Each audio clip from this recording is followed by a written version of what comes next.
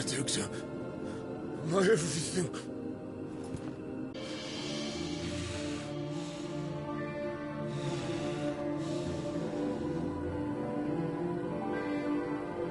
I swear to you, my love,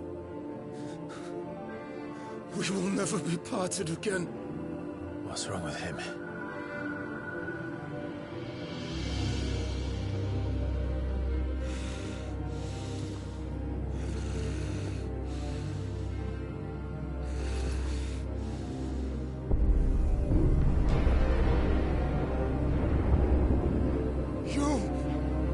You got away from her!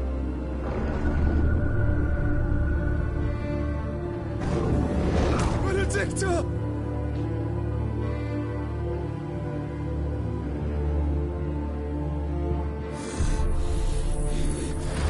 I'll kill you, Oswald!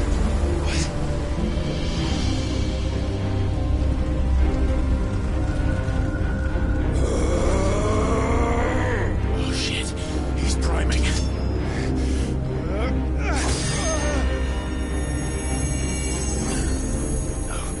Not now.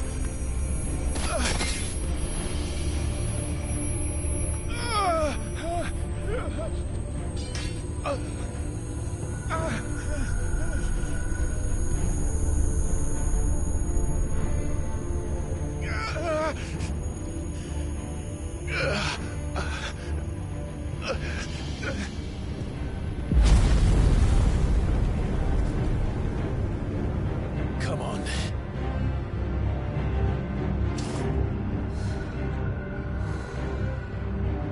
Find him. You've done this before. You can do it again. Let the flames burn within you. No. Let them burn without. Come to me, Ifrit!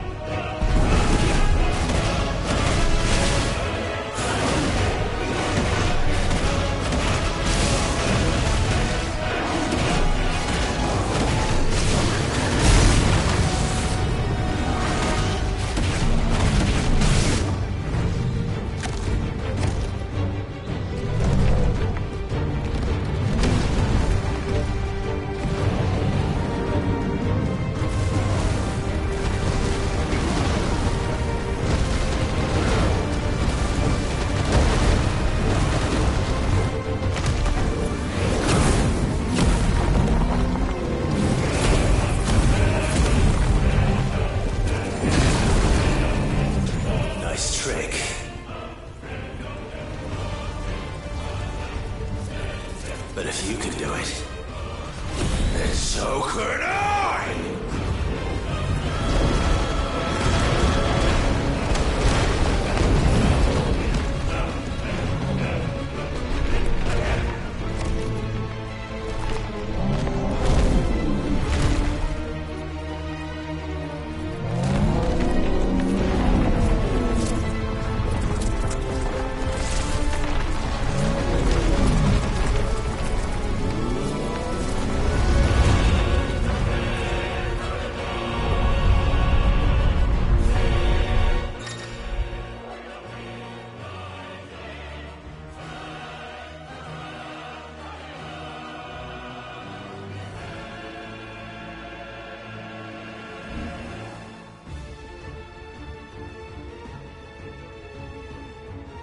Let's give this a try. Not bad.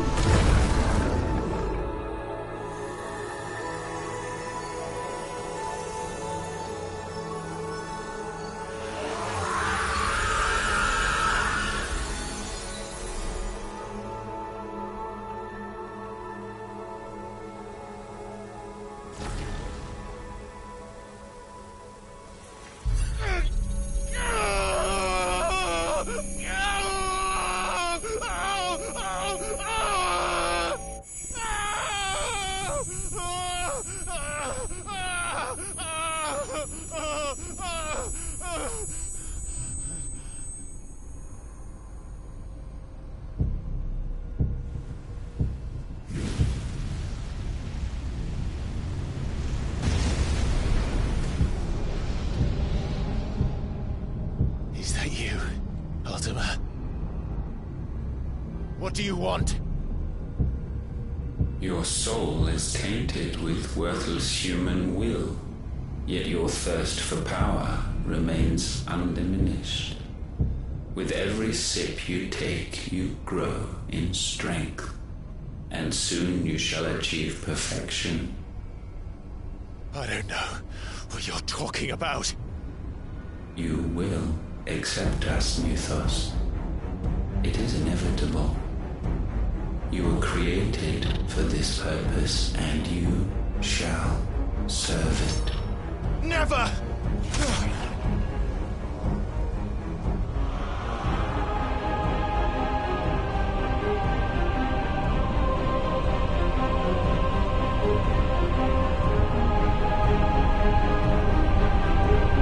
Fight it, Tide! Don't let him in!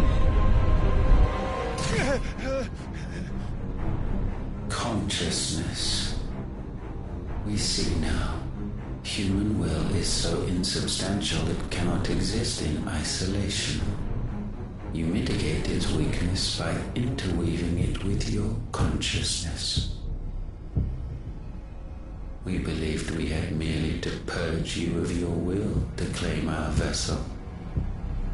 It appears we first have to sever every thread of the consciousness that supports it. No matter. The time to build a new world is not yet upon us. We will contemplate.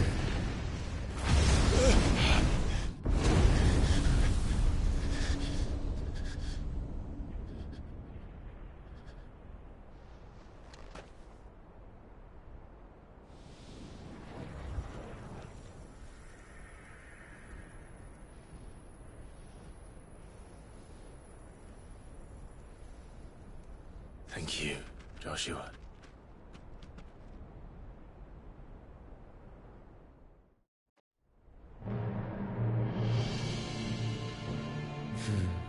One can no more command the power of ether by drowning in its flood than one can constrain the tides by standing in the sea. I had thought Hugo wiser than this, but it seems his head was full of rocks after all. Titan was strong.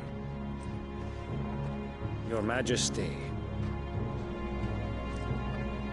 But Mythos is stronger. For 5 years, that man lived only for revenge. Clinging fast to a fiction, even as it swept him into the abyss.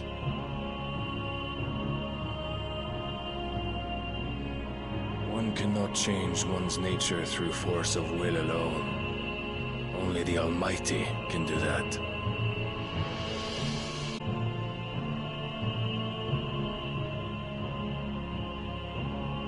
Hugo Kupka, the man who gave his life for a woman's head.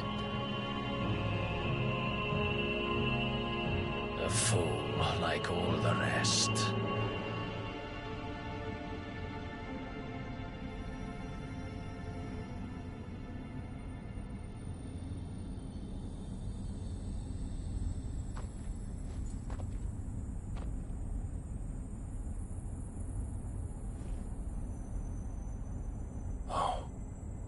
That the death of a mother crystal should be so beautiful.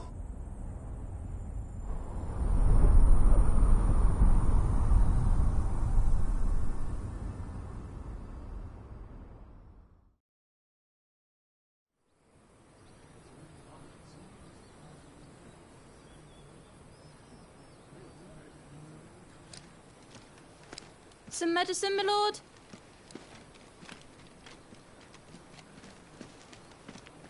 I have salves, potions, anything you need. Stop bothering me, urchin, or you'll feel the back of my hand.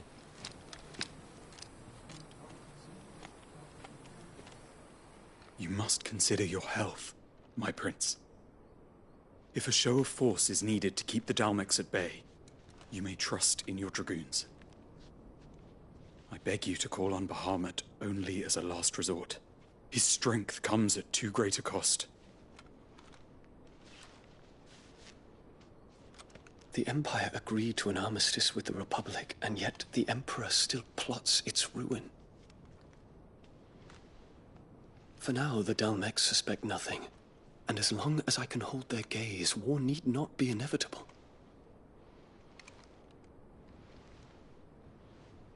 But more than that, Bahamut is the champion of the Empire. When our people look to the heavens, the sight of him gives them hope.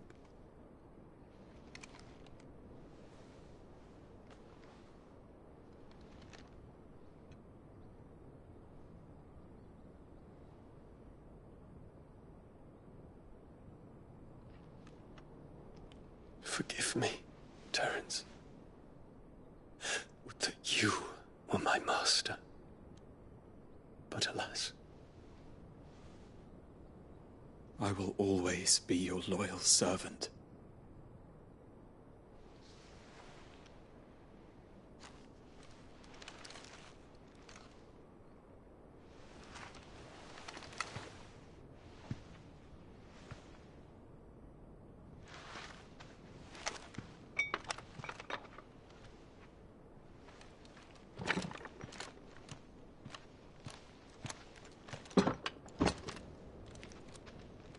Should the Council's brazen maneuvering prompt the Republic to tear up their own treaty and launch a new assault, our soldiers would advance to meet them, cutting across the Central Isles, but not in time to prevent their forces from breaching the southern defenses and storming Twinside. And so the capital would become a battlefield. Thousands of innocents would die. I cannot allow that to happen. There is one small mercy, at least. You will not be forced to do battle with Titan.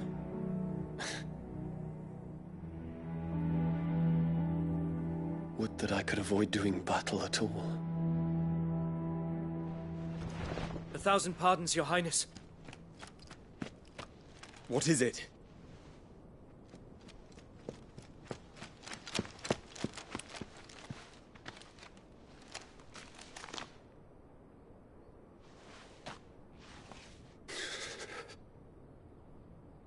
Olivier has been made Emperor. What is the meaning of this? My father's orders. What were they? Quickly! Yes, Your Highness. His Radiance requests that Your Highness maintain position here and... Ah!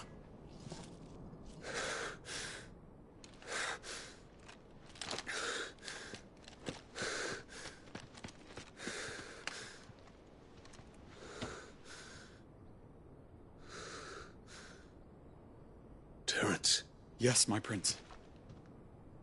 I must go to the palace. I'll ready your steed.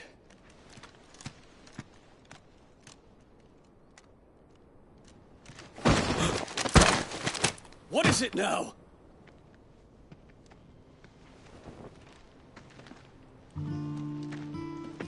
Forgive the intrusion, Your Highness. I know you. At ease. We stand in the presence of the Phoenix. You wouldn't want to get your fingers burned. I hope I'm not interrupting. Not at all. Though I admit, I did not expect such a distinguished guest.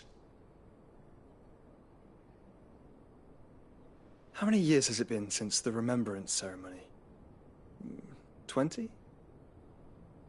I thought you long dead. Do I address a ghost? Many have told me that I look like one. But no. I'm alive. Just. Prince Dion of the House Lesage, I have a tale to tell you.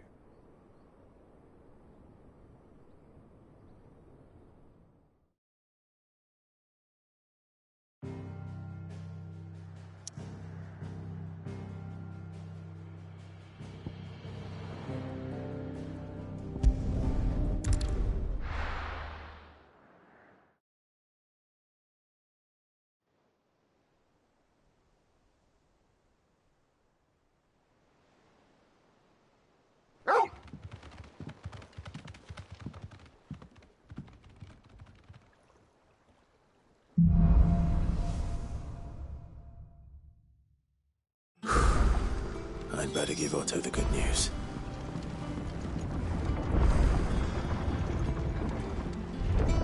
Welcome home, Sid.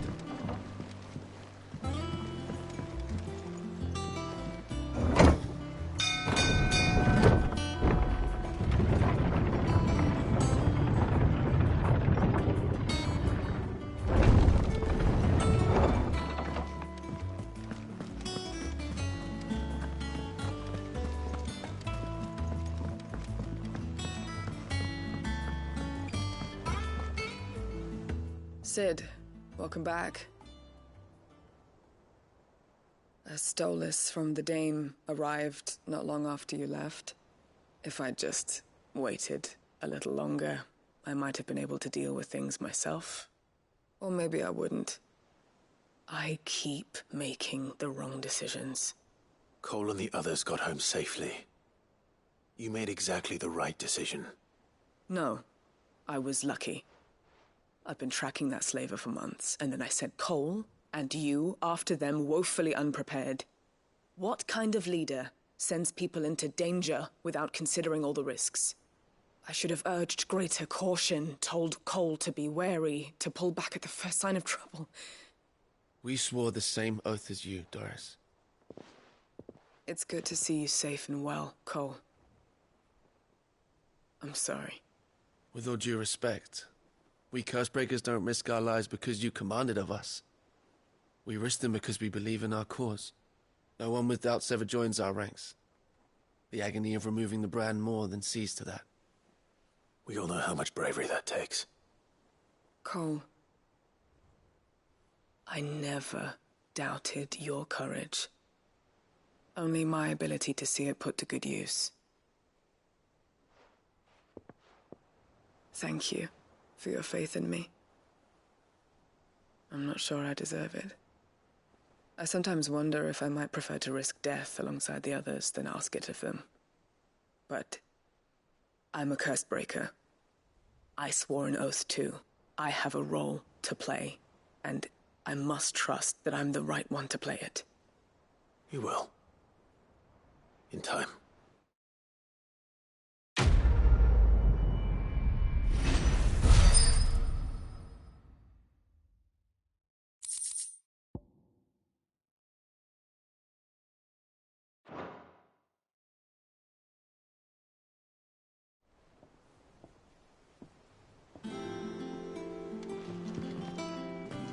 I didn't mean to doubt my comrades, but I couldn't leave them out there either. I need to trust them more, I see that. But that doesn't mean I need to care about them any less.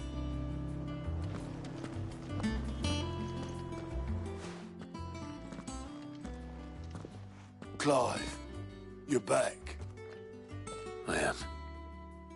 And with glad tidings for once. Hugo Kupka is no more. Well, I'll be. All of our comrades who lost their lives back at Sid's place be smiling down at you right now. We had a Stolas from Lubor saying Drake's fang had fallen. I expect that was your doing as well, was it? It's a long story. One for the history books, I'll bet. Welcome home, Clive. It's good to be back. You look better. I feel it. Which means I'm coming on your next little adventure. You're not leaving me behind again. Wouldn't dream of it. Otto. Any word on the Royalist movements since I've been away? Shouldn't you be putting your feet up? If you really want to know, go and have a word with Vivian. Thank you. I will.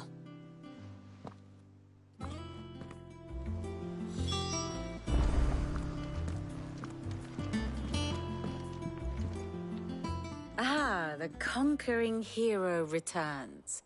And with hardly a scratch on him. I may have picked up one or two. Well, the fact that you came straight to me instead of visiting our resident physiker suggests that you picked up something more important. A scent. The scent of Waludas. The very same. But whatever plans Kupka was hatching with the Royalists, he took them to his grave. As did his men. Slaughtered by the orcs who'd taken over the Fang. Orcs, Vivian. I've never seen such creatures in Storm before. The Waluders must have ferried them over from Ash, but why? Why work to rescue Kupka only to invade his home, the mother crystal of an allied nation, and let both fall? It makes no sense. Do you know the tale of the blind men and the Adamantus? One can often be led astray by focusing too closely on individual details. One must instead see the bigger picture. And what bigger picture is there than my map?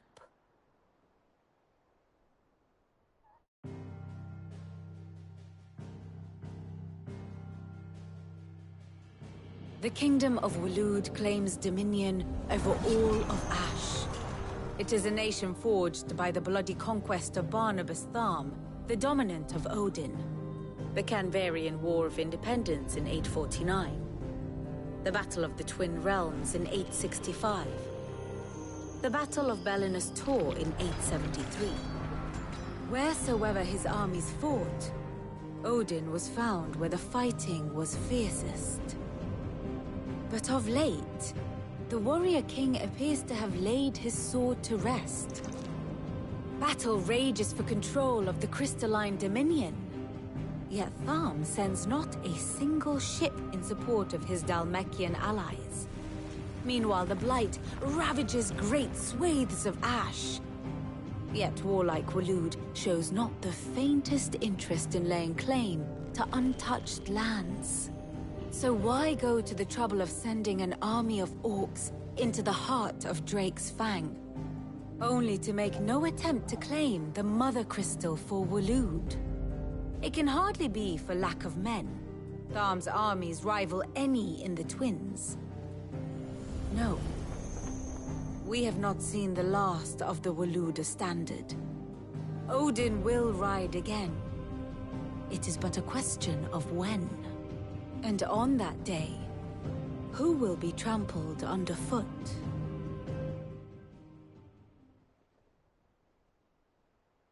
In summary, I know not to what end the Royalist betrayed Kupka.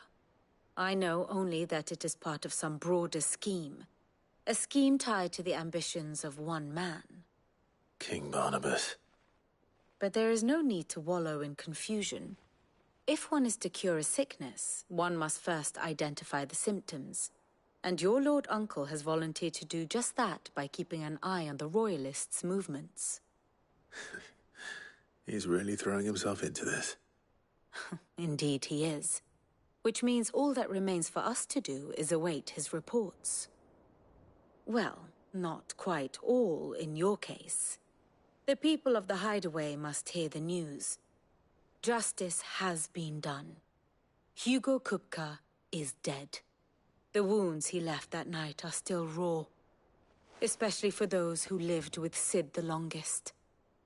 Tell them that those wounds might finally begin to heal. Consider it the price of today's instruction. I've never known you to be sentimental. What can I say? I am only human. And we are, all of us, sentimental. Very well. I'll go and spread the word.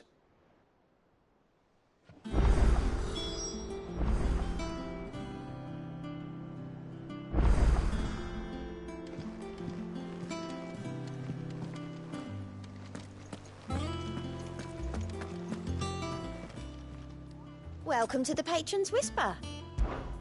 Your benefactors are a generous lot. You earned this. Hasn't been delivered yet, I'm afraid. Come again. I may have more for you. How may I help you today, Clive? Kupka. But when I close my eyes...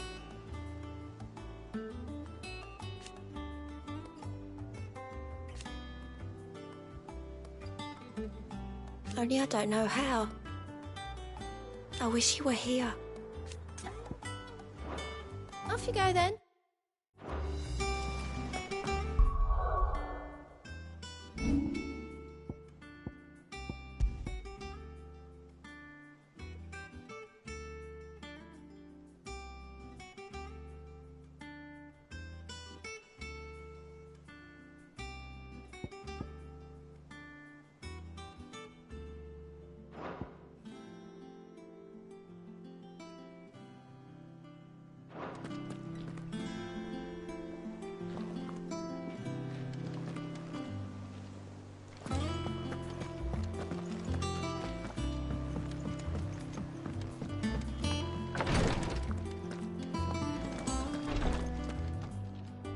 I hope you didn't have too much trouble finding the ammonia. Only the usual. Oh, yes. This is it. And more than I was expecting. I dare say the patient won't feel a thing. That is, unless I... You'll do fine. Tyre trusts you, which means I trust you. The hideaway would be lost without skilled physicers like yourself. Thank you for the kind words. Truly. But... I'm sorry. I'm still terrified. The brand is more than just ink on flesh. It's a death sentence. Milk of the wyvern tail lurking just below the surface of the skin. One ill-conceived incision, a single slip, and the poison fouls the patient's blood. Failure means death, and even success means tremendous pain. Days of agony as the wound heals. I became a physiker to help people, not to kill them. I don't want to kill anyone. Cursebreakers lead hard lives, and the operation is only the beginning. They toil in the shadows, risking life and limb, knowing their efforts will win them neither glory nor acclaim. And yet we never won for volunteers. Why do you think that is? Conviction? They're willing to die? They're willing to fight. To give their lives to create a world where people like us can be more than mere possessions. I know your work isn't easy, but neither is going under the knife. Be a shoulder for your patients to lean on. Stay strong for them. You sound like Tyre. Do you know what she once told me? It's natural for a patient to feel like they're suffering in solitude. And it's a physiker's duty to see that they don't. Thank you for helping me remember that. I won't falter. Not again.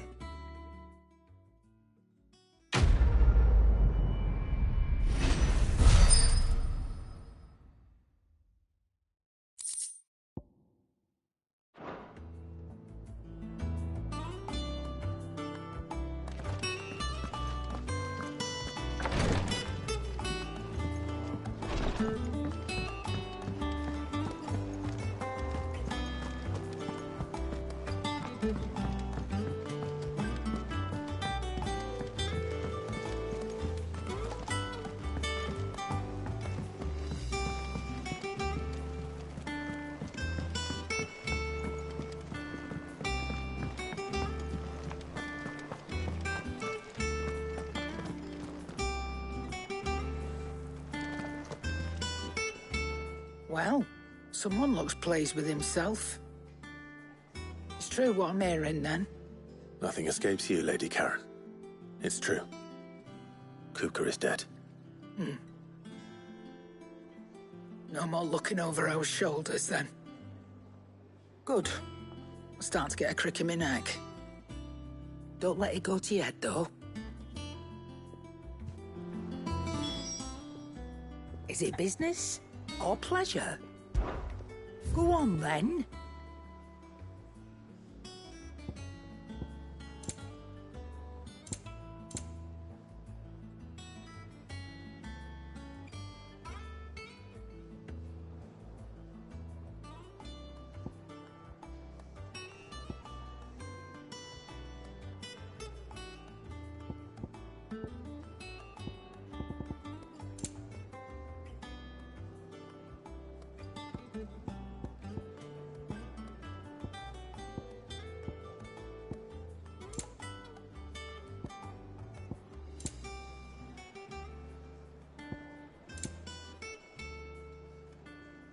Finished, are you? And what can I do for you? It's a relief. Thank you, Clive.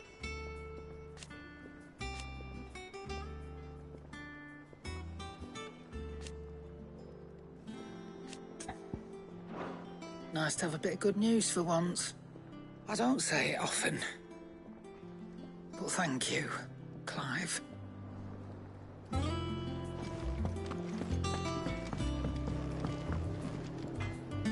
Blackthorn, do you have a moment? What is it? I'm busy. I wanted to tell you that Hugo Kupka is dead.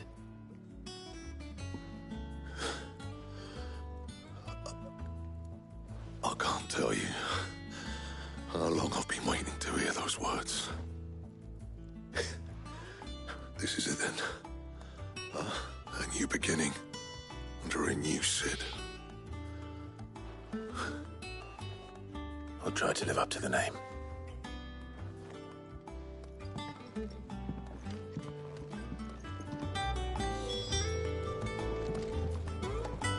What do you need? What do you want?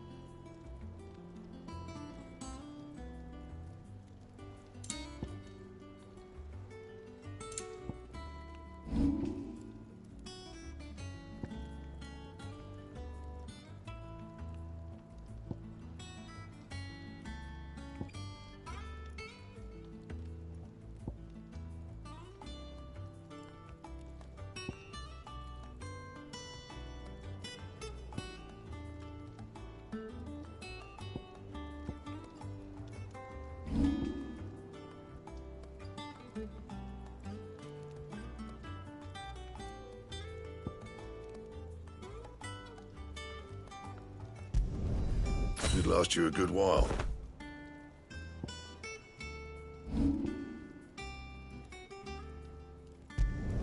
Not my best work, but it'll do.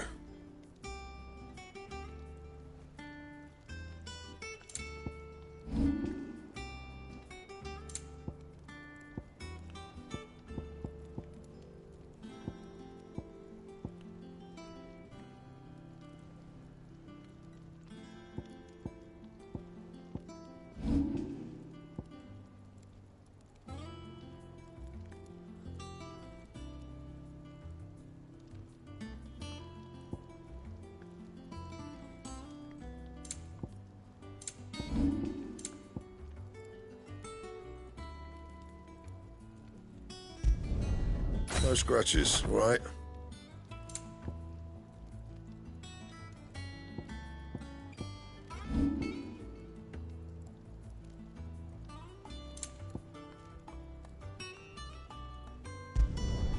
Yeah, that should do you.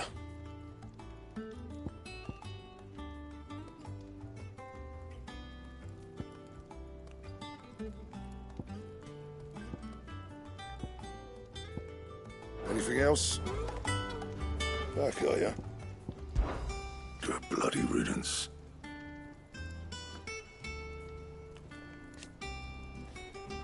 Mine included.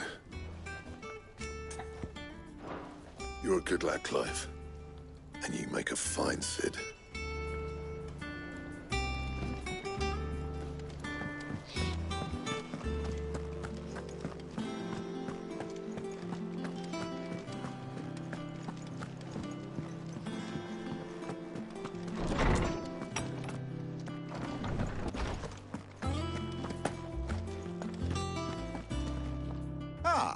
Clive, have you come seeking the gift of knowledge? No. To share mine, actually. Hugo Kupka is dead.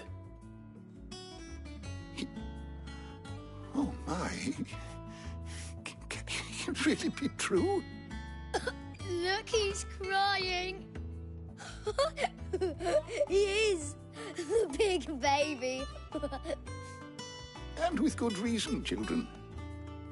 These are tears of joy.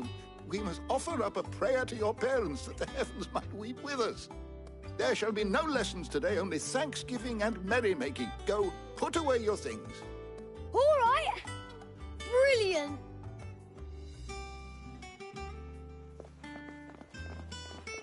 Finally, a new dawn has broken. It has. Thank you, Clive. I cannot wait to share the good news.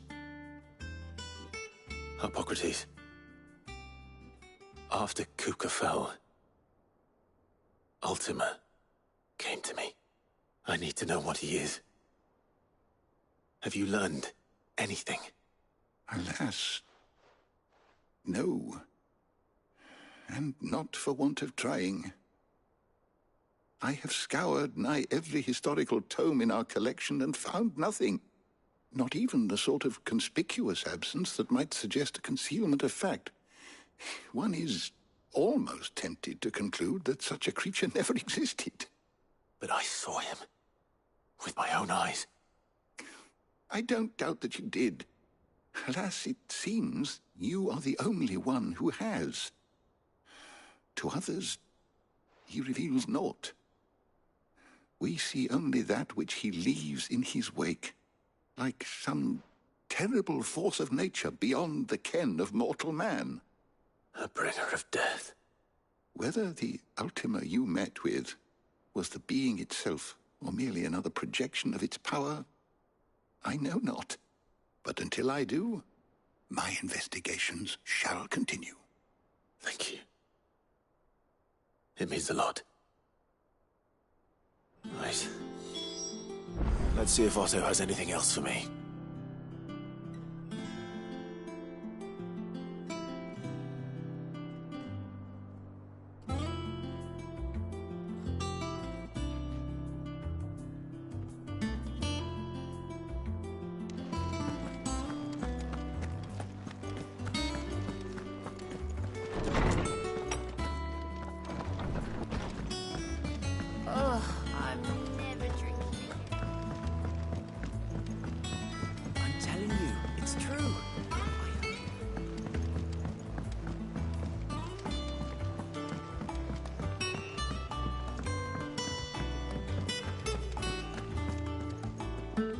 Barely sat down since you came home.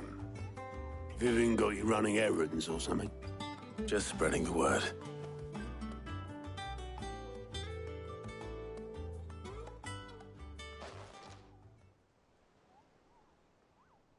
So, the Professor's got a soft side, has she? I'd never have guessed. No. She was right, though. Everyone was glad to hear the news. Ah, but you ain't told everyone. I can think of plenty of friends back at the old hideaway who'd sleep more peacefully for knowing. Not least of all Sid. You should tell him. You're right. I should. And I will. Well, when you do, be sure to take Mid with you. She's been going at it hammer and tongs down at that workshop of hers, trying to do her father proud. I can't remember the last time she visited the old sod's grave. Very well. I'll suggest it.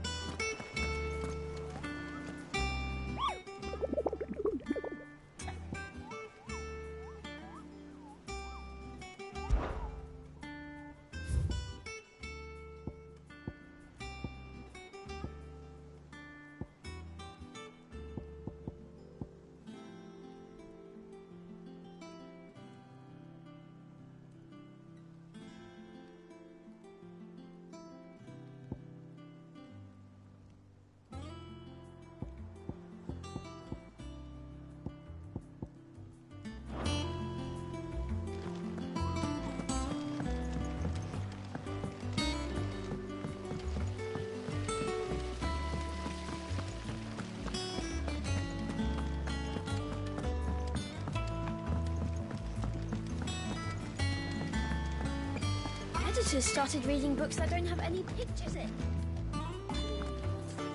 Mid hasn't been her usual self lately.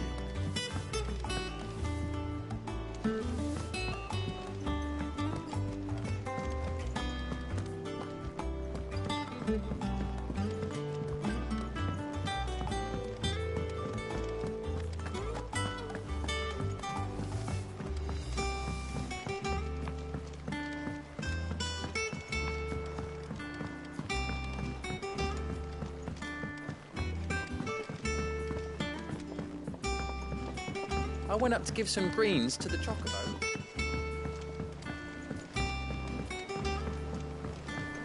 The celebratory spirit must be catching.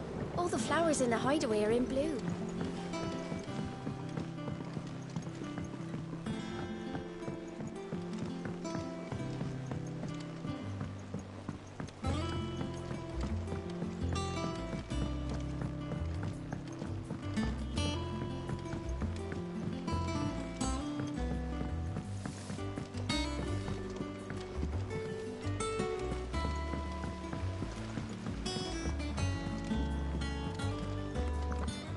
Think Mid might need some help tidying up that workshop.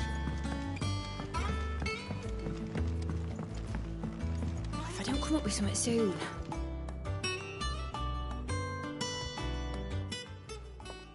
All right, Clive? What do you want? I'm going to visit Sid, and I thought you might like to come with me. Sorry, I'm too busy for all that right now.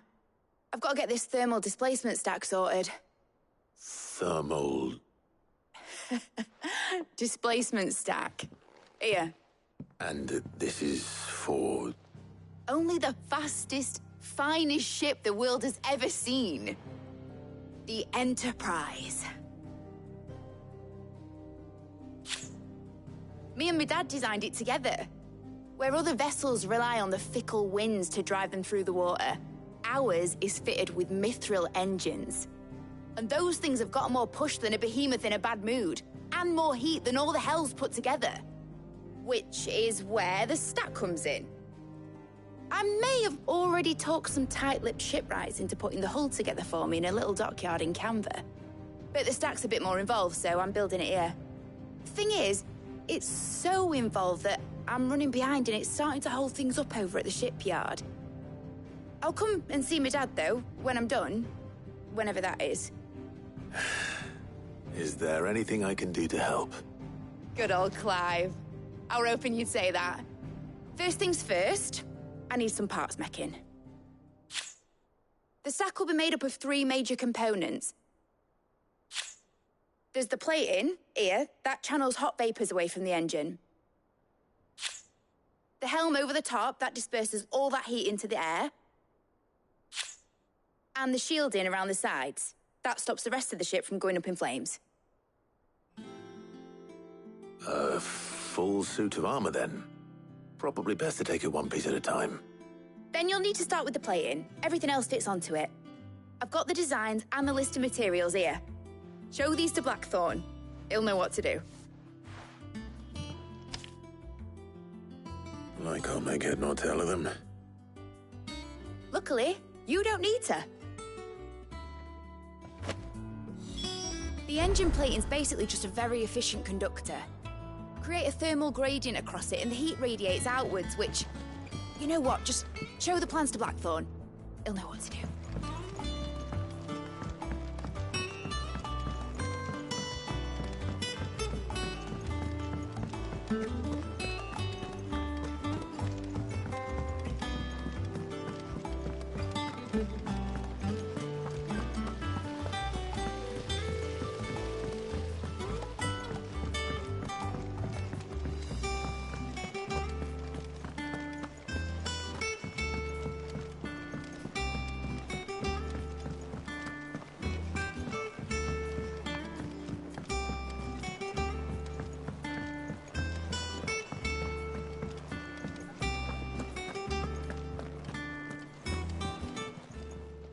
Well, don't just stand there gawping.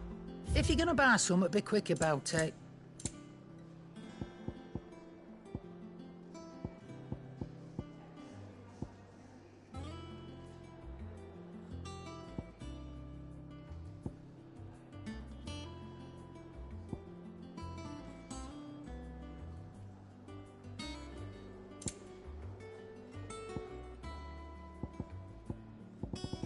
Come again. Or don't. I'm not much bothered either way. Blackthorn, can I ask a favour? Out with it. It's for Mid. This my last chance to say I'm otherwise engaged. Spare myself the arseache. Go on then. What is it this time? She said you would know. Here.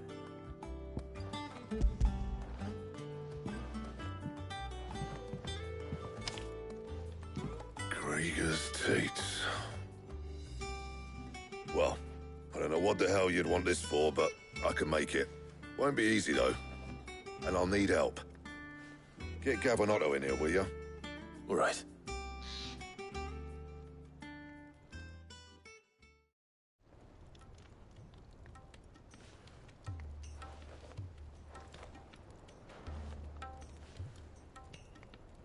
So Mid's roped us all in here again, has she? Typical. Still, if that's what it takes to get her to visit Sid's grave, I'll do what I can. And, what is it we need to do, exactly? Take a look at this. It's this plating. The usual sword-grade steel won't work. We need something that can get very hot, very fast, and still keep its shape. That means an alloy. Something that won't break or buckle at the temperatures she's talking about. Which is where you lot come in. I need materials, and I've got my work cut out already. You'll have to fetch them. Now, there's a special kind of sand I'm after that you can only find out in the Velcroy. Stardust, they call it. As for the rest of the stuff, my usual supply should have it in stock. It just needs buying and bringing back here. Well, we'll get it done quicker if we split up. One of us should probably give you an hand collecting the sand. And the other can go and get the rest from this supplier.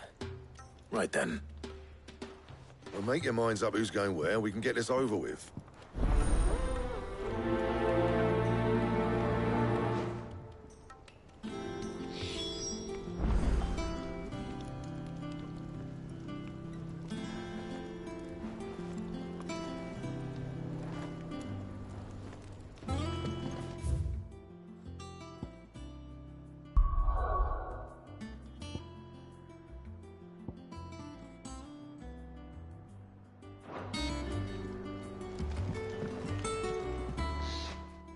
You going after the Stardust then, are you? Which one of these two lucky souls is going with you?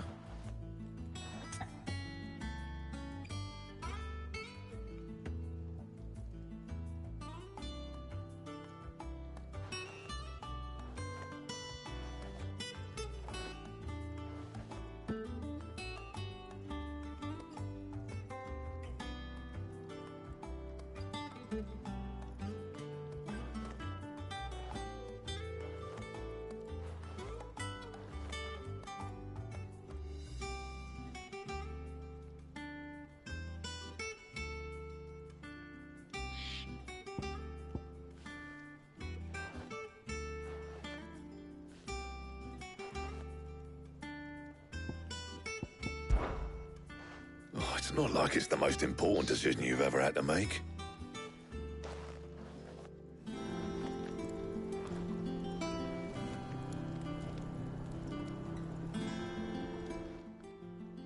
You going after the Stardust then, are you? Which one of these two lucky souls is going with you?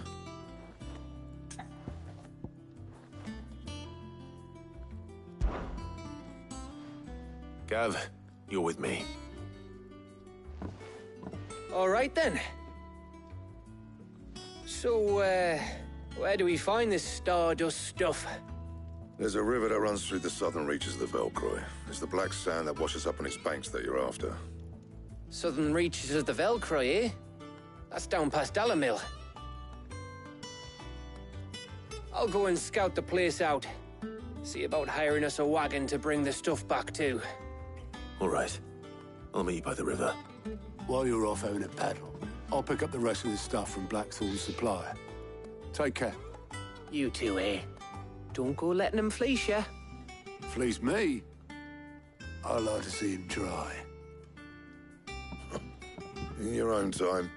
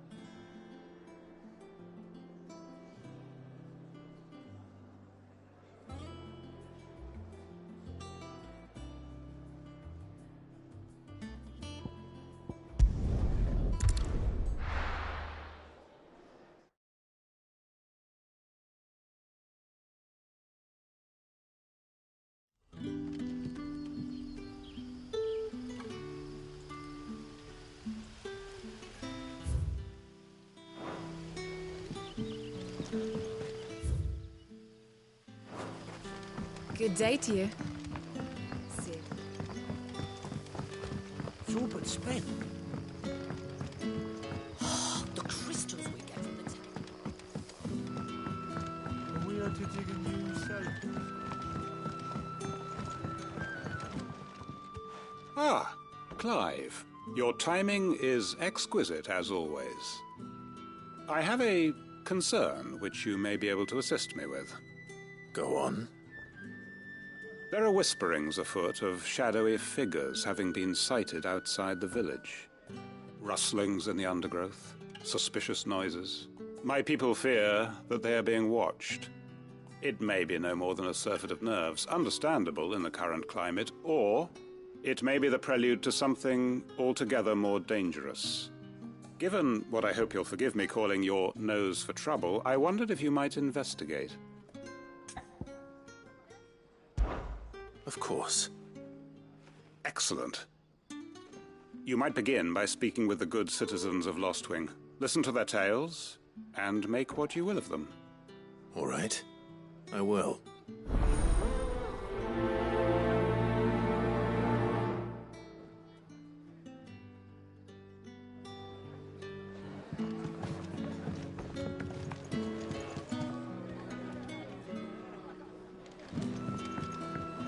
Right. Let's see what the people of the village have to say. I'd better find out if this is just nerves, or something we need to take more seriously. Sour news.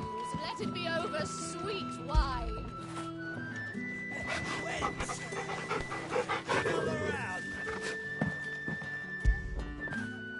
After it!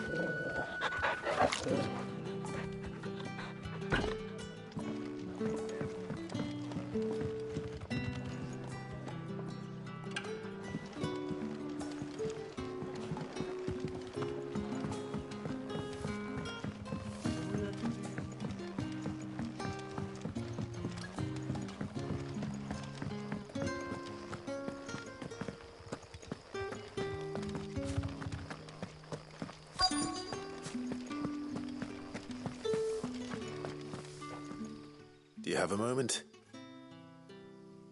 There's talk of suspicious figures in the woods. Have you seen anything out of the ordinary? No, but I've heard something. Sound of scraping metal, like someone sharpening a sword. Where was this? In Lorbert's Pass.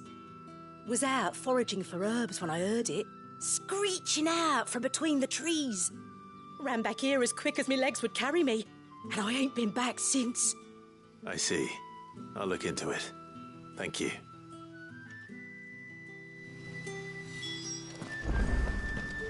Seems Lorbert's Pass is our best bet, then. What do you say, Torgal? Shall we go and investigate?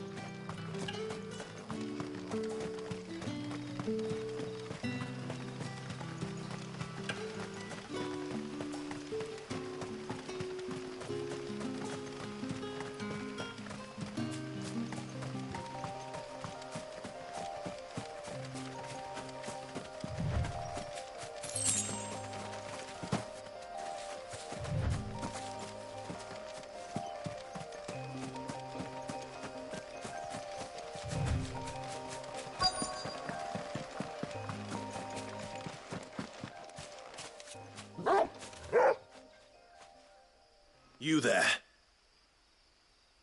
Fuck! He's seen us. Get them before they escape! Black Shields. Here. What the hell are you doing here? What is it to you? Not that we give a damn. All that matters to us is that you don't leave here alive.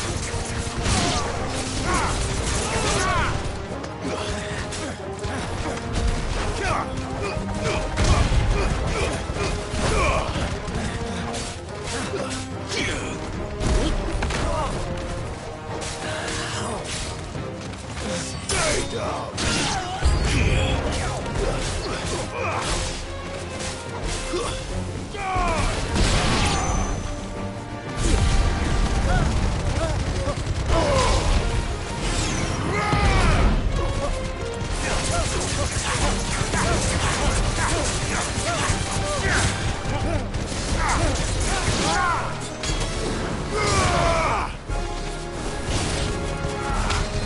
You're finished!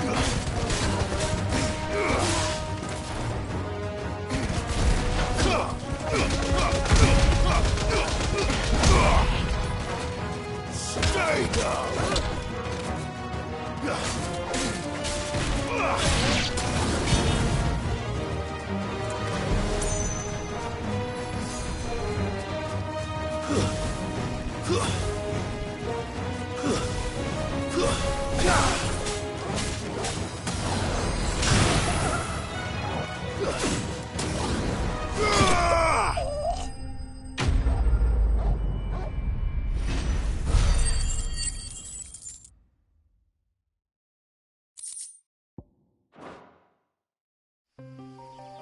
Why were they here?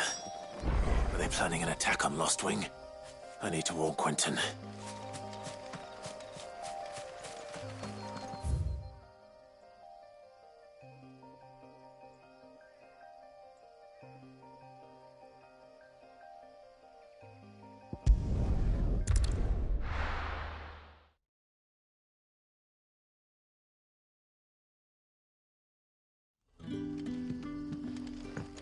Good day to you.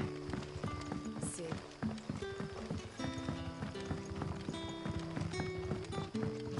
The crystals we get from the Clive, how goes the hunt for our sinister figures? I found some Black Shields hiding near Lorbert's Pass. They're gone now. Black Shields. The Empress's former bloodhounds. Though they serve another master now. One who means to root out and destroy both me and those I care for. And it would appear the pack has finally caught the scent of its prey. Damn it all. I had hoped I would have more time than this. More time to prepare. But if we are cornered, we have no choice but to bite back. And bite back we shall. I'm sorry. You're going to need to explain. Who did the Black Shield serve now? And why would that person want you dead? Because I want him dead. Who? The former Lord Chief Justice of Sanbreque. All that I have built here is for him. I don't understand. Why him? Why Lost Wing? I suppose it is better that you know the truth. I was a member of the judiciary once. So sickened was I by the injustice of this world, I swore to fight it. And fight it I did in my own small way. I saw more than a few corrupt officials condemned to the very cells into which they had thrown blameless innocents. Men to whom the law was but a scourge to turn against the powerless. And throughout, it was the Lord Chief Justice who backed me, who was my one true ally in the quest to see justice done. So what changed? I discovered that he hunted bearers for sport. I was a fool to think he shared my hatred of venality and vice. His support for me was no more than a facade, a means of ridding himself of his rivals, a mask to hide the rot beneath. I filed suit against him immediately. His response, however, was rather more visceral. He had my entire family slaughtered, and he faced no punishment whatsoever. I lost everything. My loved ones, my livelihood, my position, the faith I had once held that any modicum of justice might be achieved through the courts. So I set about enacting my own. I tracked down every soul who served him, and slit their throats myself. But the man himself proved an altogether more difficult target. With money and power come protection. And so I saw that I would need an army of my own. I came here to Lostwing and began recruiting like-minded individuals. And everyone here knows this is why you do what you do. Of course. They too have lost loved ones to the bearer hunts. Seen faultless friends sent to the gallows to spare the guilty. All under the watchful eye of the Lord Chief Justice. Our wounds are the same. And our cause is the same. We are comrades. And our revenge is already in motion. We know where he hides, how numerous and well-trained his guard. What we did not know until now, however, was that his plan... Our time is short. He may move against us at any moment, unless we move against him first. My friends and comrades, it begins. Make ready for war.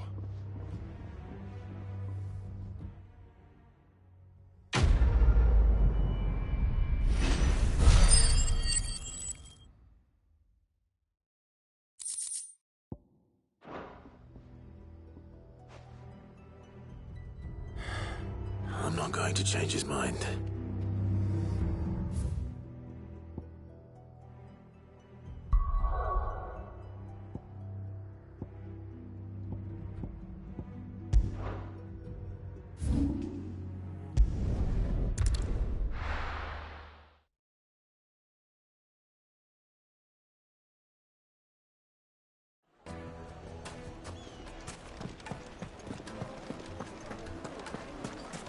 The most fragrant herbs and spices. No one's gone, just like that. And without so much as a by your leave. What's the matter? It's my apprentice. He up and vanished while my back was turned. I'd go and look for him myself, but I've got a bakery to run. A bakery that's now short one pair of hands. Loath though I am to rely on the kindness of strangers, I'm at a loss. Please, will you see if you can find him? I'll see what I can do. Do you know where he might have gone? I wouldn't be surprised if he was off somewhere mooning at Drake's Fang. He used to work there, you see. Poor fool left his heart in its hollow. All right. Then that's where I'll start.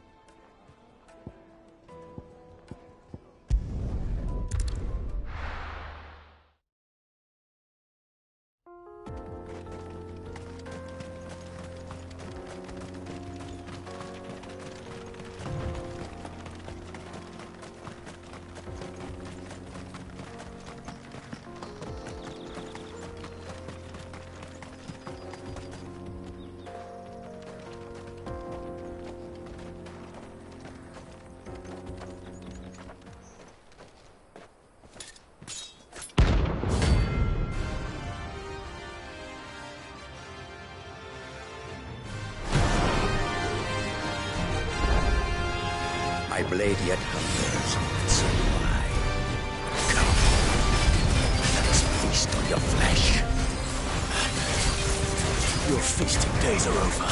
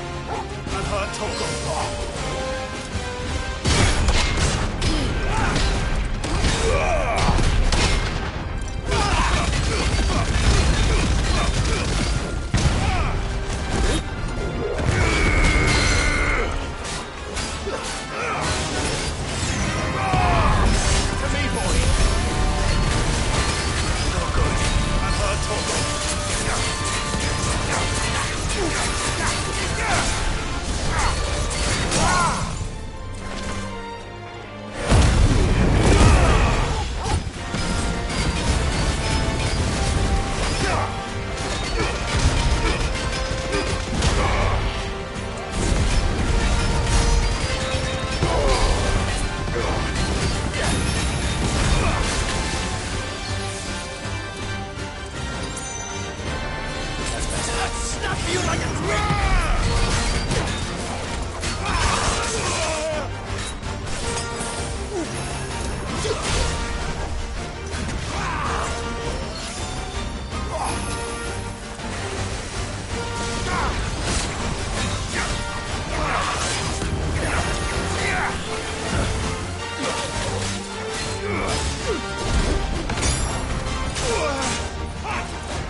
What's wrong with me?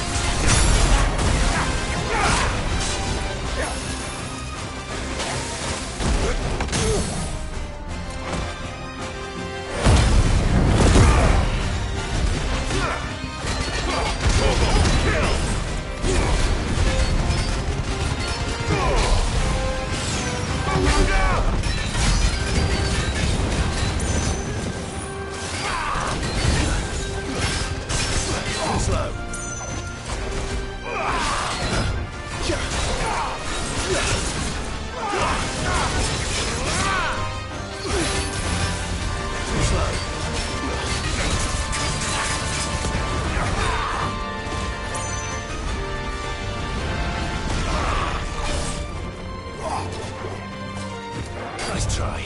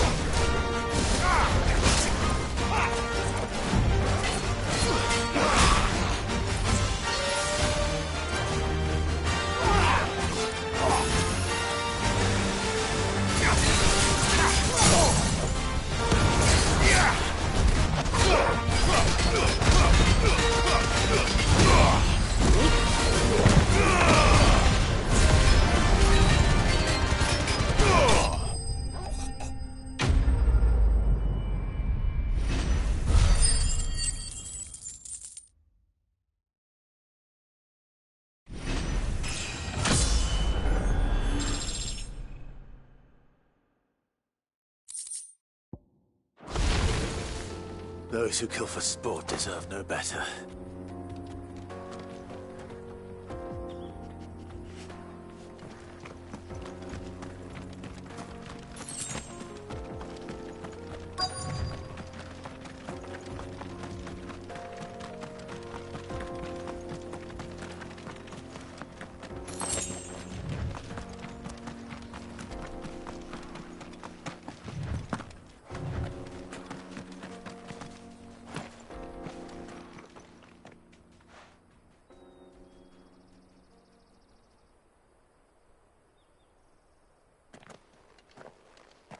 Excuse me.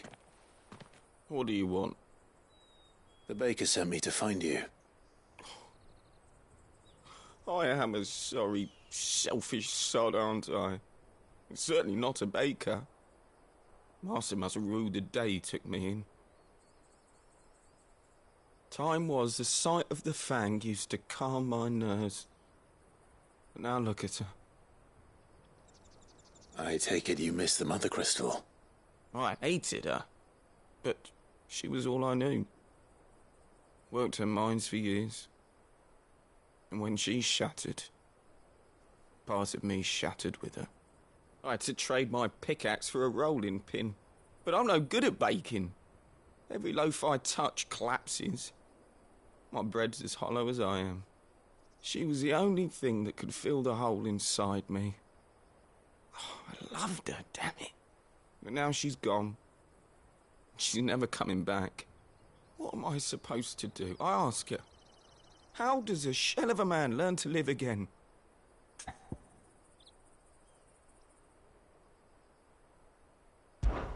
Perhaps you could express yourself in your work.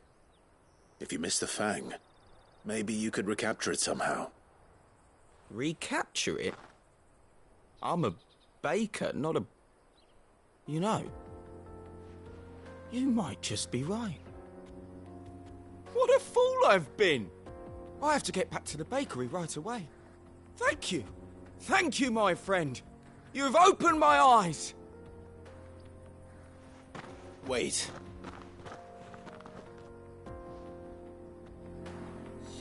Suppose you won't be needing an escort then.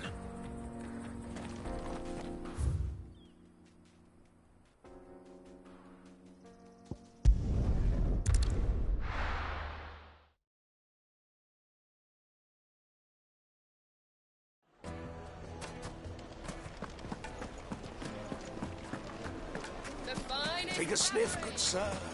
You'll be transported. Ah, there you are. The man who lit a fire under my wayward apprentice. Though I worry you might have stoked the flames a little too high. He damn near ran me down trying to get to my oven. Master, it's ready. Behold the Drake's Balm.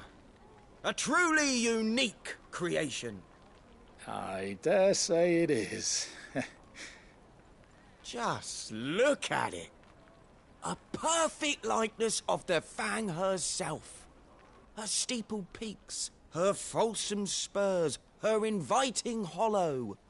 True, my loaves collapse more often than not, but what's the Fang without her crater?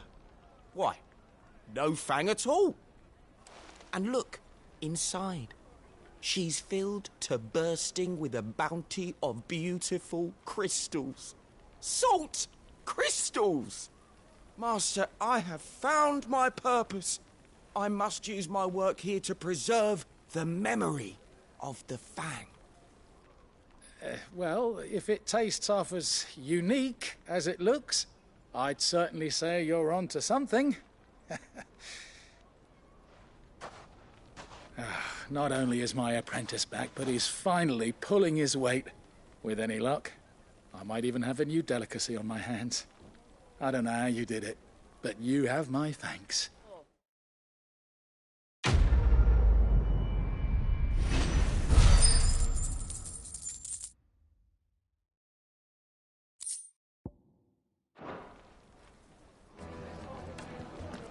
Now, it would make a fine gift.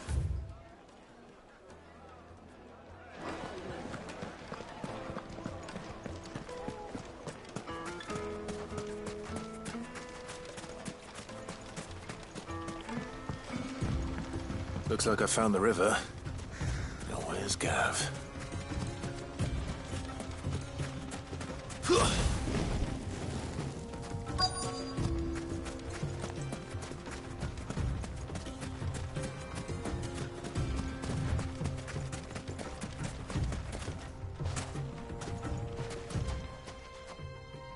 Sorry to keep you, Gav. Better late than never. I've had a quick scout about, and I reckon round here's our best bet if we want to grab as much of this Stardust stuff as we can. Don't know what Blackthorn's planning to do with it, though. I asked over in Dalamil, and they seem to think it was worthless. But if Stardust is what Blackthorn wants, Stardust is what he'll get.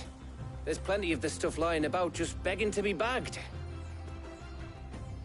Then let's get bagging, shall we? We shall. Race ya.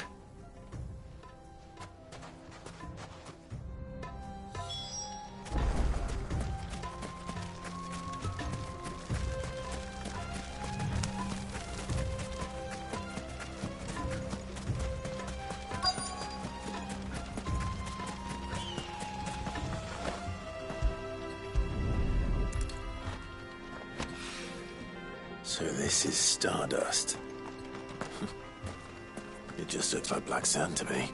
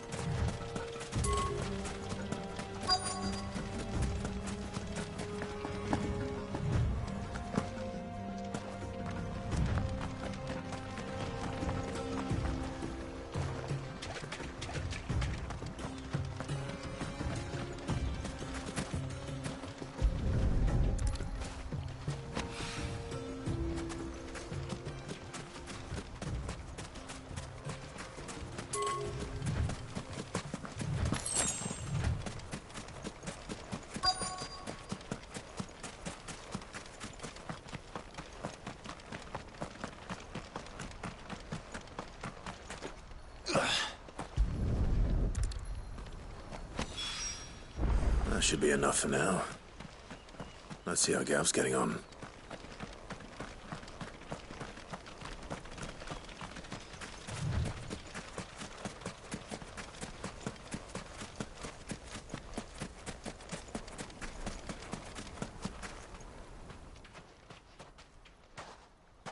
You finished?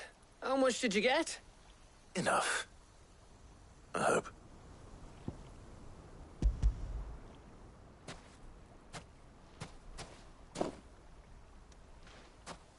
Oh, you win. That might even be enough for old Blackthorn. Hey, before we go, do you mind if we have a chat?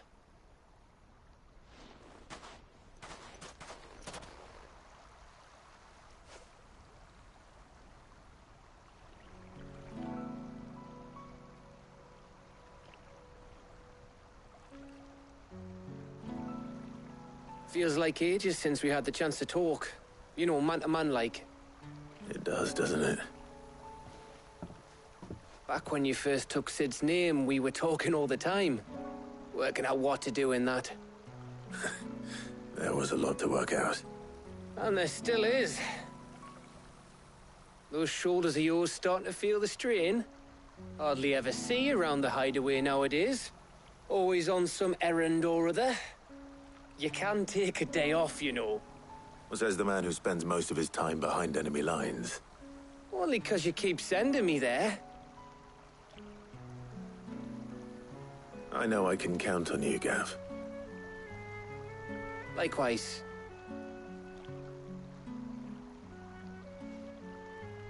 So you keep sending me wherever you need to, and I'll keep going.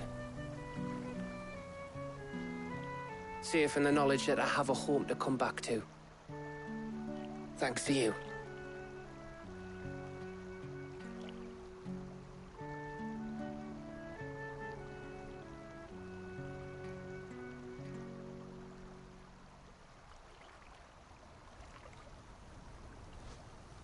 Right. That's enough soppy shite for one day. We'd better get this lot back to Blackthorn before he slings his hammer at someone. You go on ahead. And try to get some rest once you're there. Oh, I plan to. Believe you me. After Blackthorn gets what he needs, of course.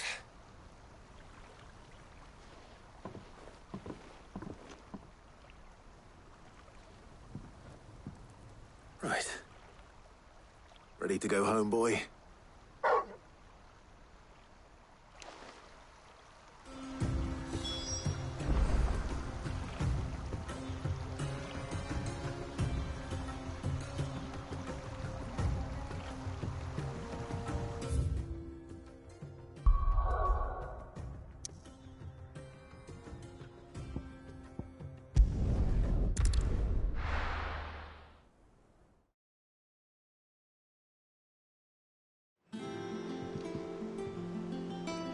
Let's hope this is all Blackthorn needs.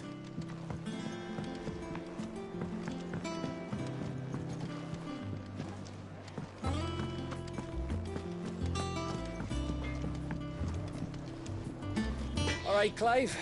I gave all that stardust to Blackthorn, just like I promised. Blackthorn, got everything you need? Yeah. Yeah, I do. Cheers for the stardust. Should be enough to be getting on with. We should go out on maneuvers together more often. You know, it beats sneaking around on your Todd all the time. I'll make a start on putting this thermal plating together then.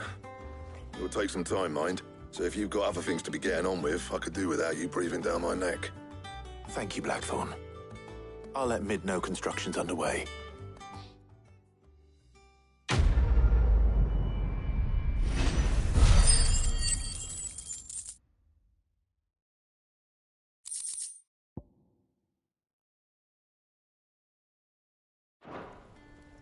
Suppose we'd better be getting back to work too. Give us a shout if you need anything.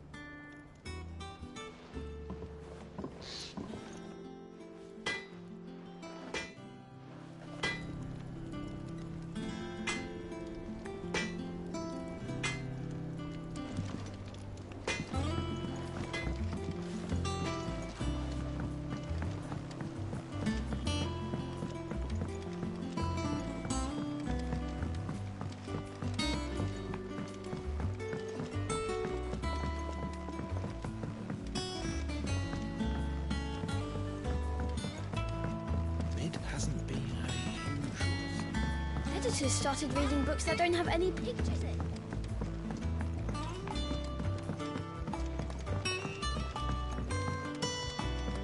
If I don't come up with something soon. You'll be pleased to hear that Blackthorn started work on the plating. Excellent. 1 down, 2 to go. So, what's next? The helm, of course. For this, we'll be repurposing fallen scrap. Salvage from the ruins? I thought that material was all but impossible to work. Ah, but we don't have to. I'm sorry. Just so happens there's one particular ruin that's broken into exactly the right shape and size pieces for what we need. What's the name back there? I'll give you all the details. What's her name? Right.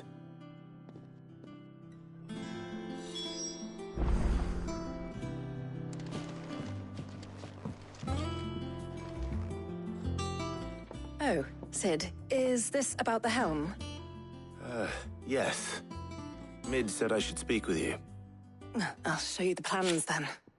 Here you see the mithril engine, in which mithril is burned to generate heat. That heat is then harnessed to produce motive force. Excess heat is dealt with by means of the thermal displacement stack, which disperses it into the surrounding air. Now, were we to rely on thermal plating alone to achieve this effect, the rate of excess heat buildup would far exceed the displacement coefficient of the plating. In other words, the reactor would overheat and eventually explode. This is where the helm comes in. It connects to the plating, you see, and serves as a sort of thermal sink to absorb all that excess energy. Our experiments have shown that fallen ceramics are remarkably thermophilic. They can withstand and absorb levels of heat far above anything we are able to make today. And not only that, they're also waterproof and immune to rust, making them the perfect material for our protective hood. Why, if sea or rainwater were to enter the reactor proper, it would vaporize instantly. The forces produced would tear the ship from stern to... You can stop there. I understand. Mid said we might be able to use parts of a fallen ruin. Where would I find it? Ah, yes. It's in Lorbert's Pass, near Lostwing. The thing is, well, I probably should have arranged to have the pieces we need brought here sooner.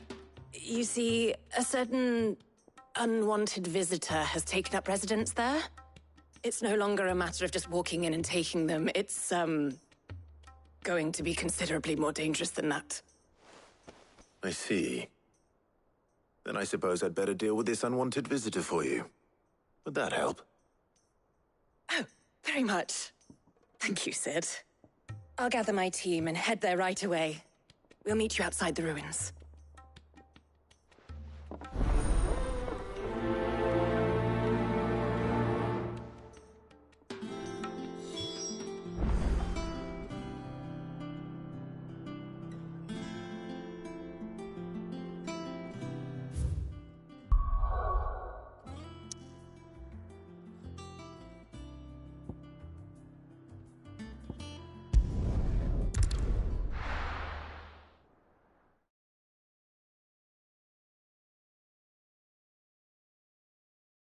I'll be taking you all to a storehouse in the Bales. Leave anything you don't need behind.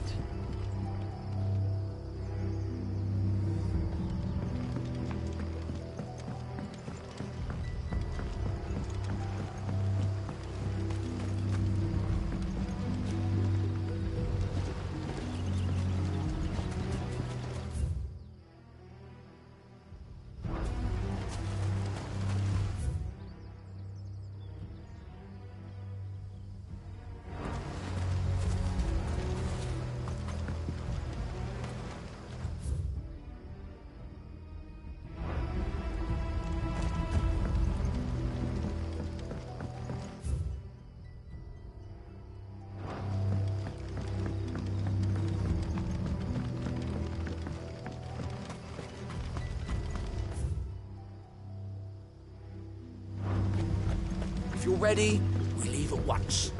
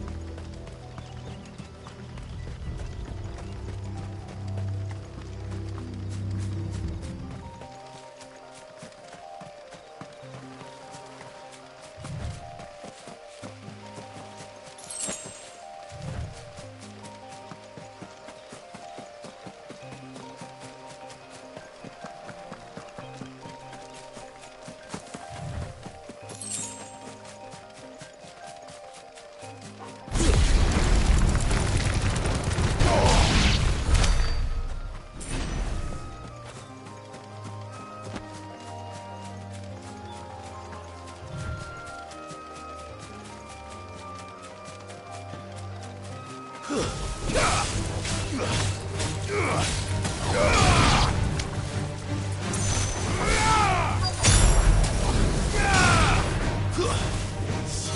down!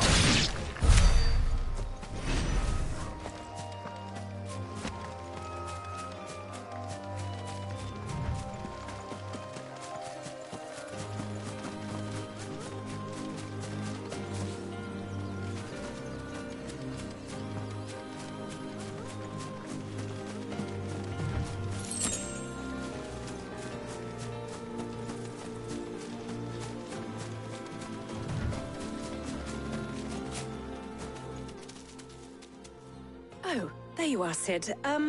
Thanks so much for coming. The, ruins are just over there, as is the creature I told you about, I'd imagine. Would you mind? Of course. I'll be right back.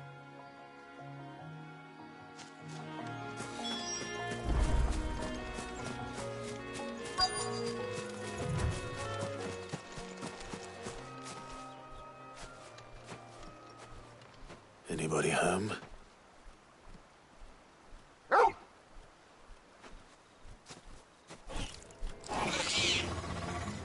This must be our unwanted visitor.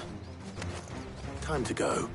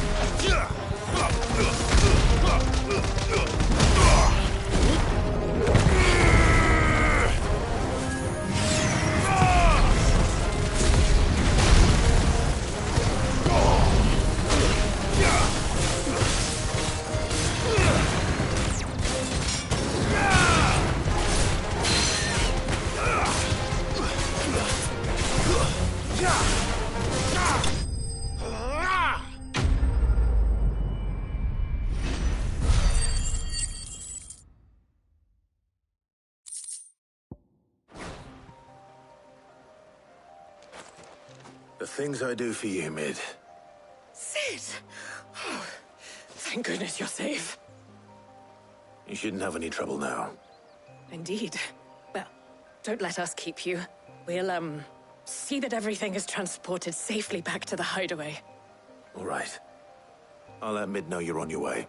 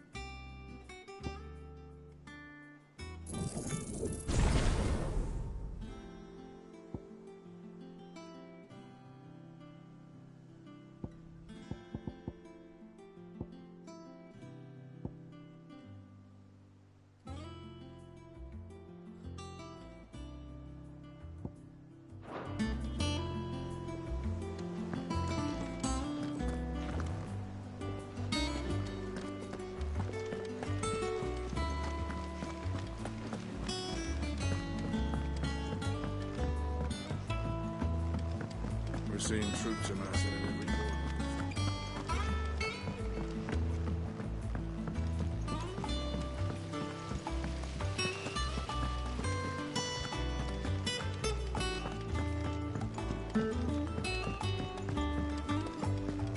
Think Mid might need some help tidying If I don't come up with something soon. Mid. Helena has recovered the material for the helm. She'll be along shortly. Excellent. Another job well done. And just one remaining. Right. Right, the shielding. This one's a bit of a bugger. How so? The plating's enough to stop the engines going pop, but those things will still be spitting out enough fire to set the rest of the ship ablaze. Which is why you need proper shielding. A prison for the dragon's breath that's blazing away inside. I thought a triple thick layer of tempered steel might do it. Or more of the stuff that the Fallen use, but they'd both be too heavy. The helm and the plating are bulky enough as it is. Add any more weight and the whole ship would be at the bottom of the briny before we'd even started. I need something light. But I've racked my brains and I just can't think what would do it. Well, if I were in need of obscure knowledge, I know whose counsel I would seek. Harpocrates. Tomes? Yeah, well, I'd thought of that, obviously.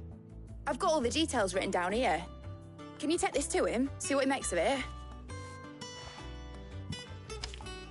Right away.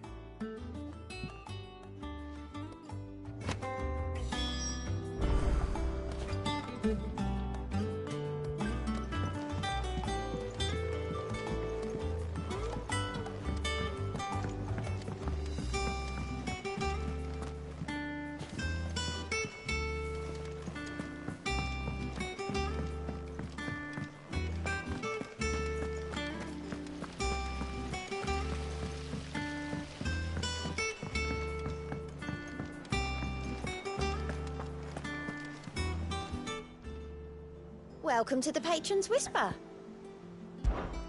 Your benefactors are a generous lot.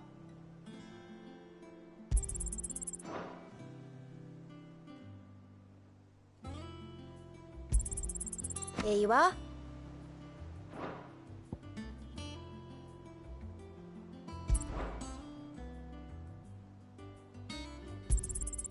All yours. Sorry, but you're not quite there yet.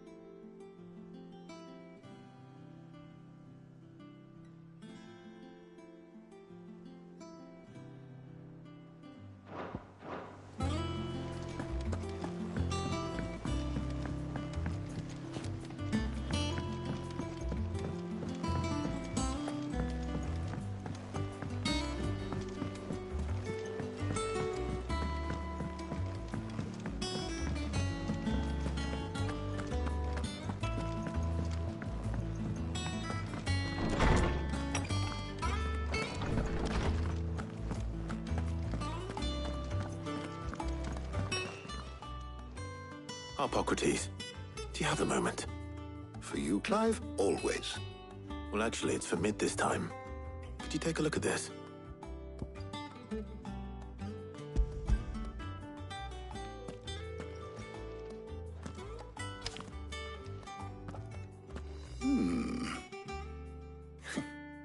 Shielding for a mithril engine. Whatever will that girl think of next? And what are these notes around the edges? She has some specific requirements for the materials. The shielding needs to be able to resist extreme heat on the inside, and yet remain cool enough on the outside not to set the ship alight, while also being light enough not to sink it. As you can imagine, she's struggling to find anything that meets her needs. I see. I wondered if you might know of a solution, or if you might be able to search the records for one. Perhaps it is not a different material she requires, but a different approach. What do you mean? Consider the lake we have made our home. Its blighted waters eat away far more quickly than fresh water or even brine, at timber and steel alike. And yet, we have made a home here from those very materials nonetheless. We have. But Bardolph must varnish every board twice over to keep it from rotting. And Obelus complains that without a constant supply of pitch. I see. Early Gregorian histories speak of a preparation known as moon dew. It is said to be able to resist even the most ferocious flames. Before the dragoons tamed the worms and wyverns of the realm, nobles would daub their castle walls with it in order to guard against dragonfire. So if we could recreate it... It might be applied to some material or other in order to provide the protection it requires. As to how best to apply it and to what material, perhaps Bardolph and Obelus might be of assistance. I shall speak to them and see what wisdom they might have to offer. If you would be so kind as to procure the necessary ingredients, I shall discuss the specifics of how it might be most effectively put to use with our two friends. The knowledge of the past may yet prove useful to we of the modern era. Thank you, Hippocrates. And since you're asking others to help you, perhaps I should too.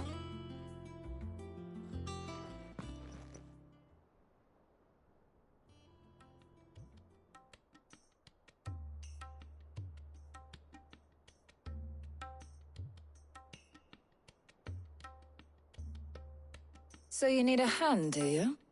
We do. I'll be heading to market for the ingredients we need. I could do with some help. And some company, too.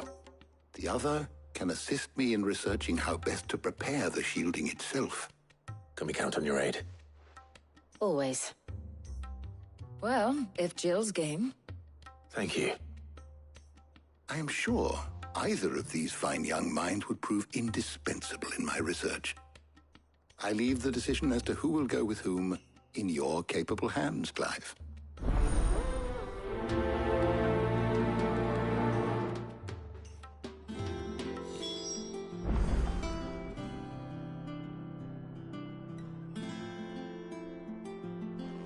Shielding that guards against even the most ferocious flames. We could have done with some of that on Drustinus. I doubt I would have survived that place with or without it. A trip to Northreach, though, I think either of us could handle.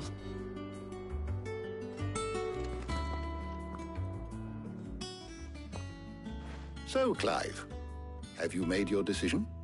Who will accompany you on your little excursion?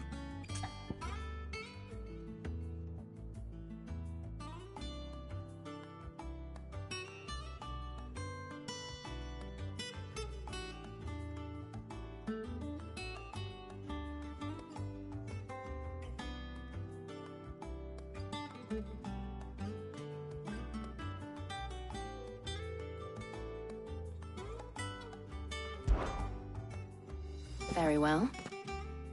So then, what do we need to find? I have taken the liberty of preparing a list. Here. White chocobo eggs. Pepio nuts. Are you sure this list is right? Everything on here seems very edible. I would have thought the ingredients would be a little more exotic. Though these items may seem mundane, they have potent effects that are rarely exploited, effects for which they were once highly prized. So much so, in fact, that they were harvested almost to extinction, hence moon dews having fallen from favor. Now, of course, they can be obtained with ease. You should be able to find everything you need at the market in Northreach. Is that so? I've been meaning to visit Northreach anyway. I'll set out now. Join me there when you're ready. I will. Until then. You two enjoy yourselves. You too, Talia.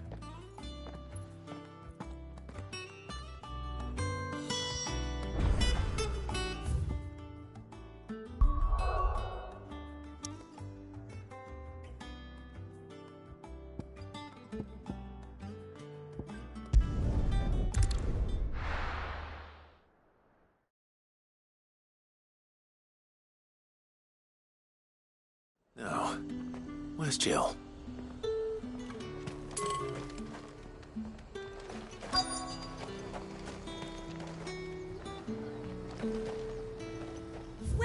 Welcome.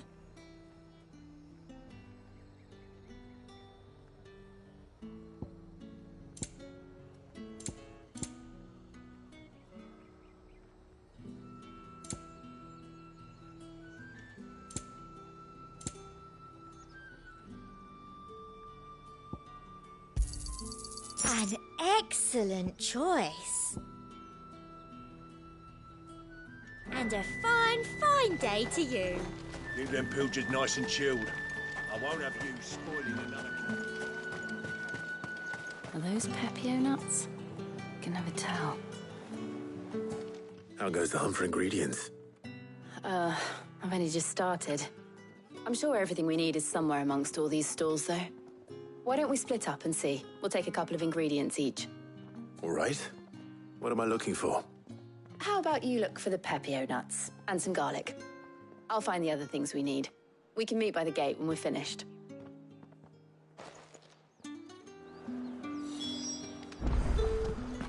Up! You'll not find a bruised pippin in them.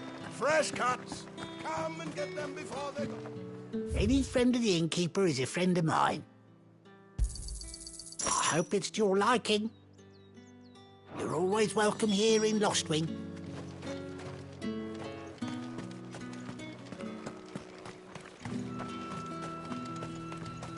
There's talk. Buy, sell, or be gone. If that's what you want. That's everything. Let's see how Jill's getting on.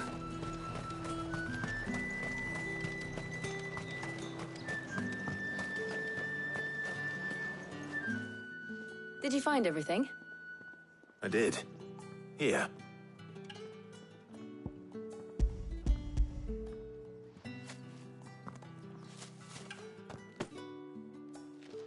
Garlic and Pepio nuts. Perfect. Now all that remains is for Harpocrates to somehow turn all this into what Mid needs to keep her engine cool.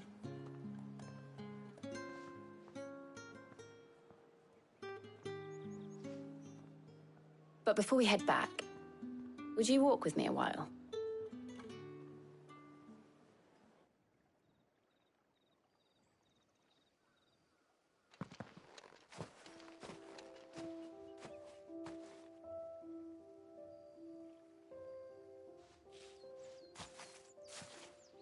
Thank you for asking me to help you today. It makes a nice change. It does. It's good to get away from all the battle and bloodshed for once. Just being here reminds me of when we were children. Do you remember? Walking down Market Street in Rosalith, taking in the sights and smells. How could I forget? What with Torgal's antics. Remember how his nose would prick up at the scent of sausages? He'd go racing away and we'd have to go running after him. We wouldn't catch you now, would we, boy? Was there anything you wanted to buy for yourself while we're here? There was, yes. Well, sort of. Molly in the kitchens told me about a place that sells particularly good pies. Thought you might like to share one with me. I would. Thank you. And I saw some bread.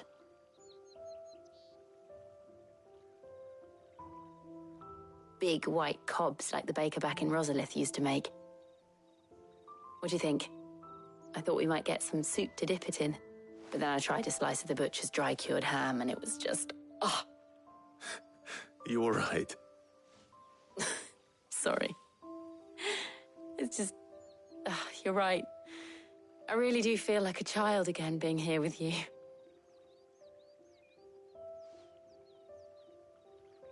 Clive, Is it wrong of me to enjoy this? No, Jill. This is how life should be. And it's how our lives will be when our work is finally done. When we can live on our own terms.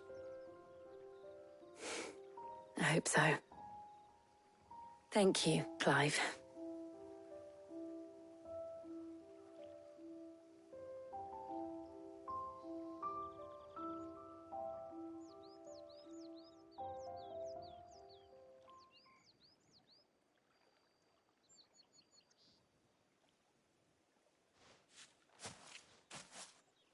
Well, I suppose we better be getting back.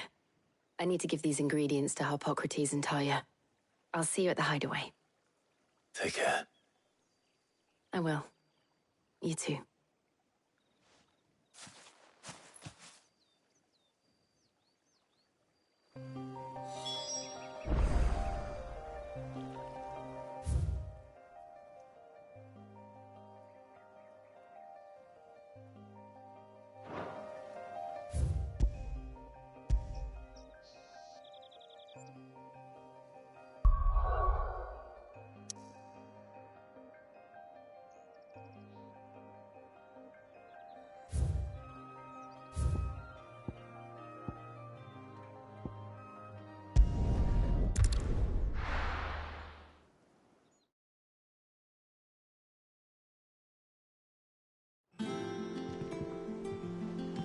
I wonder how Harpocrates is getting on with the moon dew.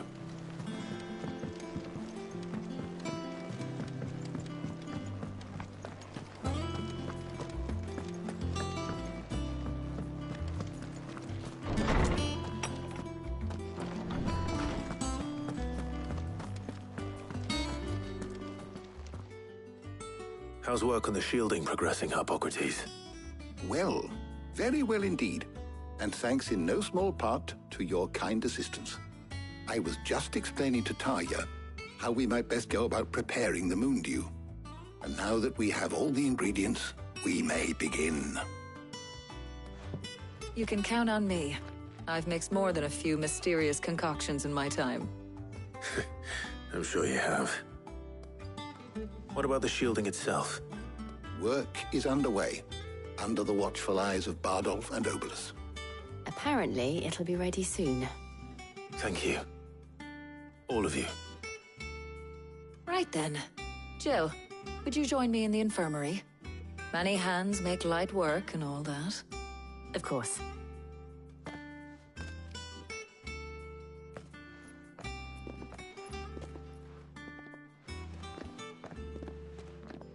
Oh, and Clive, thank you. It was nice just being with you.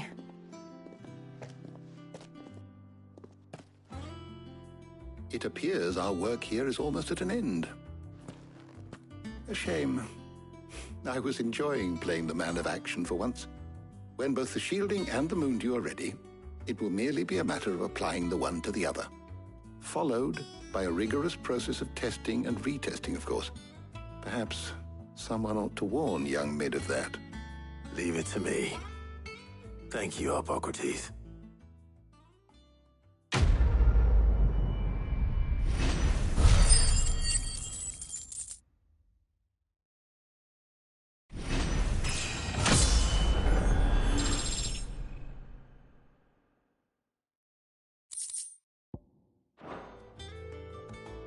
Well, I'd better go and give Mid the good news then.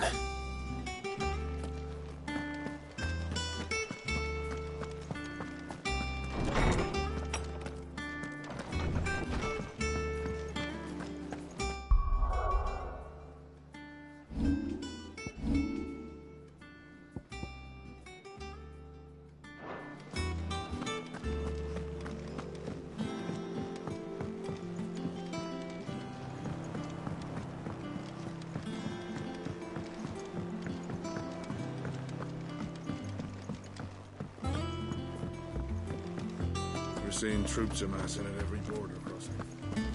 No surprises there.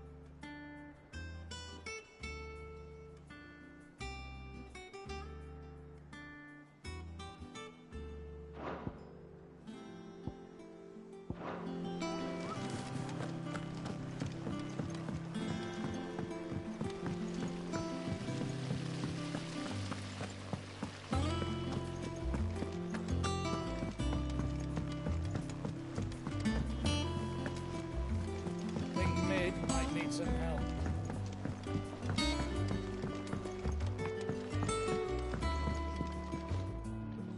Sorry to keep you waiting, Mid. But you'll be pleased to know that work on the shielding is underway. You found something for it? In a manner of speaking, Hippocrates knew of a substance that's highly resistant to heat. A coating that should provide the protection you need. He's supervising the construction and testing of the shielding as we speak. Brilliant! I knew you wouldn't let me down. Don't thank me. I'm just the errand boy. Right then, better start working out how to bolt all these bits together. To the Black Hammer!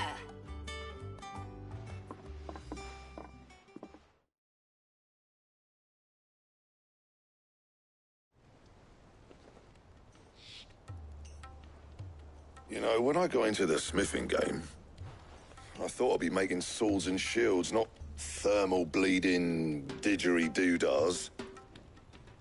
Displacement stacks. Same difference. Whatever you call it, I ain't putting it together in here. It's cramped enough as it is. Let's take this outside. Mid, you get all the parts lined up on the deck. I'll take care of the rest. On my way! Oh, and bring me the biggest hammer you can find. This is gonna require some precision walloping.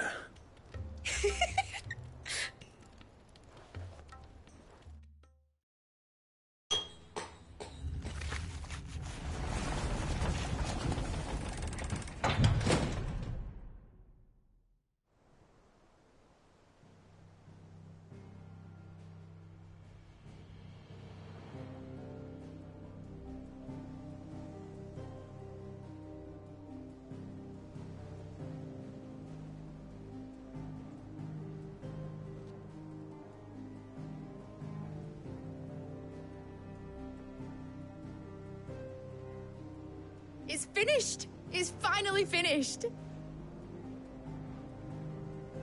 Thank fuck for that. I'll be feeling my hammer arm for weeks. Thank you, Clive, Blackthorn, everyone. That's one down and just 3 more to go. I'm sorry. Oh, didn't I tell you? The Enterprise has 4 mithril engines, and we'll be needing a displacement stack for each. You don't mean... Don't worry. Now they've got a finished one to work off, my gang in Canva can build the rest. Good luck to them, I say. Right, I'm off to get a sling for this elbow. Any other work comes in, keep it to yourselves, eh?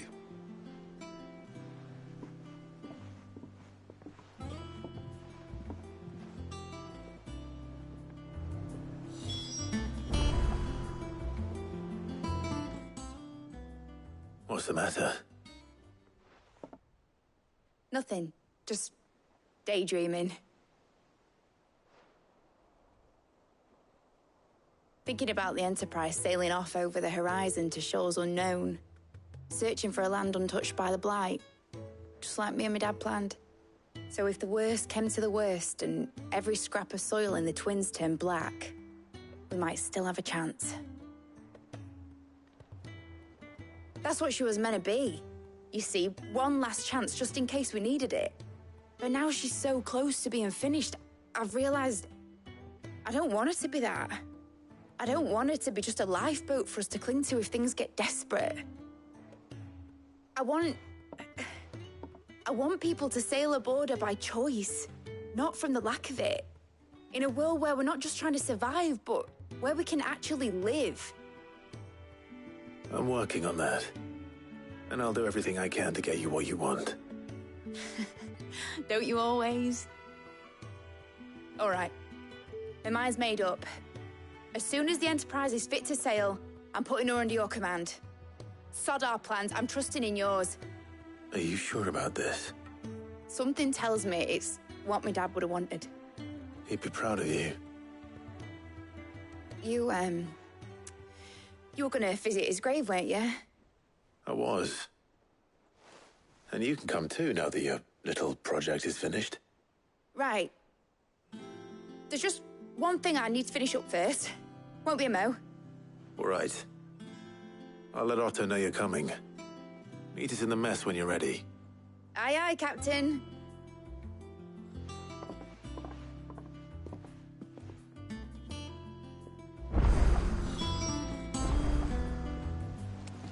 They told me she was building a ship.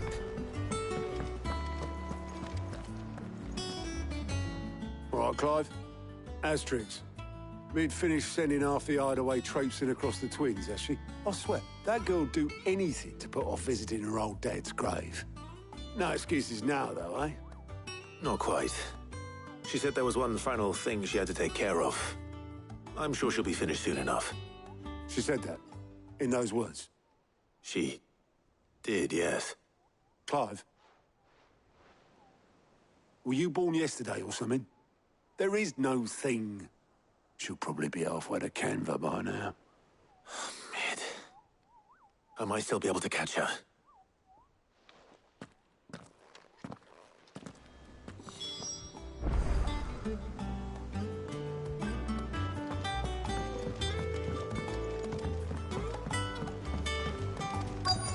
Is that the thing Tomes helped with?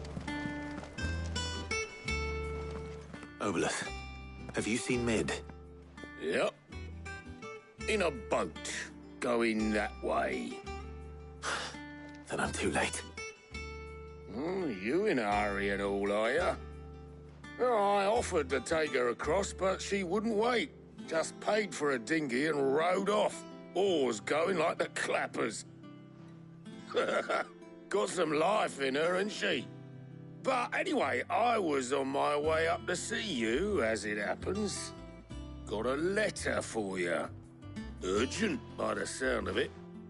One of your uncle's men said I was to hand it to you in person, post-bleeding haste. And you're here now. Thank you, Obelith. Don't mention it. What tidings, Uncle?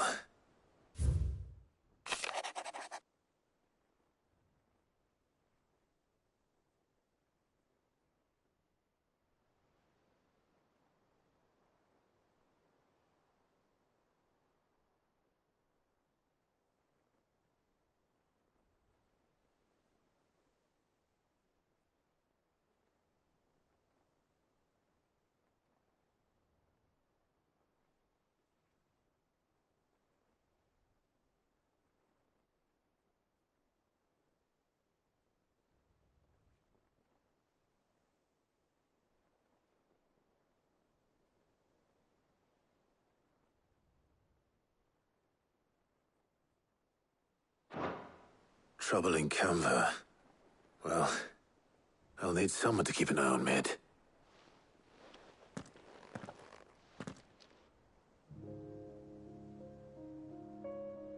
So what?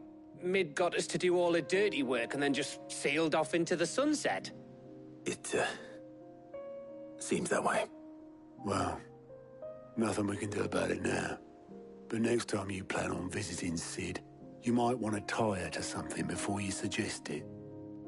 Ah, don't be so hard on her. Gotta admit, the dirty work was kind of fun. Everyone pitching in, all that bollocks. Just like when we built this place. You're right. Anyway, we all set to head to the old hideaway. I could do with getting to Canva pretty sharpish. Wouldn't do to keep Lord Rosfield of the Seven High Houses waiting now, would it? Not after he asked for me personally. Gav will be leaving with me. Will you mind the place while we're gone? You can count on me. Just be sure to give Sid and the others my regards. All right. Oh, by the way, Jill will be joining us too. She's got some things to take care of, but she'll meet us there. I hope she's telling the truth at least.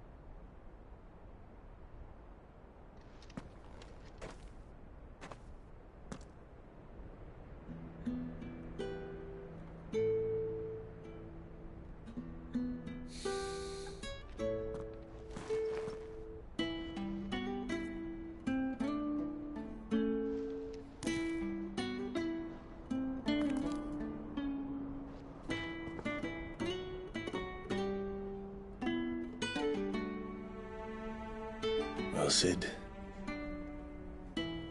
I remember what you told me. That if no one is listening to what you have to say, you may as well not say it.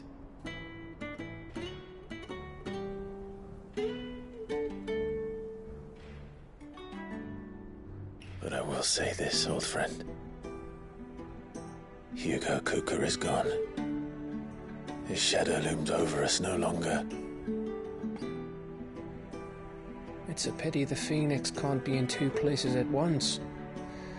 If he'd have been with us, maybe he could have done something for the lost. Not even the Phoenix can bring people back from the dead.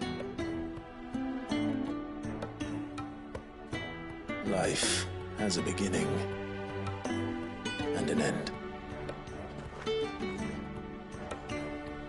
So we must live while we have the chance. And not as slaves to the crystals, but as free men. May we join you?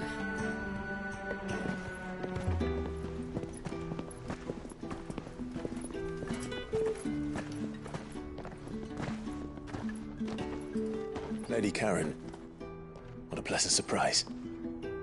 I thought I'd drop by and see how you were all doing before heading off to restock my supplies.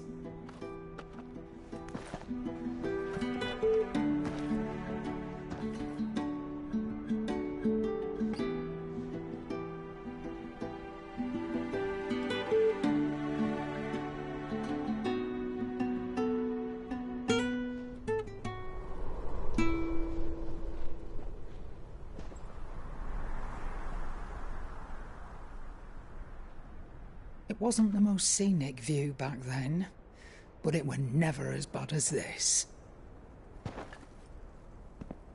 I know. The Blight marches on.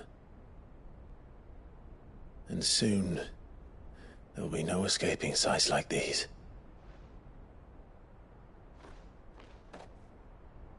So our mission remains unchanged. We cannot stop until every Mother Crystal is gone, and their thirst for ether with them. The only one that remains in Storm is Drake's Tail in the Crystalline Dominion.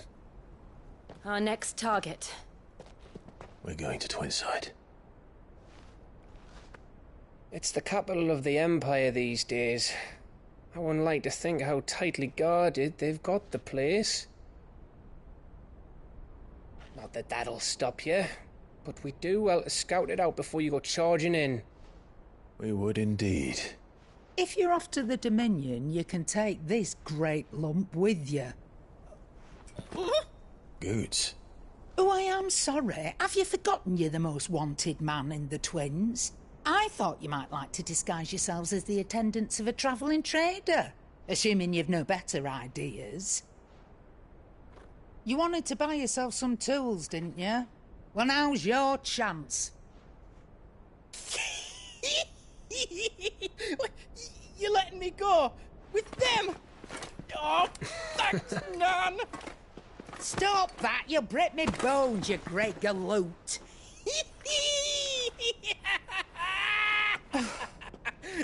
There's a caravan that runs back and forth between the Dominion and the Bocklad markets. It's managed by the Merchants Guild. Just show them Goots' traders pass and you'll be on your way. It'll be a damn sight less risky than footing it the length of the Crystal Road. That's for sure. Thank you, Karen. And glad to have you with us, Goots. Okay then. I'll get me things and I'll meet yous there. See yous down in Bocklad. Get off! Me poor fingers! Jill, you're with me. Understood. And Gav? Already on my way, Captain. Be careful. Aren't I always?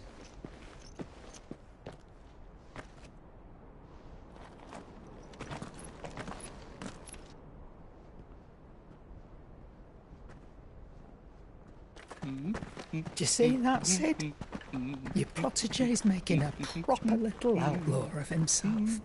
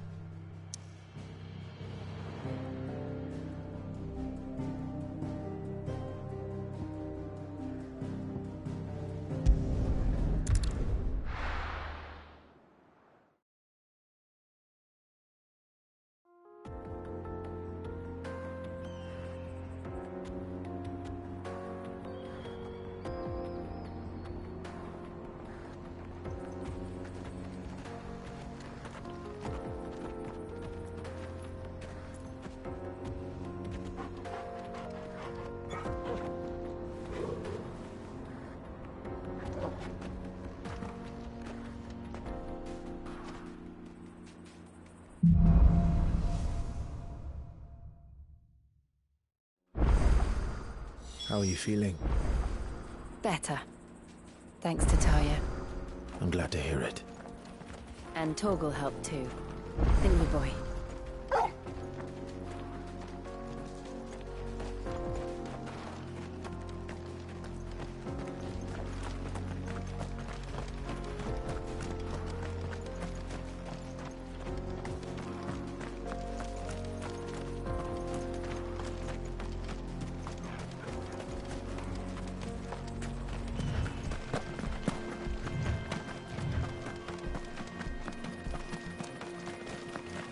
This used to be a trade route for merchants crossing the Scars, till the Republic laid a new road wide enough to let wagons pass, and all official traffic moved there. Leaving this one for those living outside the law. Indeed. I doubt we'll be the only outlaws on the trail today.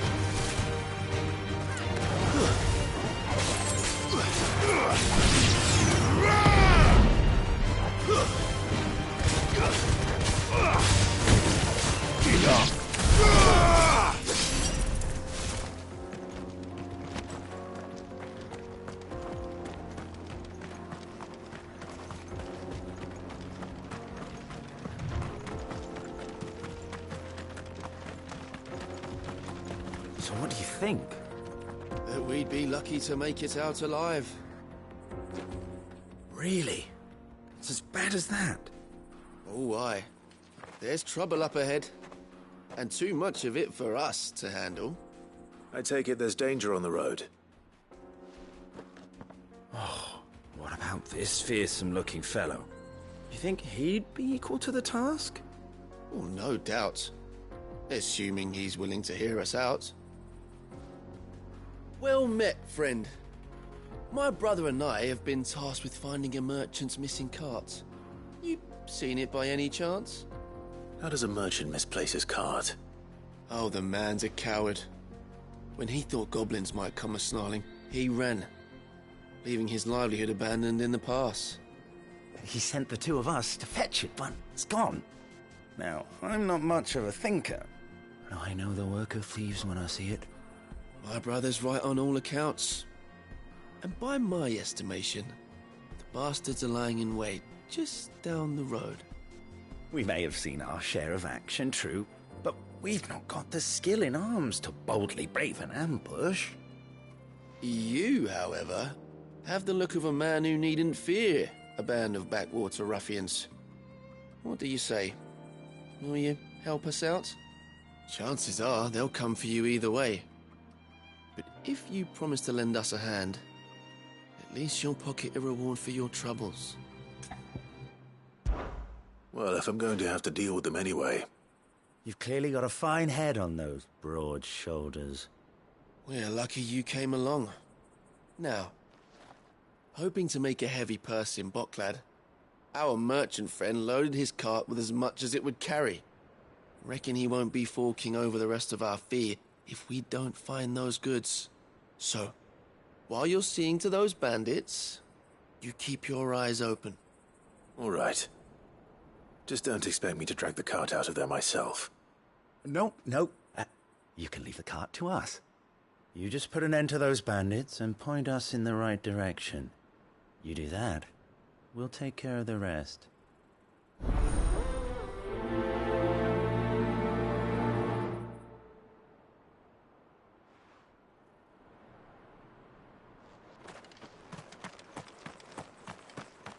I'm not sure I trust those two. But if there are bandits lying in wait, I should probably take care of them. Look lively, you lot. We've got guests. These must be our bandits.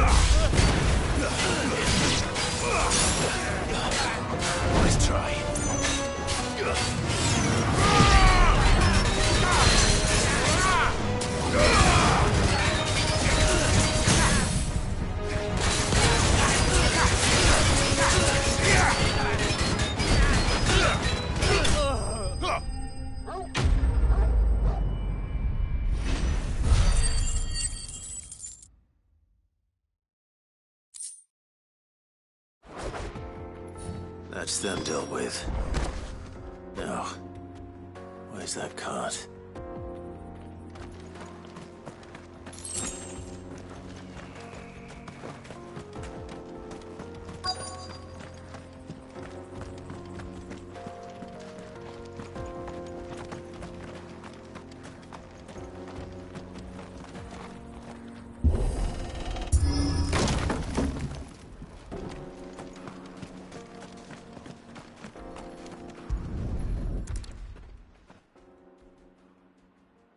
Getting all of this out of here will be a nightmare.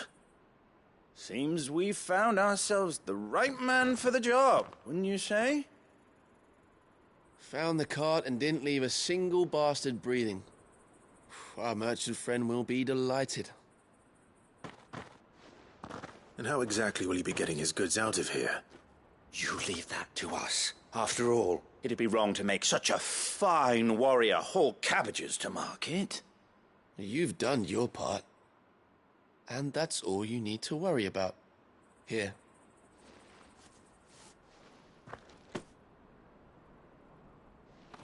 It's been a pleasure. Now piss off. There's no need to be so rude, brother. What if we want his help again next time?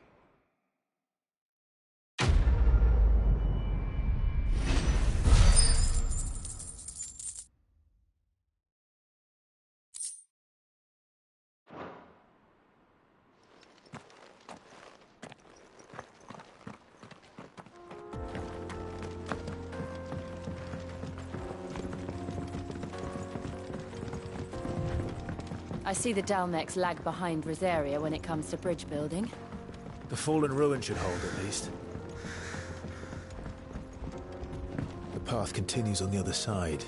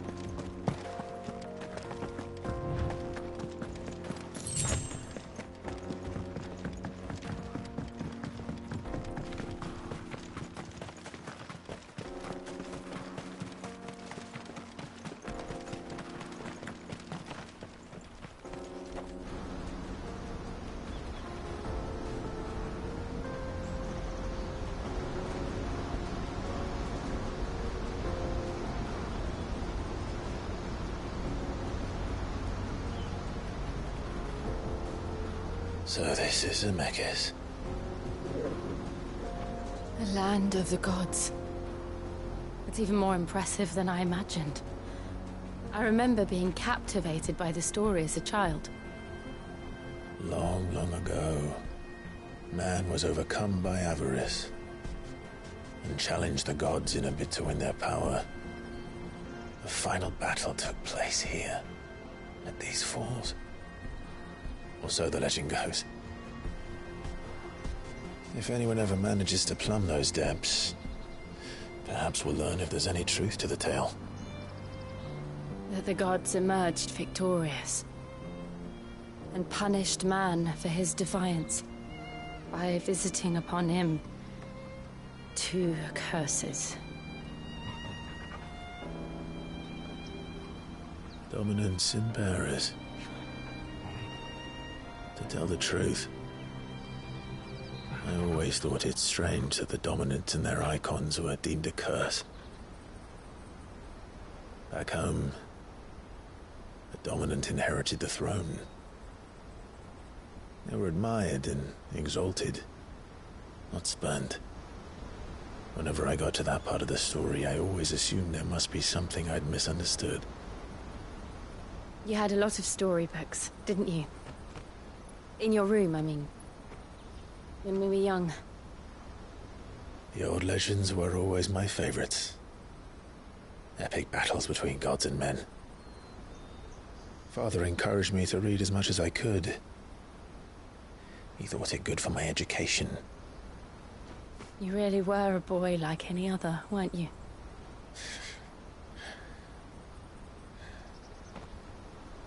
Just look at this place.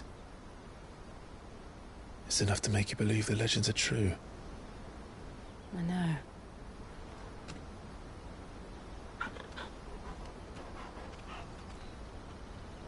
We're not far from Boklad. The road will be busier up ahead. And we'll have to keep our wits about us.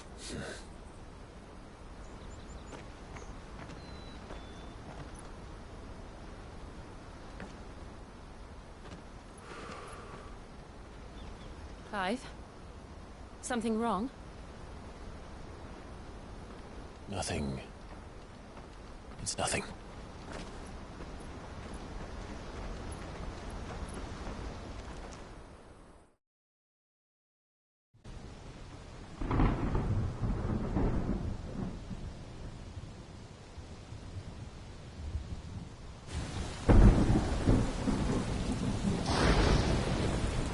I see the reports are true, Father.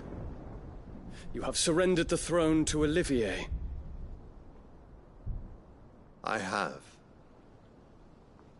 Emperor Olivier shall rebuild the Holy Empire of Sanbreque.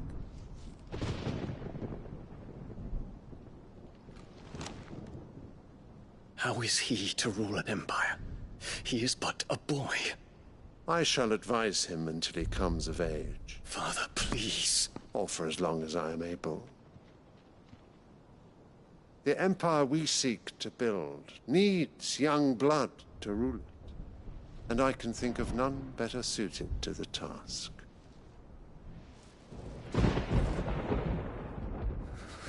There is other news, Dion. Hugo Kupka is dead, and Drake's Fang destroyed. The pillars of the Republic have fallen. Ere long, the Imperial banner shall fly over every city in Storm. And then, Valisthea. All shall bow before their Emperor.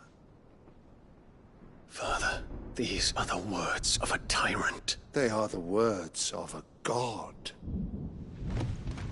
The Emperor whom I gladly serve. Great Greeker, made flesh.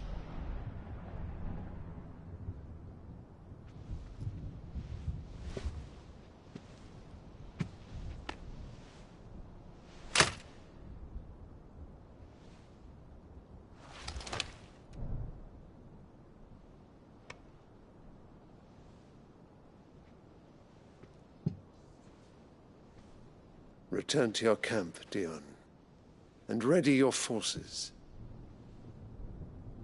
It is time to show the world the true power of Sanbreque.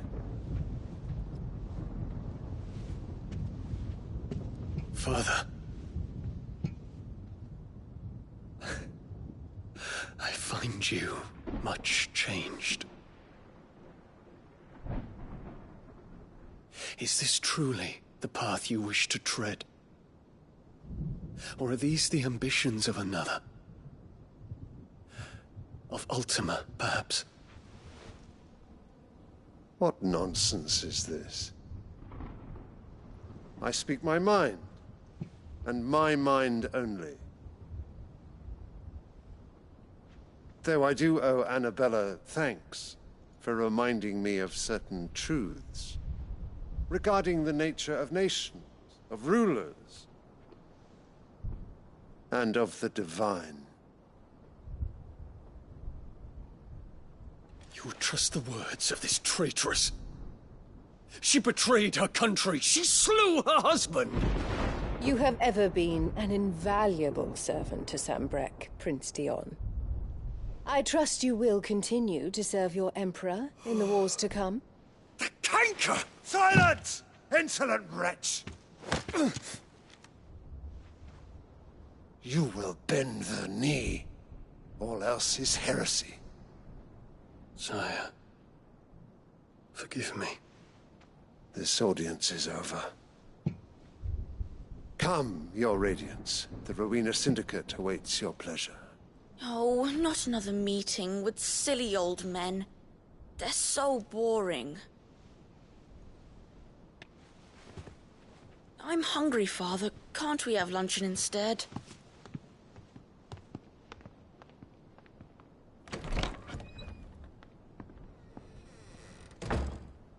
Does it pain you that you will not inherit your father's throne? I have suffered worse.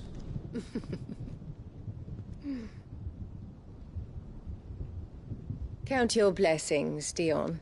For a base-born child to be chosen by Bahamut is miracle enough. You have risen high on his wings, but you shall rise no higher, lest your impure blood stain the throne. What do you know of my blood?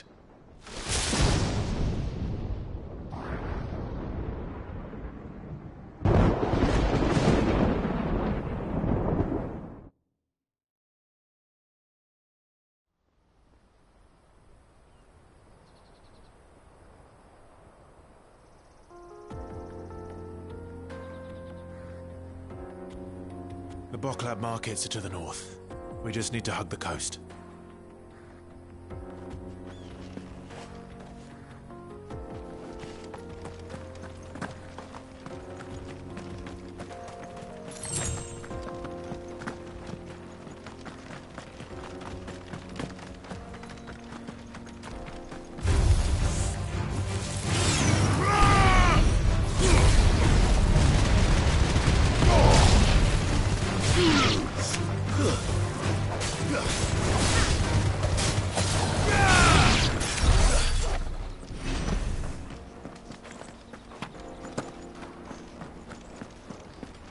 Infiltrating the Dominion won't be easy with the Imperials on high alert. No. His Radiance has lost one capital already. We can be sure Sylvester will do everything in his power to hold on to Twinside. His troops are well-trained and increasingly battle-hardened. But it's not as if we can wait for the siege to end.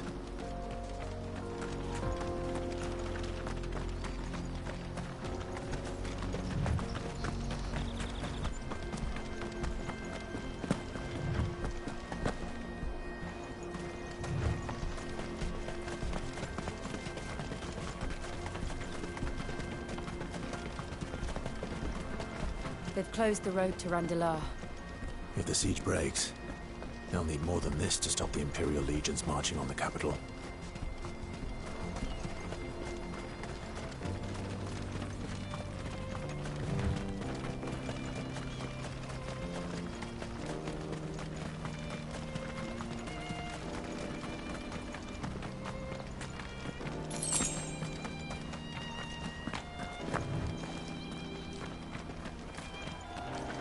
How much further to Botford now?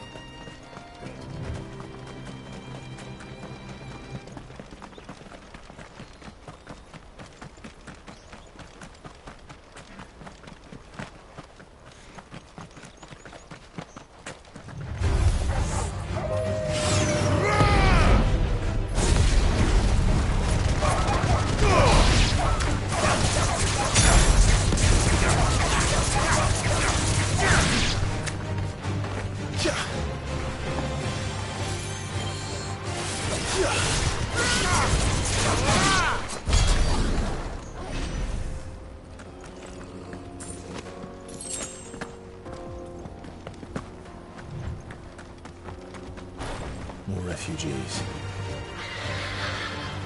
they're all making for the crystalline dominion. Because they don't know how to live without the crystal's blessing. All right!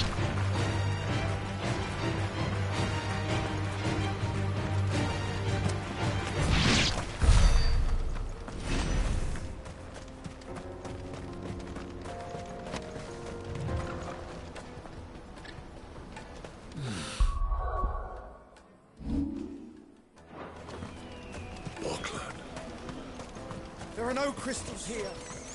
This is where we're supposed to meet Goots, isn't it? That's right. He said he'd wait for us here after replenishing his supplies. I dare say he'll have finished by now. Porter for hire. Best service at the best price. What do you think, girl?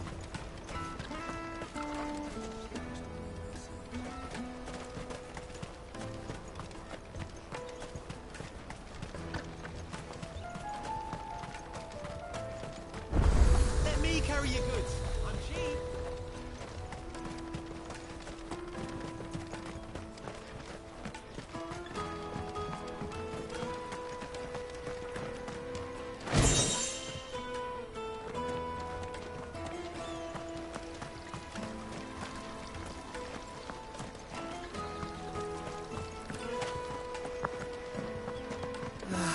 If our new arrivals had brought any coin with them, we'd be rich.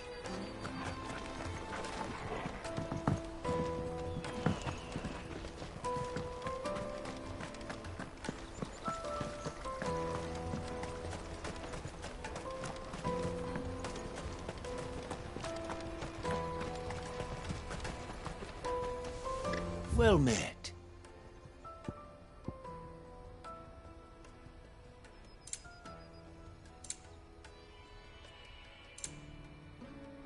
You're welcome any time. Out of my sight, wretch. I've no use for a brand.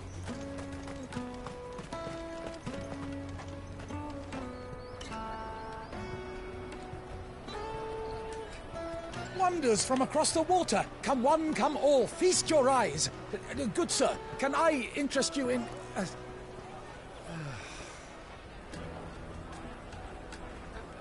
How much? For a measly crust of bread? You won't find any cheaper. Not nowadays. But you're more than welcome to look.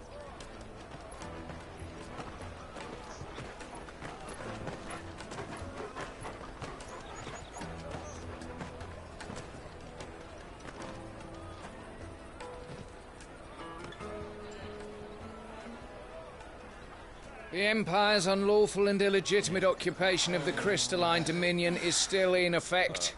Only those whose business in Twinside has been officially approved by the Republican Army will be permitted to cross the border. All who seek entry are to form a line and ready their documents for inspection. It looks like we aren't the only ones who are eager to leave. And they're checking everyone. Can't you make an exception? Not for the likes of you. We won't get through without that pass. Let's go and find Good, shall we?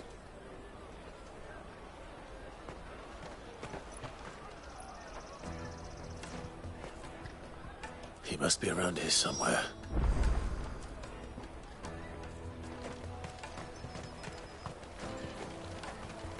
You won't find anything of this quality in Twinside.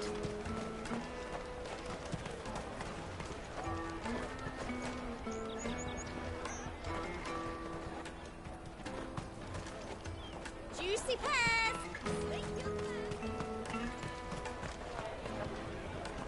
Ah, good. There you are. Clive, I'm so sorry. Don't tell Nan, will you? Slow down, Good. Just tell us what happened. It's me trader's pass. It's gone. We cannot ride the caravan without it. We won't even be able to get through the flipping checkpoint. Do you remember when you last saw it? It was in my pocket a minute ago. Then a bairn bumped into me and... Yeah. You don't think that they might have nicked it, do you? It wouldn't surprise me.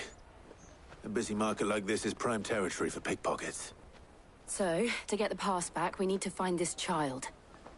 Where would we even start? I know where! I've got a Hal and Bocklad who might be able to help us. No one knows more about what goes on round here than she does. Where do we find her? She's the owner of the Crimson Caravans, up that way. Sign's got a red chocobo on it. No time like the present. You two go on ahead. I'm gonna check the rest of my stuff, make sure naught else is missing. All right. We'll meet you there.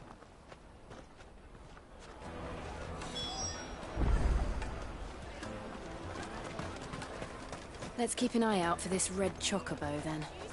And the other on our purses. Stops next to the checkpoint.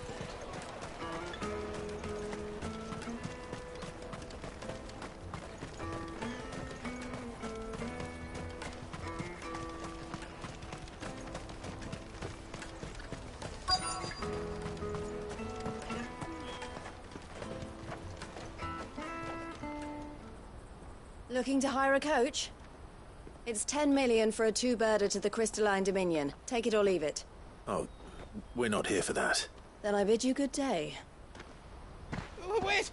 Don't go, El. He's me mate. As I live and breathe. Goots, what are you doing back in Bocklad?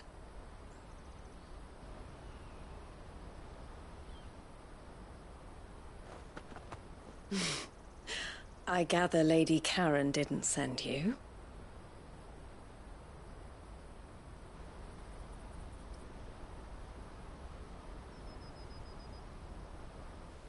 So what trouble have you got yourself into this time? It's me trader's pass. It got stolen. By little Ben. Of all the... You're the size of a marble. Honestly. Ugh. Goots told us that you know the markets well. Might you have an idea which little bairn could have done this? We don't intend to punish them. We just need our pass back. Ben, we can be on our way. I see. So neither of you has a trader's pass either. Not that anyone would take you for traders, but I suppose that's why you came to me, correct? I can't say for sure who took your pass, but I suspect I know why they did it. Let me explain.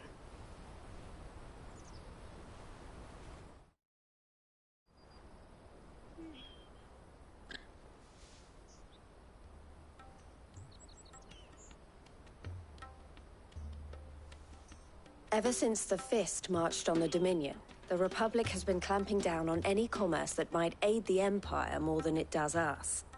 Which means traders' passes have gone from being merely a way of easing one's progress to being essential if one wishes to cross the border at all. And with demand outstripping supply, they've become a precious commodity, leading some to seek to acquire them by less than legitimate means. So the children are stealing passes to sell on the black market? Yes, and no. Passes are inscribed with the names of their owners, and yet none of the victims' names have appeared on the register of those passing through the checkpoint. Which means? That someone is doctoring the stolen passes. The same someone who is encouraging the children to steal them. And the same someone who has Goots' pass, no doubt. Whoever they are, they're ruining the livelihoods of honest merchants, which is why we've decided to take a stand. Will you stand with us? You want to get your pass back, and we want to ensure that no more are stolen. Catch whoever's behind it all, and two birds shall be slain with a single stone. Is there any other way of getting to the Crystalline Dominion, Goots? They won't let you in if you're not with the caravan. It's that, I don't know, try swimming across the strait. But the guards will definitely spot you if you try and do that. Like, we don't want to get spotted, right? So either we find the people who took the pass, or give up all hope of entering the Dominion. All right. We'll help. Thank you kindly. But I don't know your name. Eloise at your service. Clive. A pleasure doing business with you, Clive.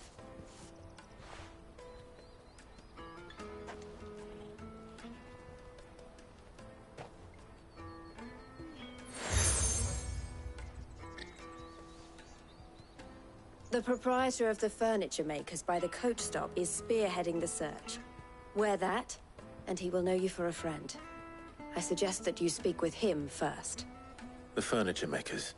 Understood.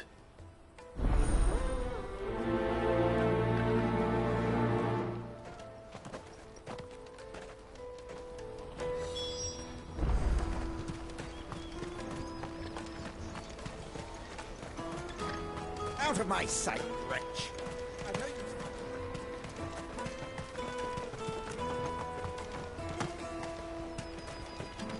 Come on, come on! Jug of snake spit for the road. The caravan stops next to the train. Juicy pears! Take your pears! Are you the furniture maker? Looking for something in particular? Ah, Eloise collared you too, eh? Then I expect you want to know more. She told me you were leading the hunt for the pickpockets. What have you learned? For one, that they're targeting the traders carrying the biggest packs. Harder to watch your back, see? And less chance of the mark giving chase if they're spotted. Not that they'd be likely to catch them.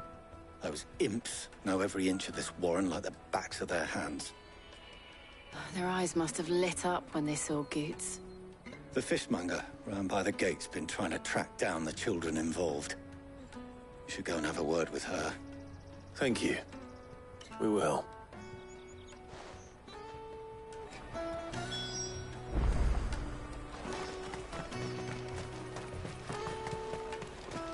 You won't find anything of this quality in Twinside.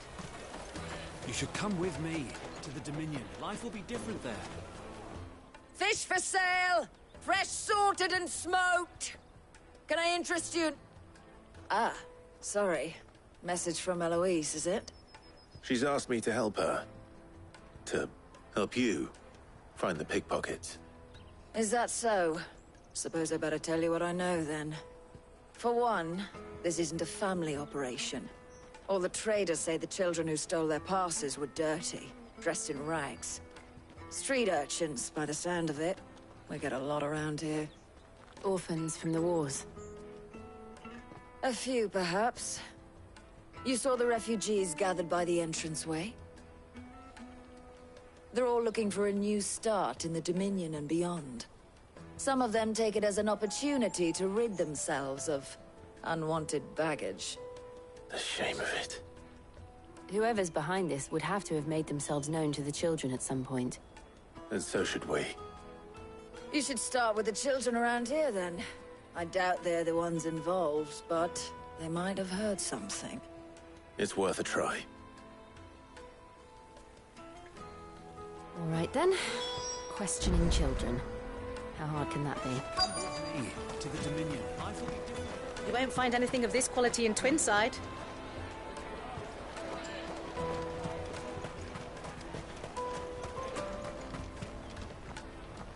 Do you have a moment? What do you want?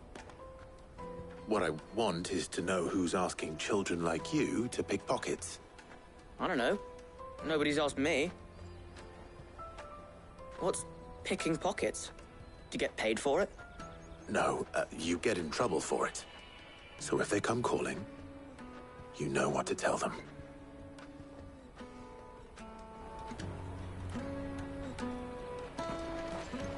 The caravan stops next to the checkpoint. Show them your trader's pass. Jug of snake spit for... Excuse me? What do you want? I don't have any money. It's all right. We're not going to hurt you. We just want to talk. What about? We've heard that some very bad people are making children like you steal from travelers.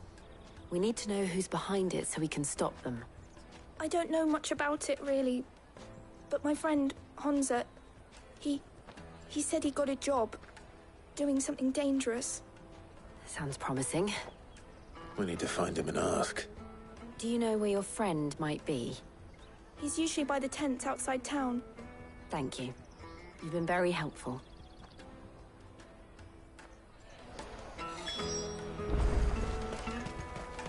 Come on, come on!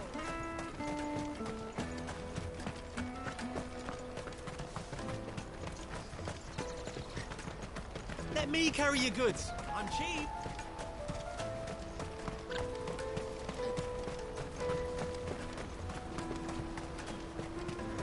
That's that then. She must have meant the refugee camp. Let's hope he's still nearby. Daddy, I'm hungry.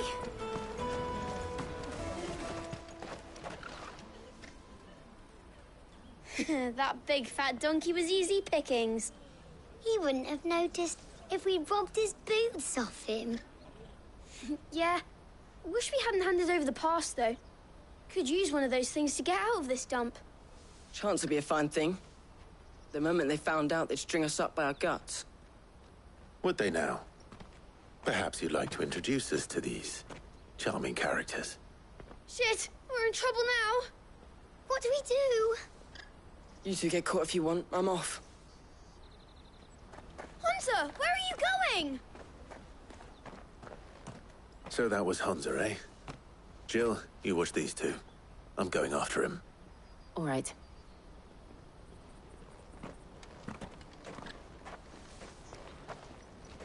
He can't have gone far. I need to find him before his employers do. Daddy, I'm hungry.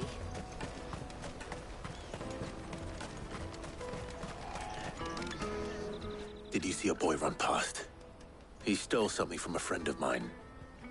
There was a boy ran back there towards the chocobo pen, but... Thank you.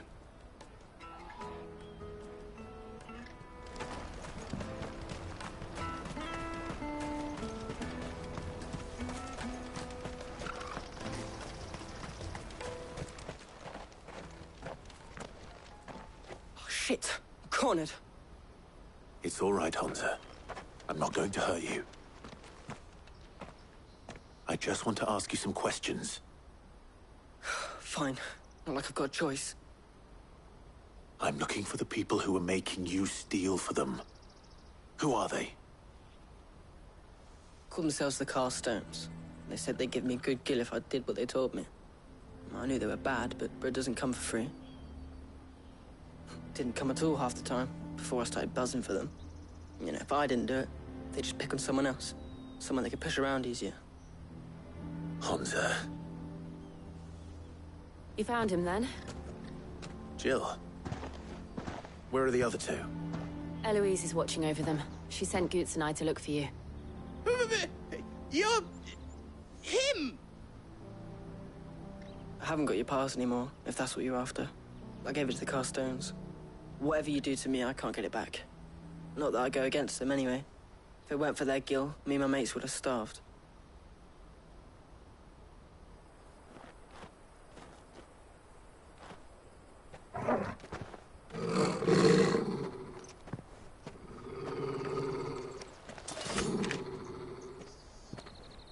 Cowards.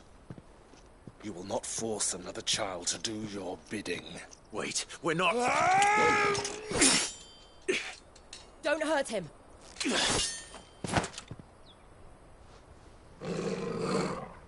You're making a mistake. We're on the same side. Like hell we are. That brooch. Where did you get it? Master Theo? Goots. What are you doing with these people? Unless you're the ones my sister was talking about. Your sister?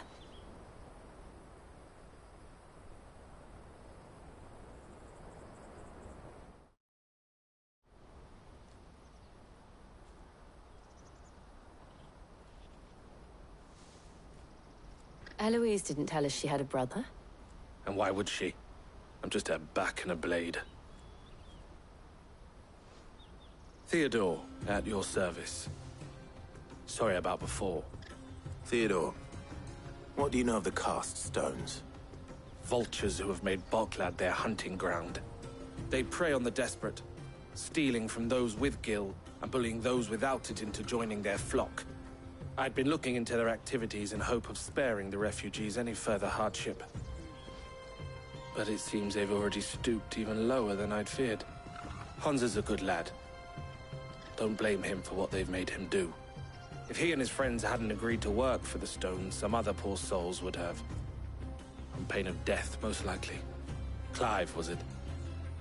And my sisters asked you to help put an end to the pickpocketing. Then we all want the same thing.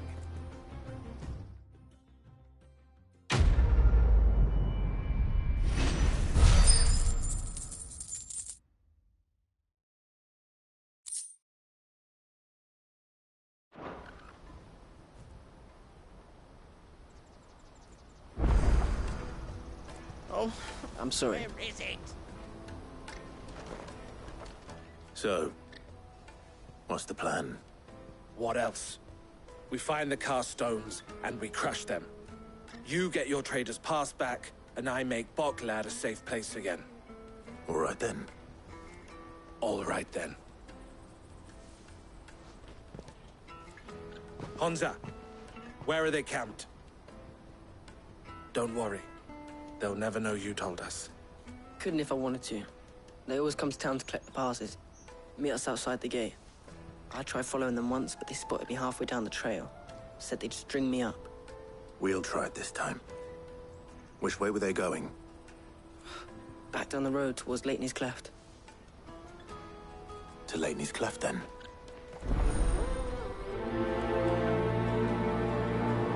Leighton's Cleft is to the south, past the camp.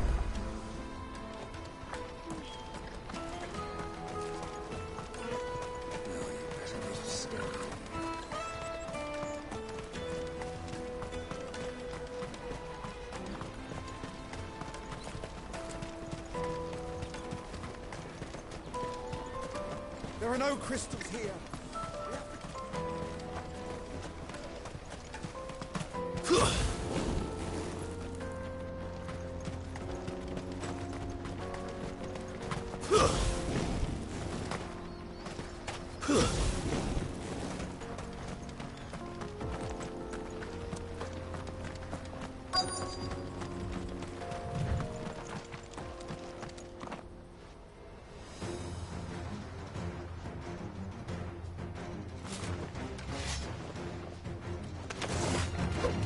That's the one who's been sticking his nose in our business. You should have minded your own.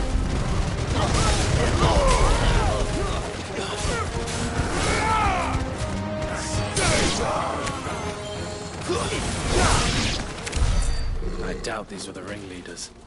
But at least we know we're on the right track.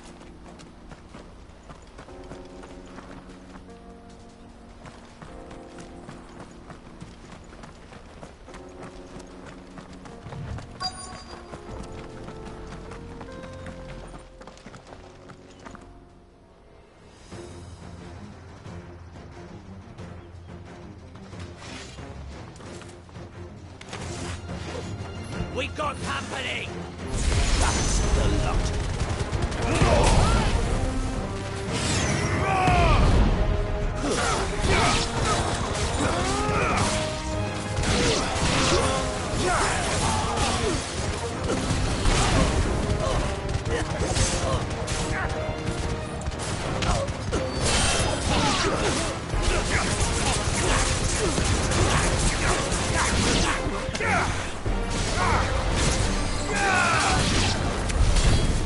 Soldiers. Fewer now.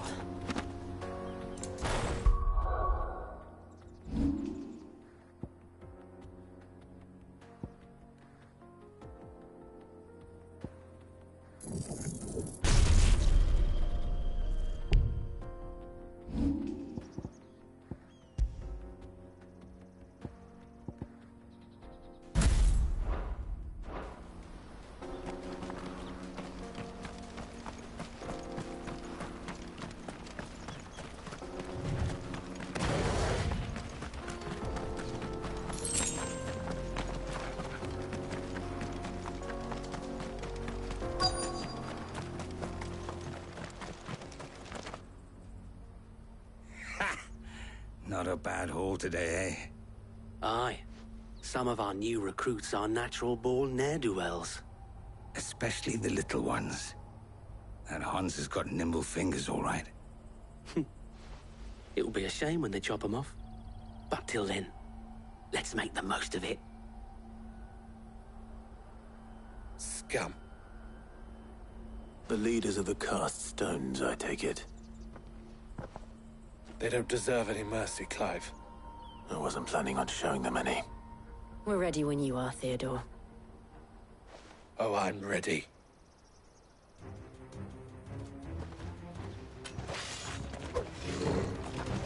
Fuck! It's that guard from Blocklad! Kill him! Kill them all!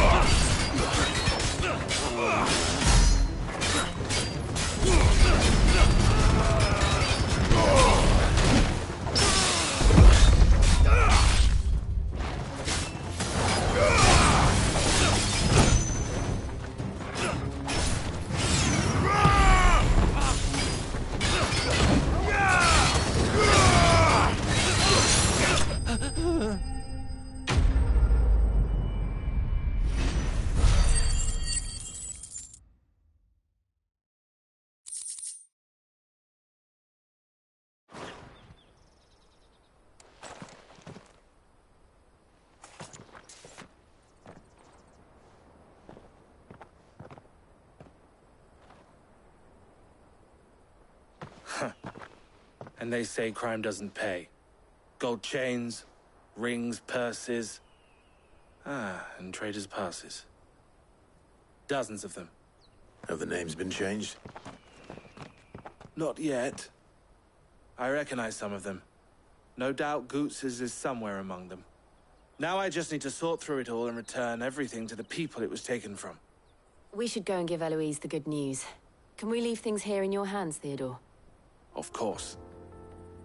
Oh, and, be sure to tell her of the part I played, won't you?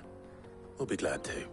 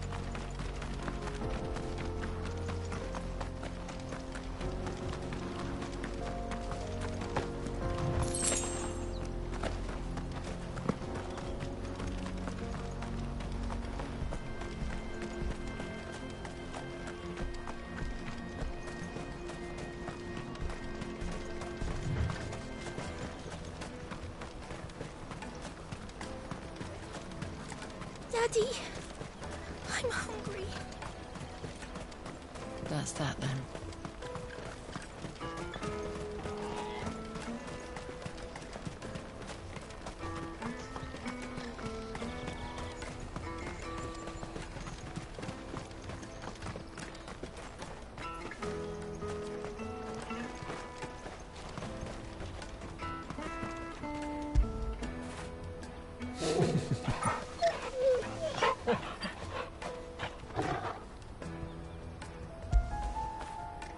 After it.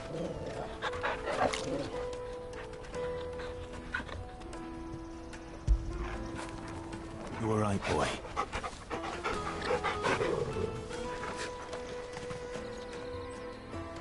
Ah, Clive. How goes the hunt? My brother isn't getting in your way, I trust? Quite the opposite.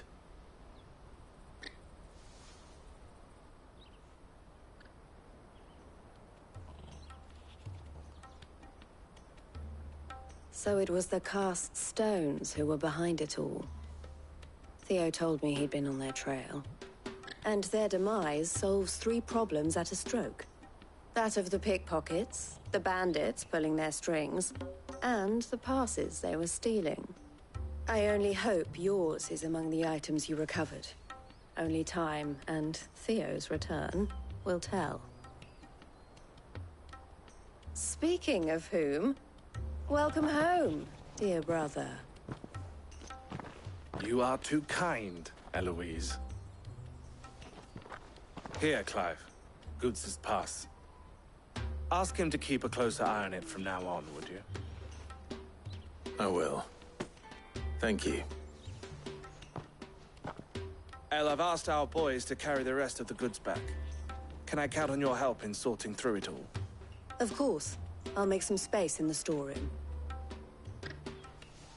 I expect you'll soon be on your way then. But it wouldn't do to leave without introducing yourself properly. Would it now? Sid. Don't look so shocked. We're on the same side. I don't understand. As you now know all too well, we at the Crimson Caravans are always happy to help those in need. For a small fee, we will move anything that needs moving. Be that goods to market, or bearers away from it. I was the first my sister helped escape.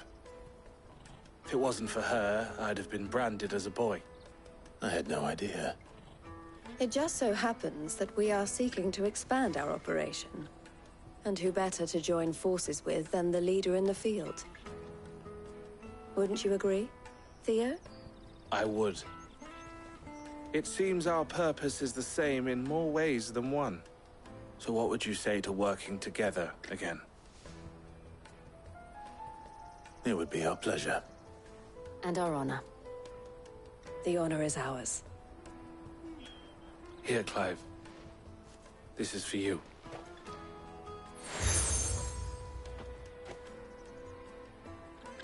What is it?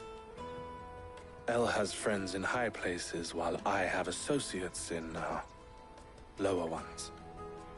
That mark is proof that you're a friend to us both.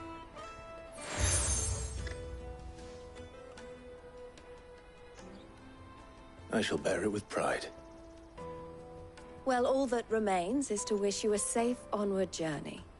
Goots' pass should secure you a place on the caravan, but if you encounter any difficulties, we would be delighted to provide you with a coach of our own. For a discounted price, of course. Say, 9 million? We'll try the caravan.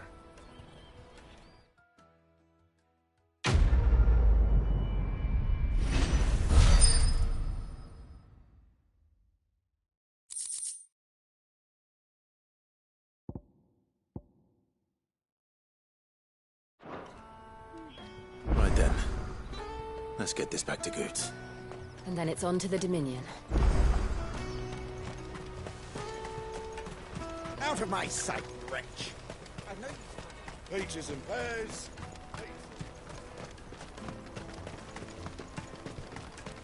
Come on, come on! Jug of snake spit for the road. The caravan stops next to the Juicy checkpoint. pears! Slate your thirst. What I really want to be is a rat. Here you are, Goots. Try not to lose it again. Me pass!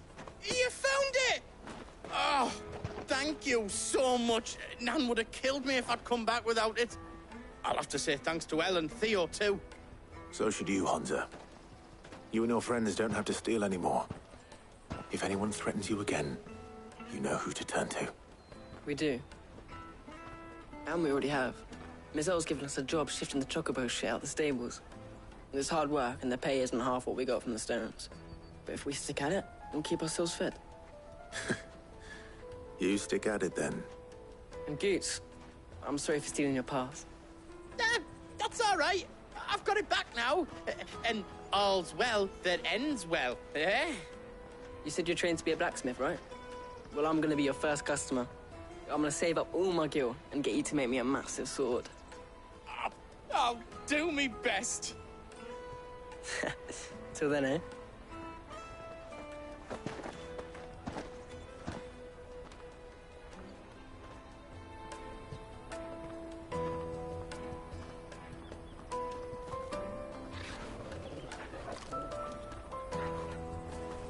All right. We have a place on the wagon.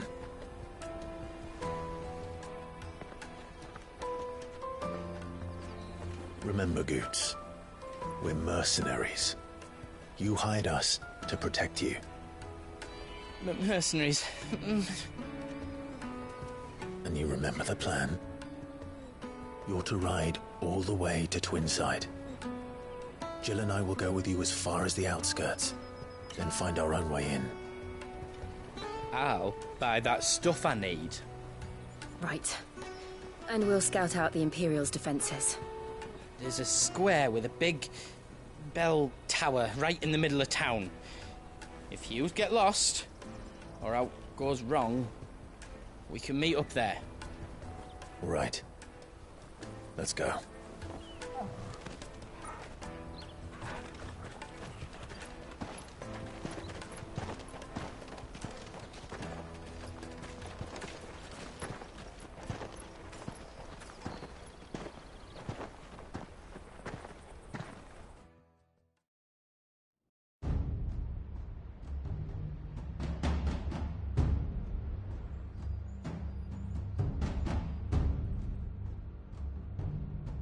I see.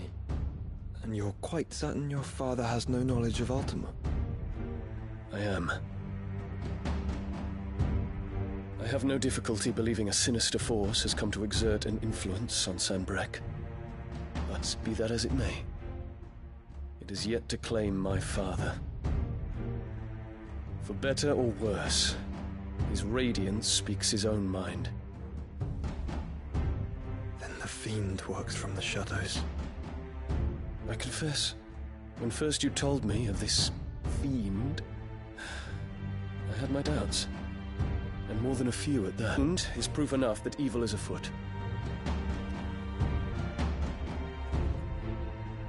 I cannot. Not yet. Your Highness, please. As you are aware, the Dhalmekian army is at our gates. They have lost their mother crystal, and with it all hope of a negotiated withdrawal. It is but a matter of time before they invade. If Bahamut is not here to meet them, my people will be slaughtered. Though not by Hugo Kupka, thanks to Ultima's machinations. I know the fate of your people weighs heavy on your conscience, but if we do not put an end to Ultima's plans, they shall face a far darker fate. The chaos he would wreak would sweep all of Valisthea into the abyss. The lives of every man, woman, and child in the Twins are at stake. I believe what you say, Phoenix. But I have duties of my own, and I must discharge them. Come what may.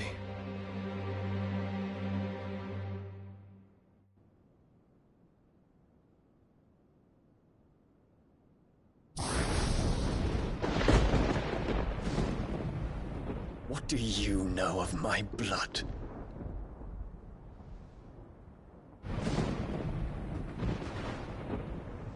I know that it is wholly unworthy of the highest offices of state, which rightly belong to those of purer breeding. Alas. Your bloodline runs through the Oriflamme gutter, from a whore who weighed her child's worth in gil. Have you threatened my father? Of course not. I merely whispered in his ear that his mongrel son is plotting a rebellion. What? Sylvester listens to the words of his astrologers. And they have ears too. You have been feeding them your lies! Should you remain loyal to Emperor Olivier, his radiance may yet crown your head with laurel, and not with tar. Fork-tongued witch!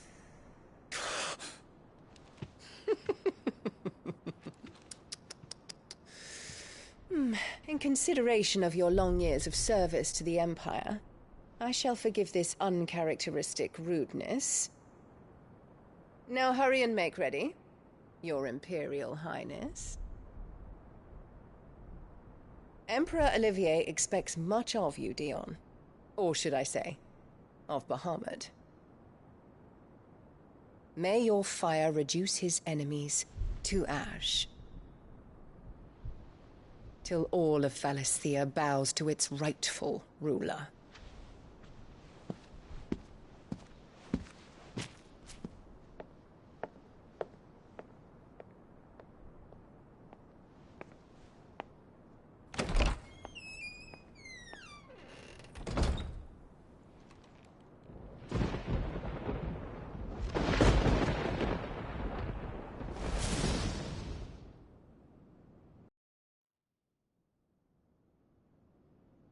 There is another darkness that has taken hold of Sanbreque.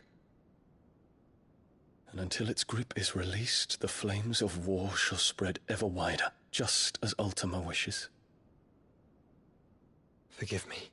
My family has caused you much grief. You are not her keeper, Phoenix. This is a matter for the Imperial household now, and as a member of that household, it falls to me to resolve it. At such time as that is done, what strength I have shall be yours.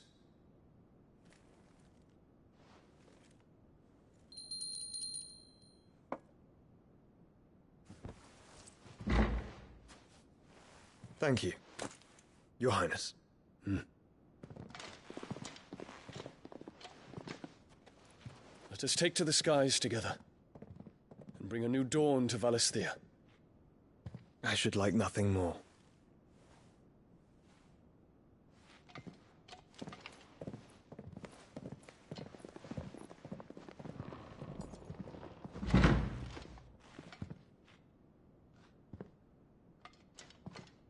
Terence. My prince. Tell me true. Do you believe what I'm about to do is wrong?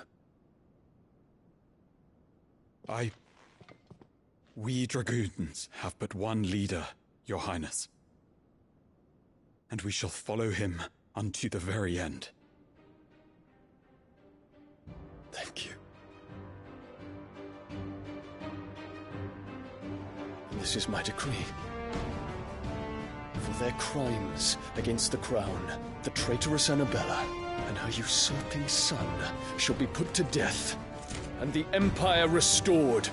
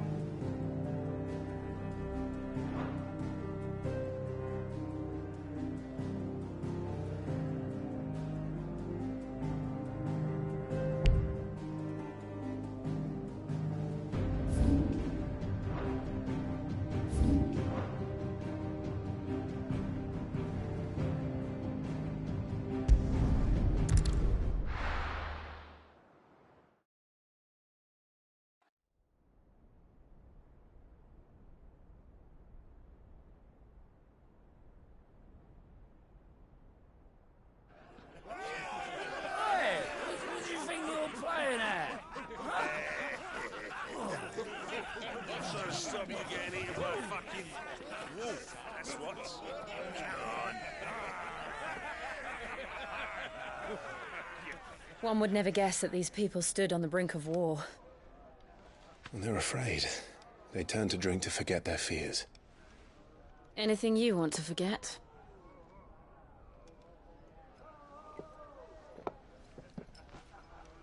The harbor is empty, and half the market stalls too. The city may seem peaceful on the surface, but it's balanced on a knife edge.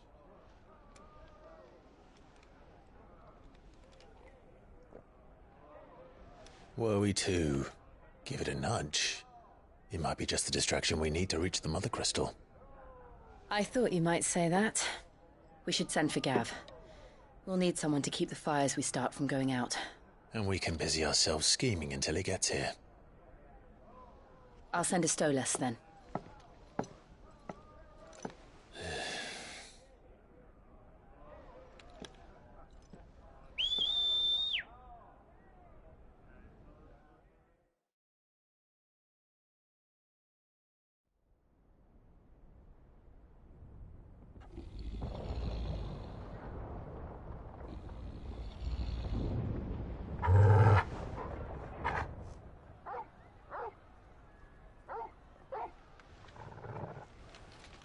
What is it, boy?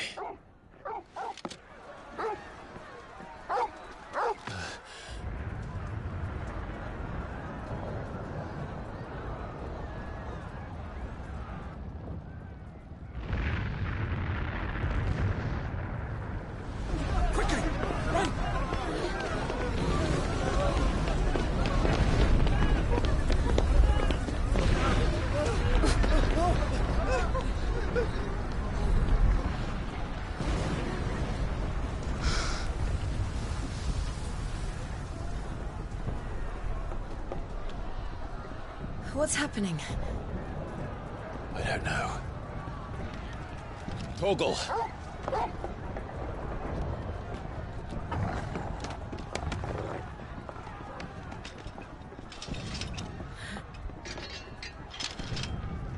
This way.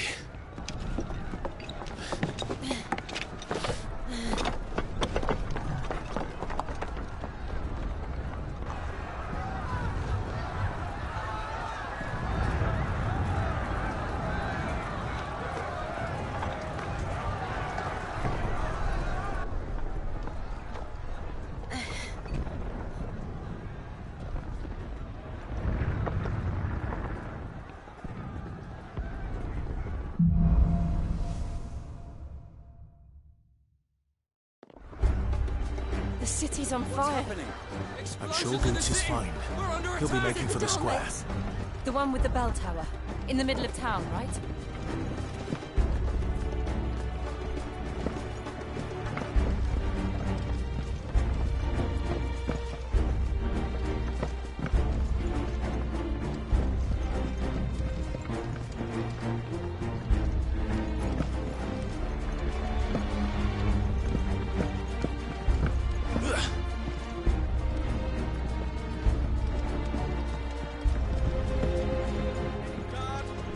Sentry is to be slain on sight. But spare the citizenry. His Highness's orders were clear.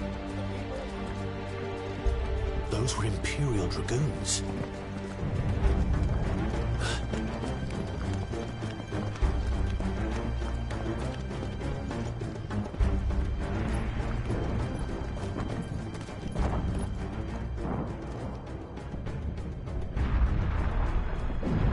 What in the hell is going on? Let's go and see. Right.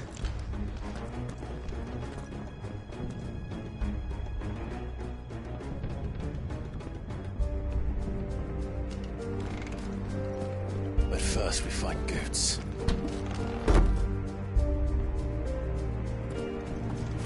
I just hope he's all right. You there! Identify yourself! We have to.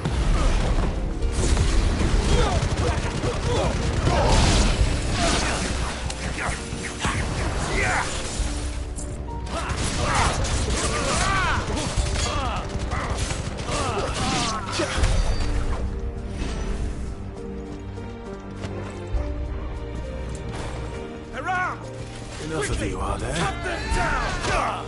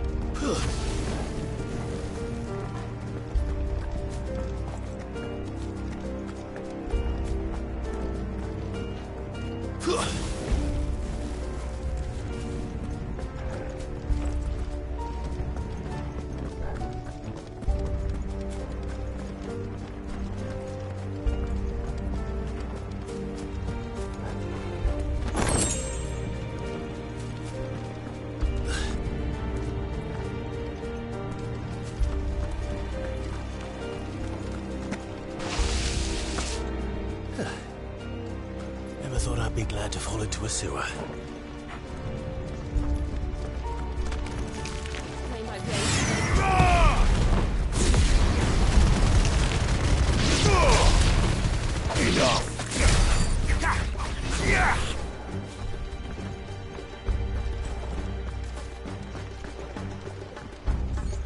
Ward secured, Captain. None of the Emperor's forces remain. Hey, gather them then! Press on to the council chambers. Yes, Captain. What of the men and women in the market district? The evacuation is complete, Captain. Good. Then all that remains is to roam the Pretender. There it is. The bell tower. Right. Let's go.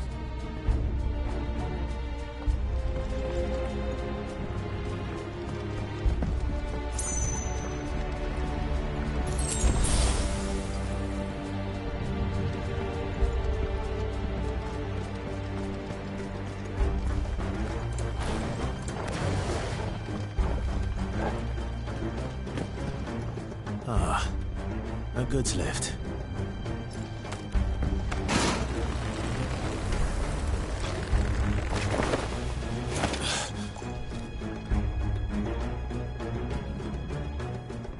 Where in Gregor's name did you come from?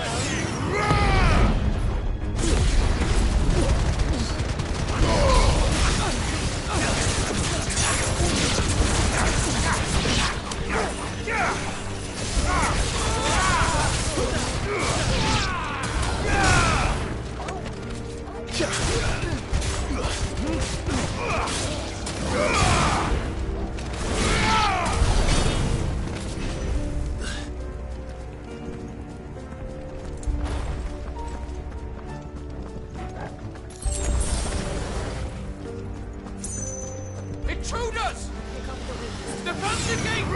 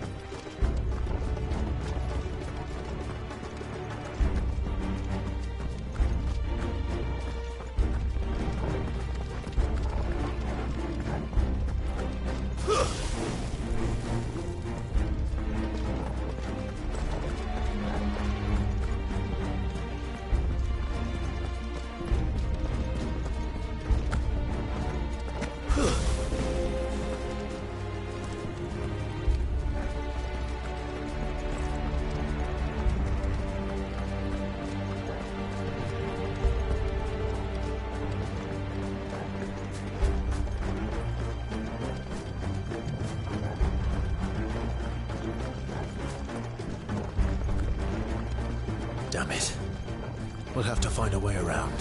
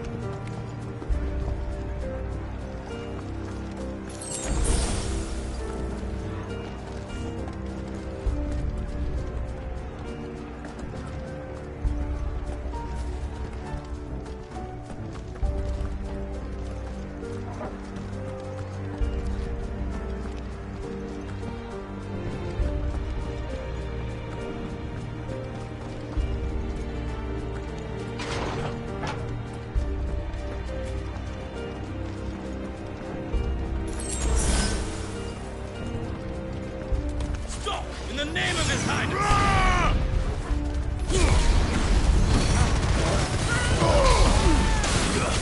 Farewell!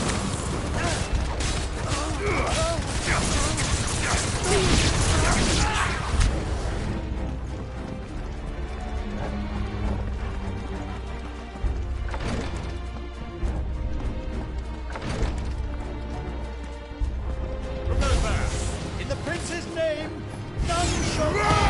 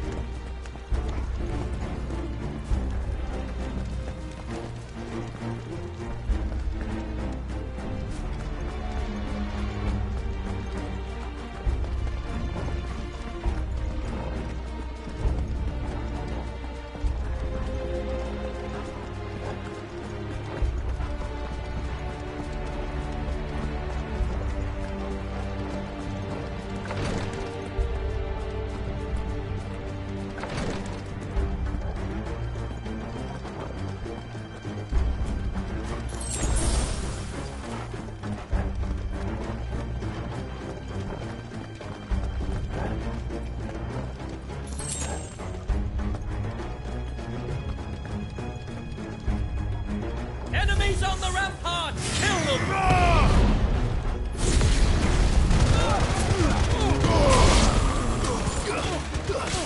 Farewell.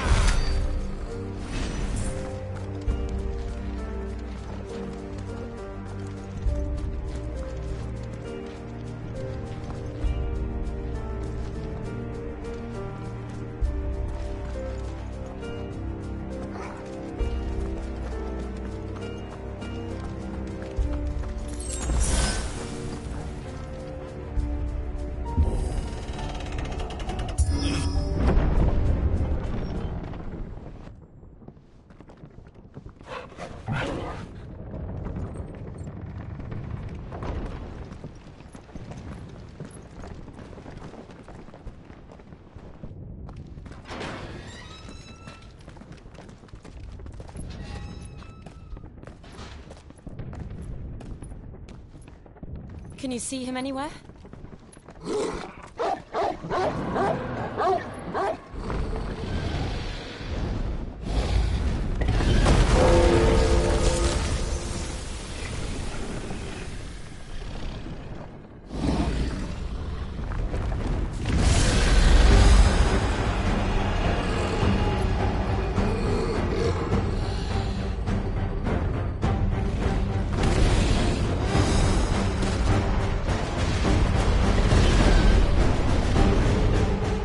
It must be one of the Dragoon's pets.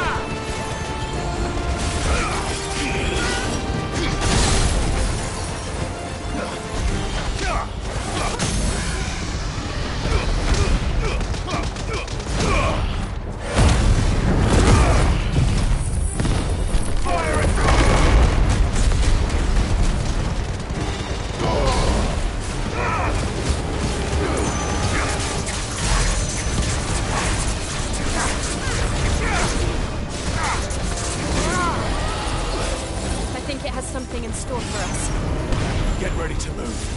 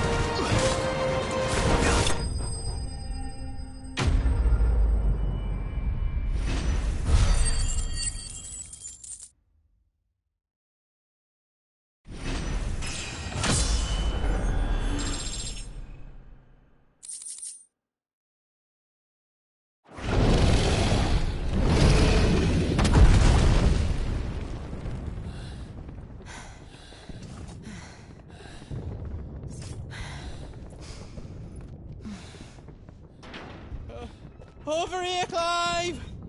Are you alright? Goots, there you are. I didn't know there'd be a dragon. All right. Let's get out of here. Oh! What now? Is that Mother Crystal's heart? What the hell is it doing up there?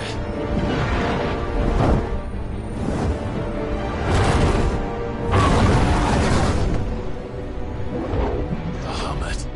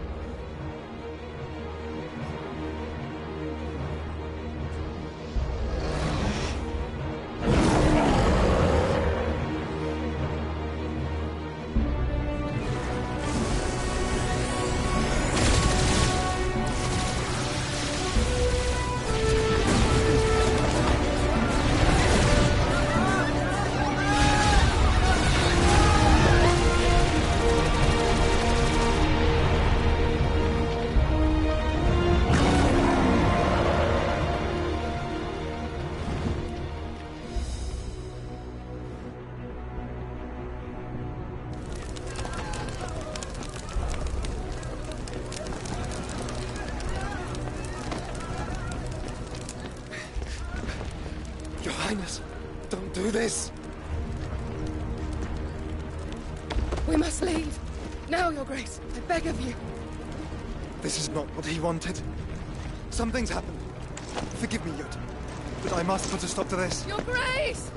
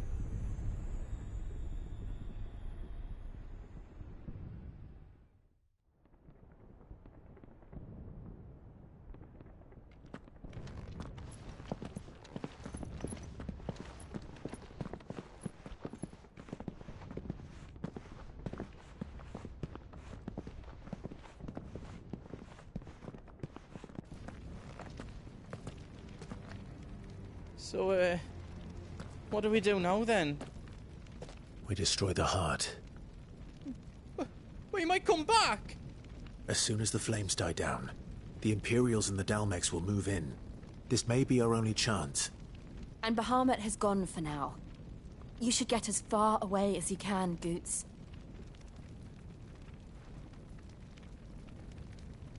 What?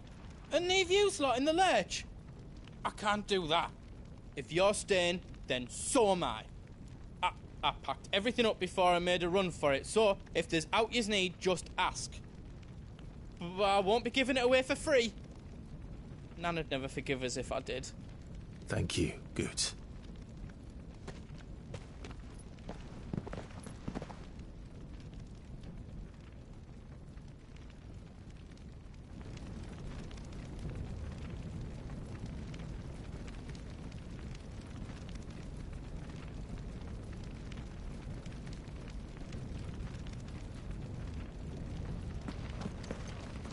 Do yous need out? Welcome to Goots's Toll. You've got everything you need, then?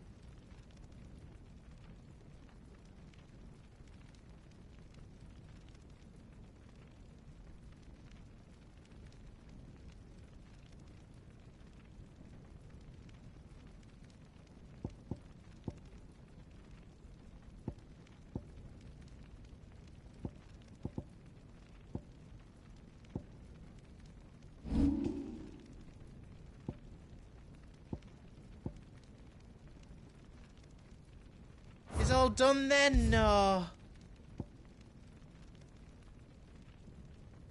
How else I can do for you? Finished! I think.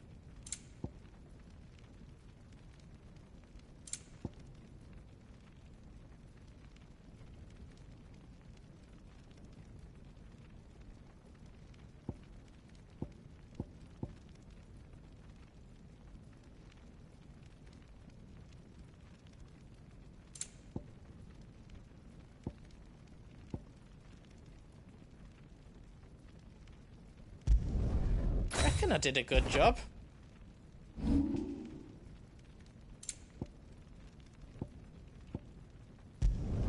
I hope you like it.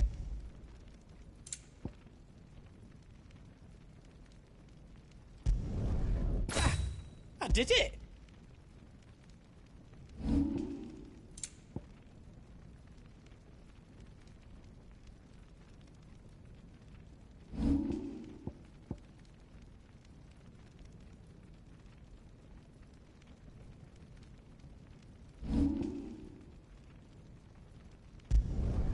Did I do it right? That's 10 times better than it was before. Anything else I can make for you?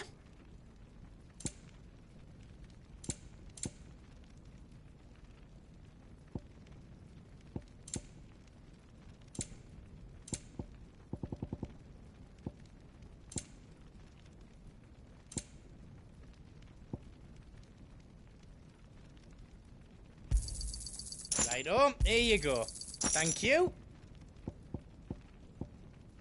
All done then. Good luck, Clive.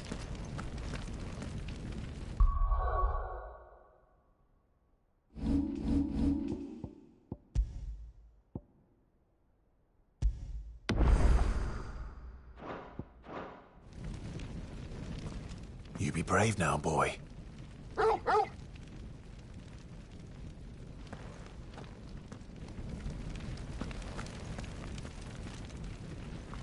Drake's tail is right there, Clive. It's time to free Storm from the Crystal's curse. Oh, it's past time. But remember, Bahamut is still out there. And I dare say we'll be seeing him again before the night is done.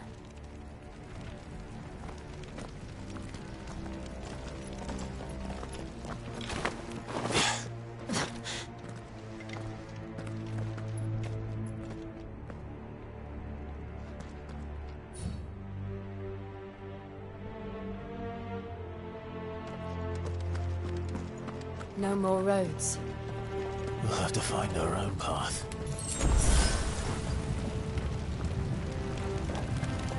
Do you feel that, Clive? Ether.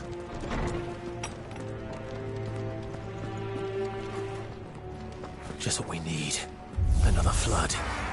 It's already turned them. And there's no reason to hold back.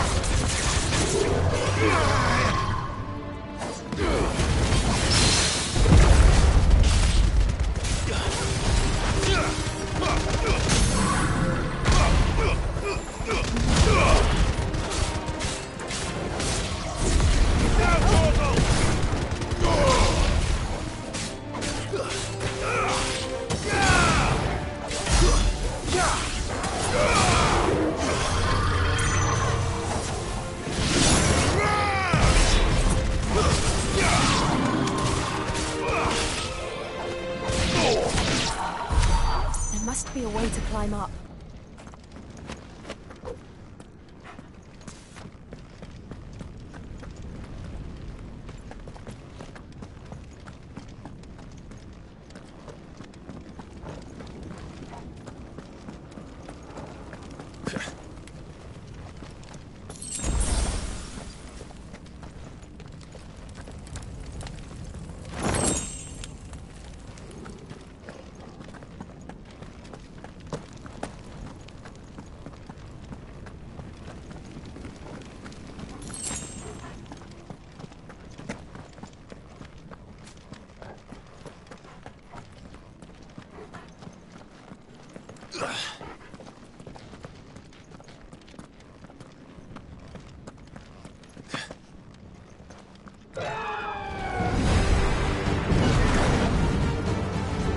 Is that the Phoenix?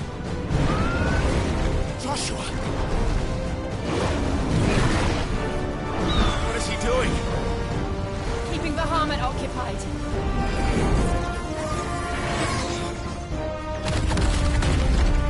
Joshua! Joshua!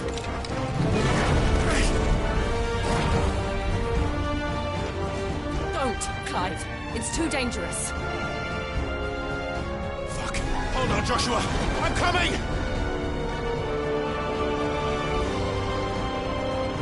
We have to save him.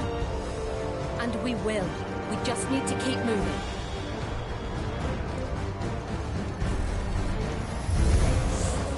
Them again. Not now.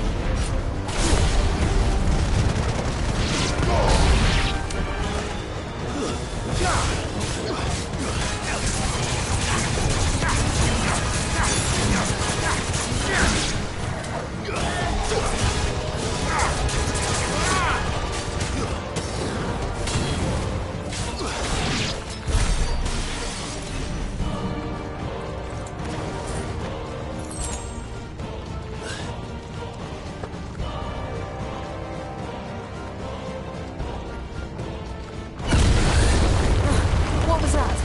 Bahamut. He'll kill us all.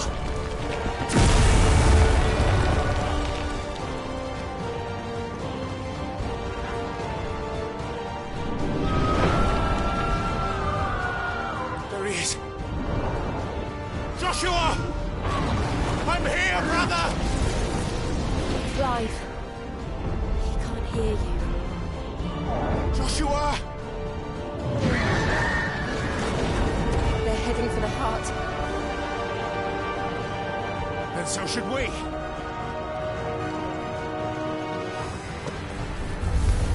You won't outrun me.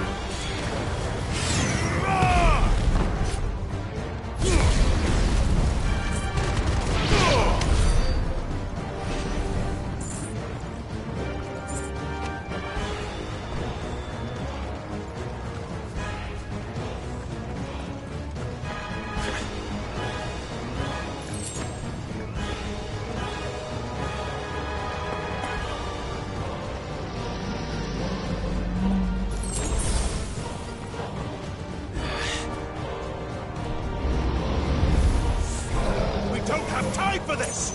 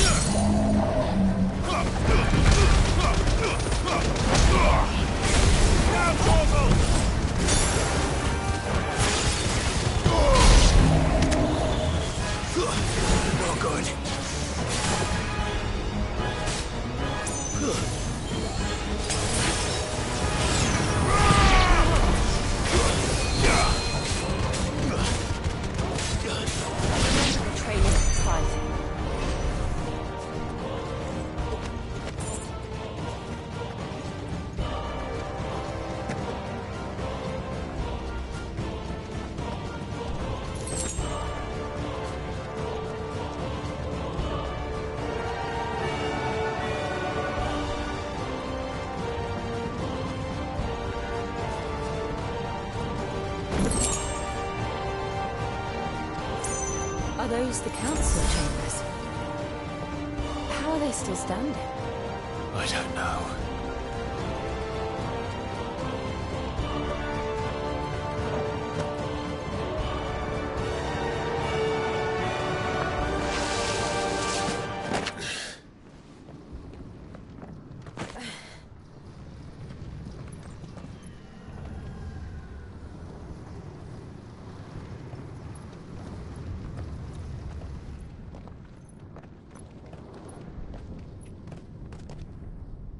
He'll be all right, Clive. He's a survivor. We're getting close.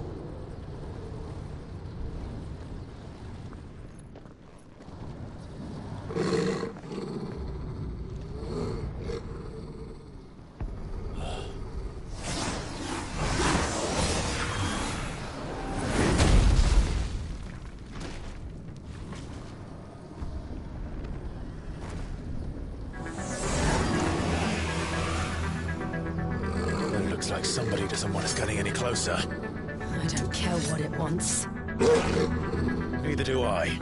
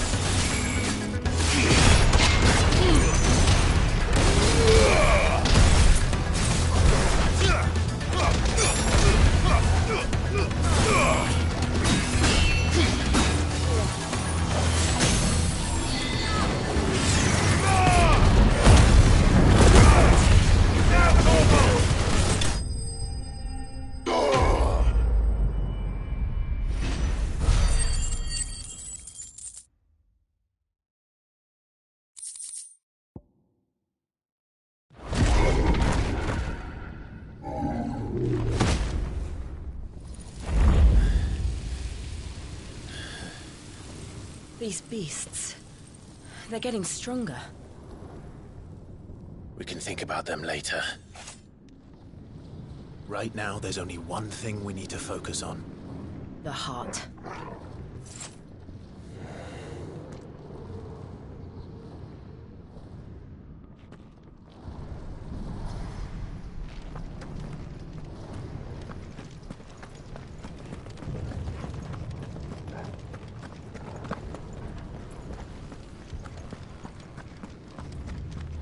We might be able to get up through the building. It's worth a try.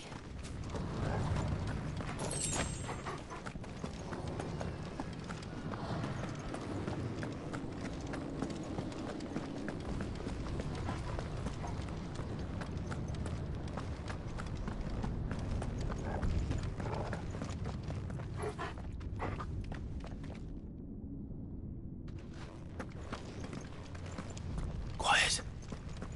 There's someone up there.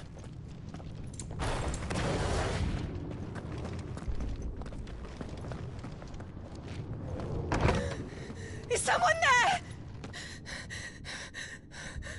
Mother. It's you. What happened here? He tried to take him from me. Oh, my boy. My darling boy. Is this the child you made with the Emperor? Why, Mother? Why did you betray us all? You have no right!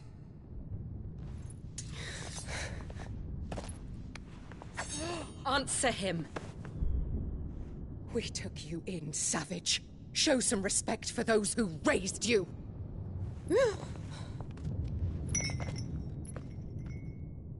Honorable Elwyn, always thinking of his precious homeland. But what worth is a homeland in a world beset by the Blight? Father did not seek to protect his country. He sought to protect his people. A leader's duty is not to protect his people. It is to protect the source of his sovereignty. The noble blood that runs in his family's veins. So long as this bloodline remains unbroken, what does it matter if a nation falls? One can always found another. Unlike him, I did my duty. I preserved my line. I bore a son of the noblest blood, to whom the whole world might kneel. That is why I gave Rosaria to Sambrek, that I might join my line with the Lesages and birth a savior of this benighted land, blessed by both Bahamut and the Phoenix! You sold your country for a child. Why did he need another? You had Joshua. I had nothing. You were always your father's son, so very strong and bold and daring, and yet you failed to awaken. Would that Joshua had been granted 1/10 of your strength? Oh! How the nobles laughed that Elwyn's firstborn was surely the son of a concubine, and my own, not long for this world. The shame of it! The shame of being slandered by one's inferiors! How could you ever know how that feels? It should have been you! Why didn't the Phoenix choose you? Joshua's every waking moment was spent trying to shoulder the burden that you and the Phoenix and the Duchy foisted on him. That's why I became his shield. To help bear the weight. But what did you do? You betrayed your own blood and surrendered your son to his fate! Joshua, my darling boy. I never meant to hurt him. The soldiers' orders were clear. He was to be spared. Why did you survive when the only one I truly cared for died? What? Have you not looked out of the window? Joshua is here! The Phoenix lives on! He's battling Bahamut as we speak!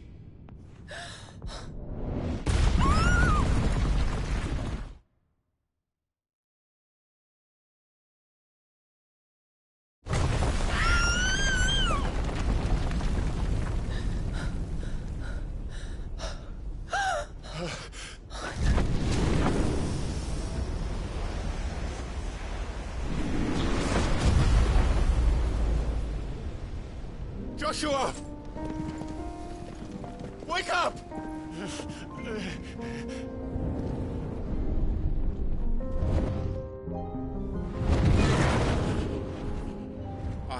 I am a shield of Rosaria.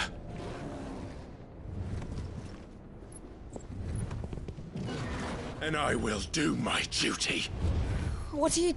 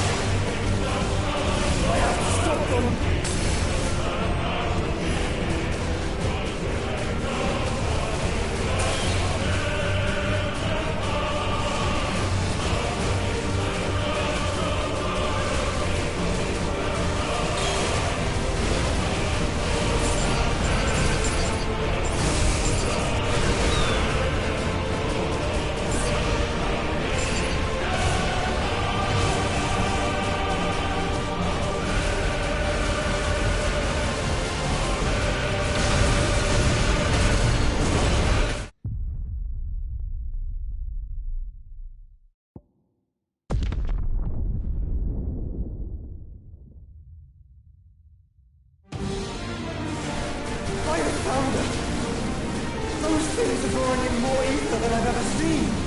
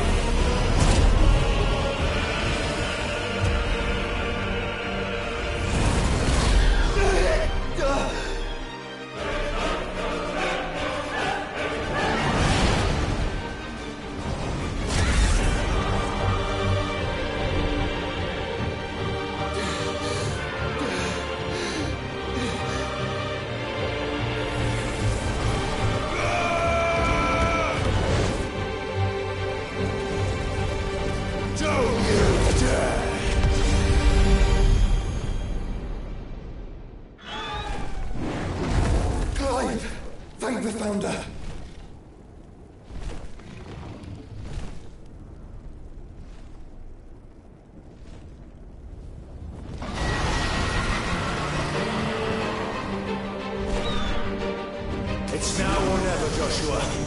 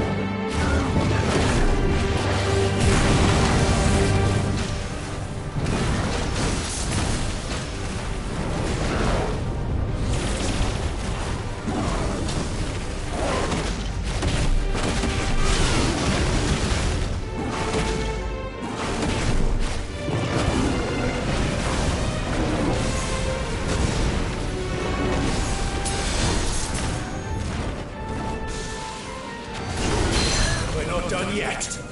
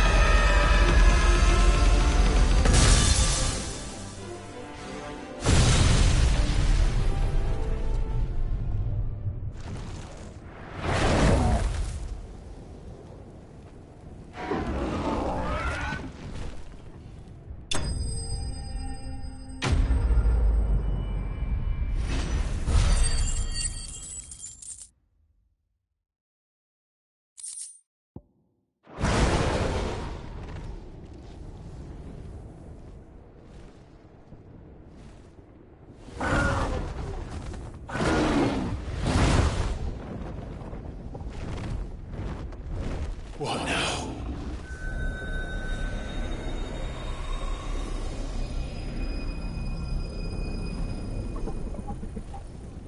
This is drinking the ether. We have to stop him.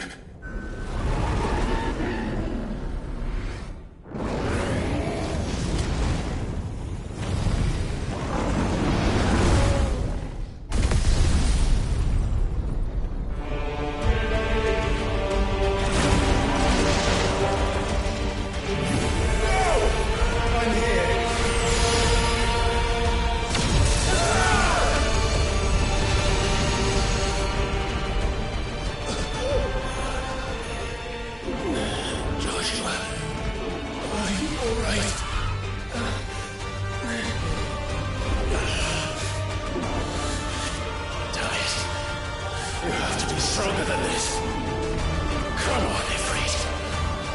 Show us your true power.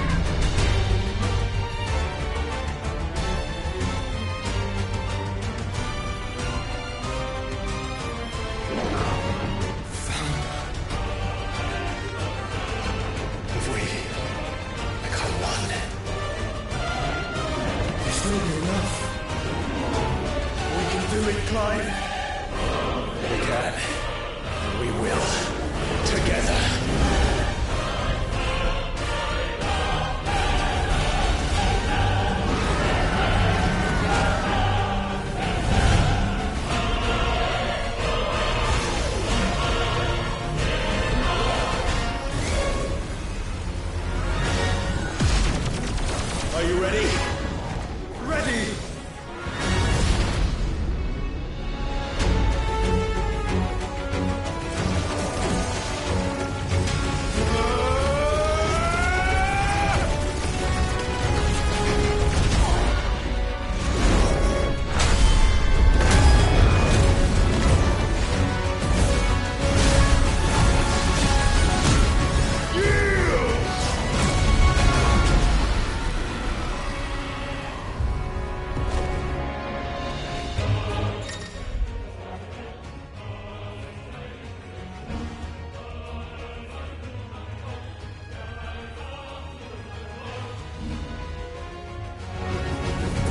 We hope to match such power by trusting in our own.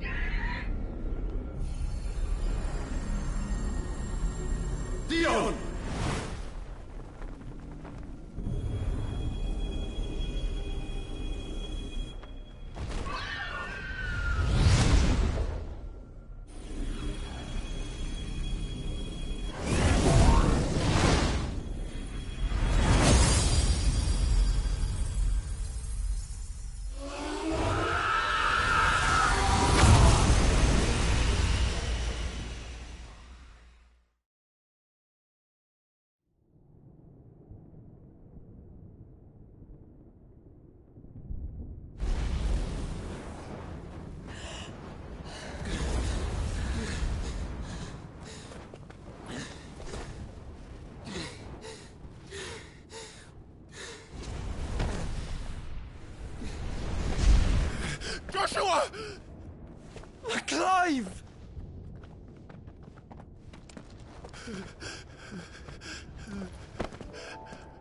My brother. I'm sorry. I'm so sorry. You're alive. We both are. Nothing else matters.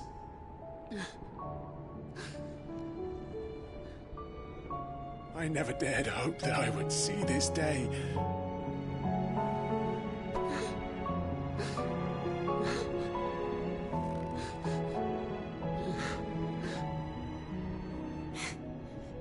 Reunited at last.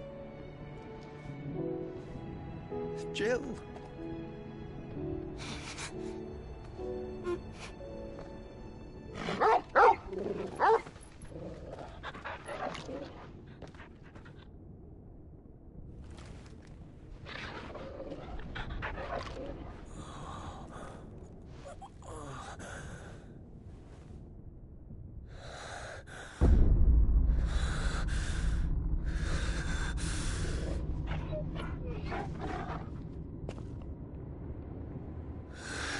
This is for my father!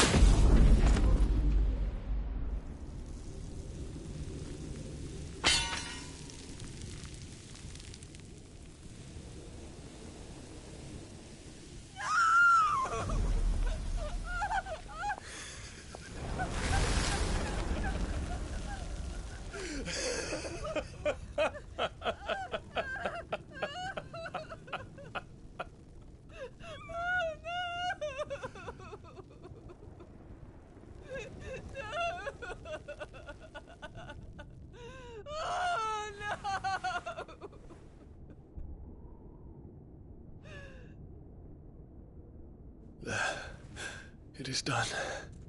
The demon that would tear our house apart is no more. Father.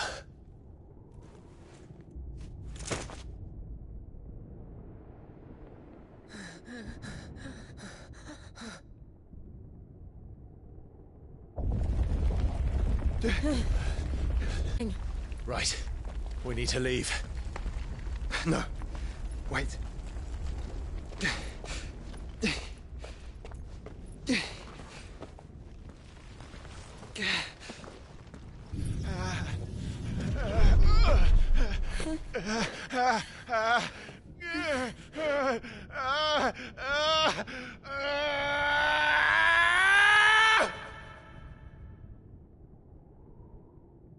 You there.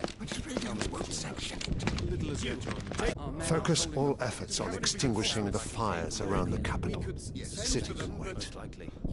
What about stocks of weapons? Yes, this is not the work. Don't you dally, man. Go! You're idiots. Dion, have you taken leave of your senses? Call off the dragoons at once. Fear not. The populace will come to no harm at their hands.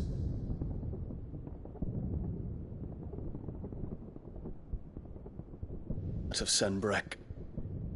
It stems from your wife, the traitorous Annabella.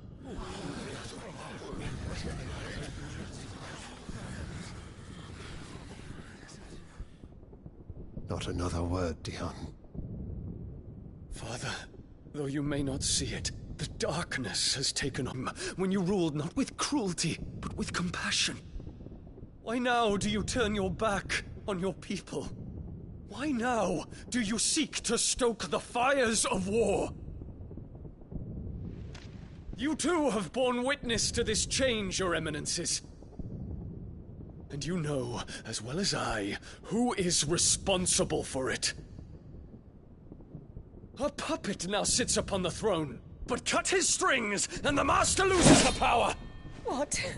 Dion, you bear steel before your emperor? Guards! Take him!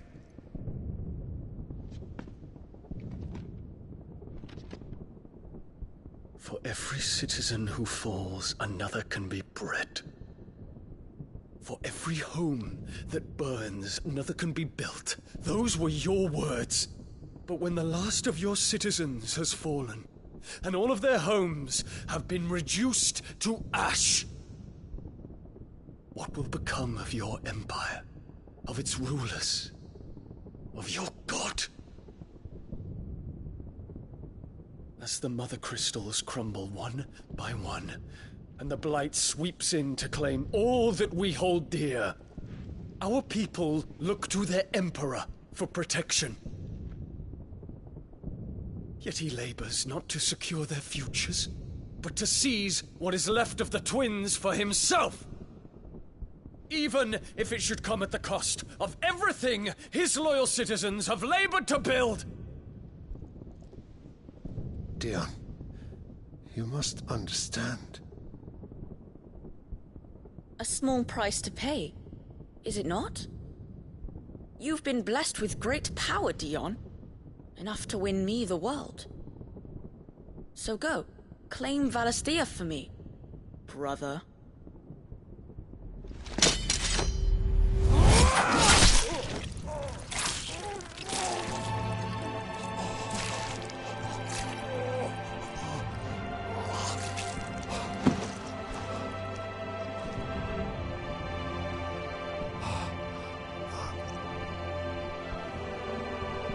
Dion.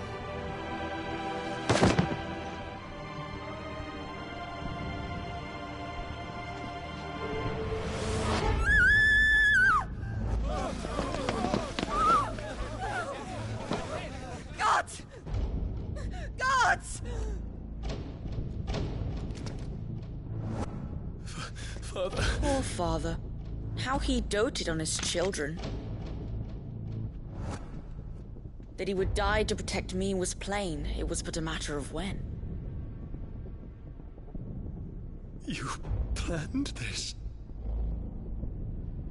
You did well to endure so long. But you broke in the end, as I knew you would. And now Muthos approaches.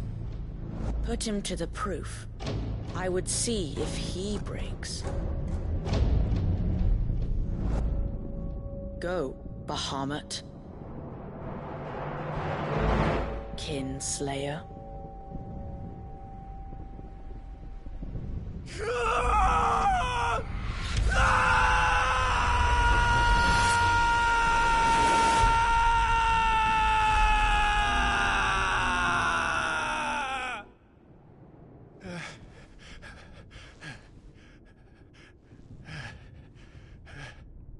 Not again. Brother? It's a long story.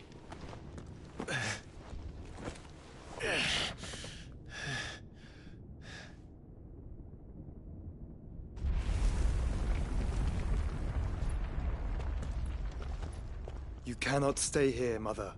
Come. Take my hand.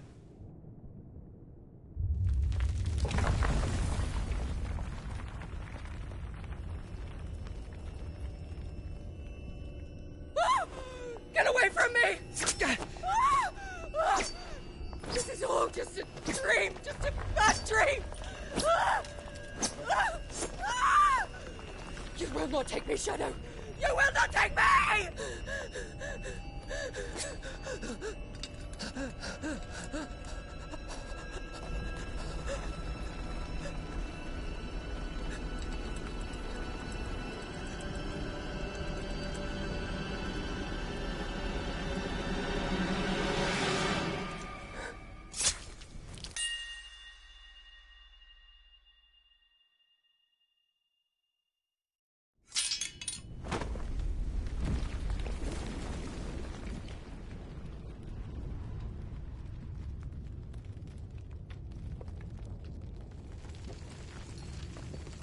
Mother.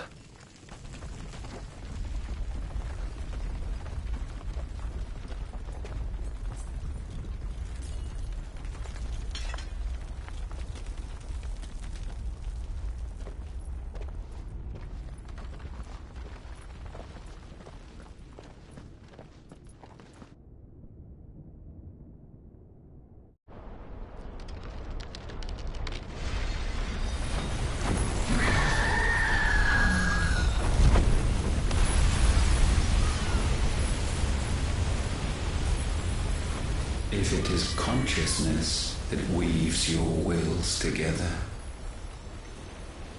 Consciousness that blurs the boundary between your own will and that of others. Then we shall set you apart once more. The ties that bind you shall be severed, and humanity return to its proper place.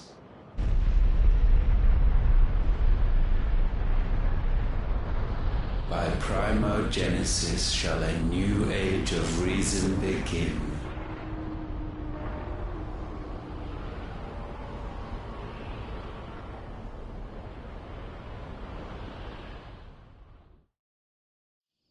Relax, Your Majesty.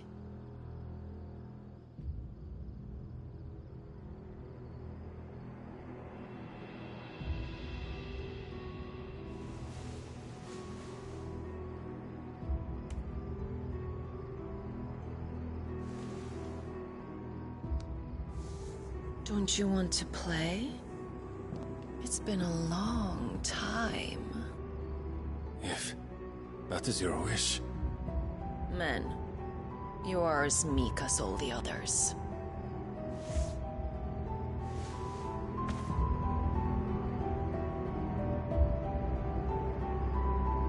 Such feeble creatures.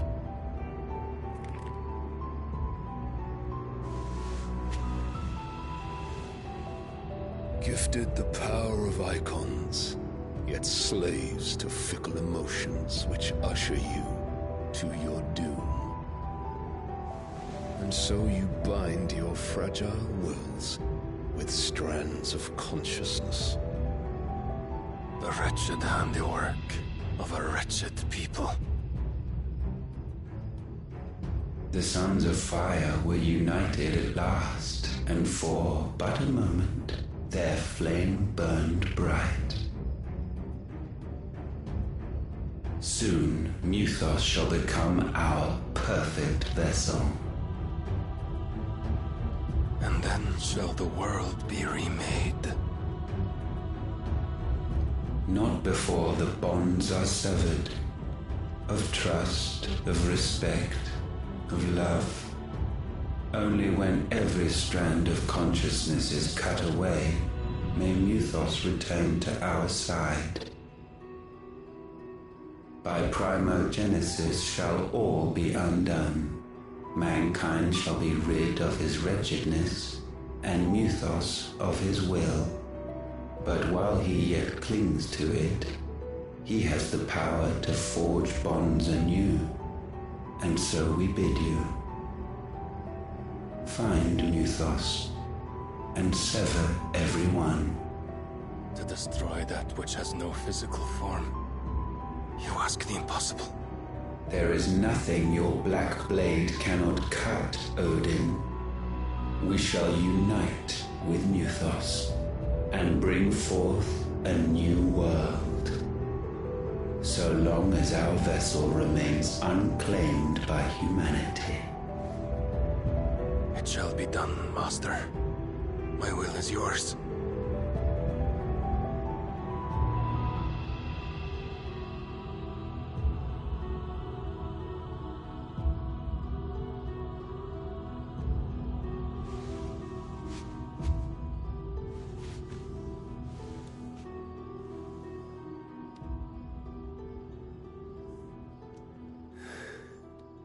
Mother.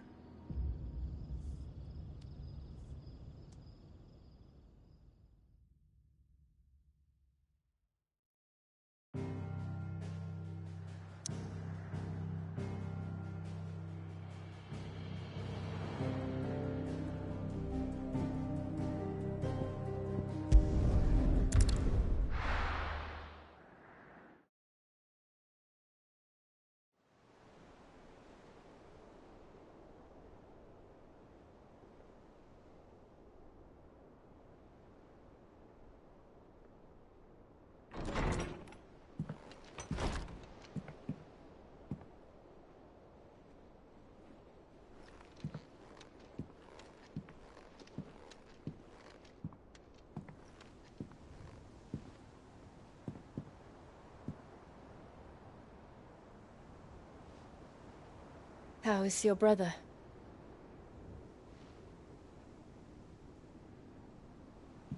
Asleep since I returned from the Dominion. Taya says he should be back on his feet soon enough. For a while, at least. She discovered something on his chest. A swelling, circled in stone. The curse.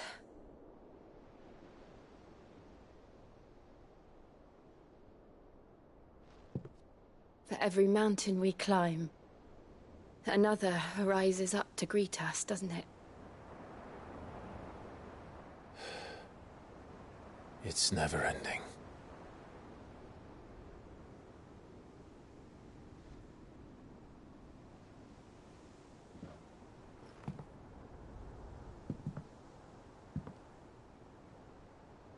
Even the sky seems to have grown tired of it all.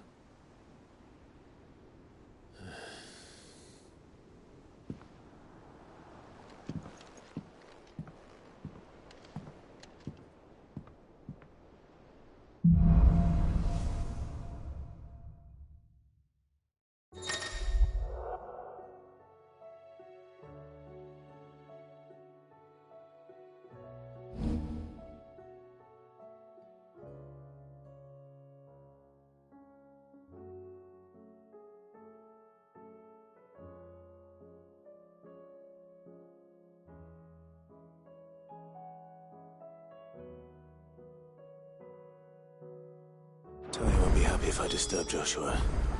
While he rests, I might as well see what Otter has to say.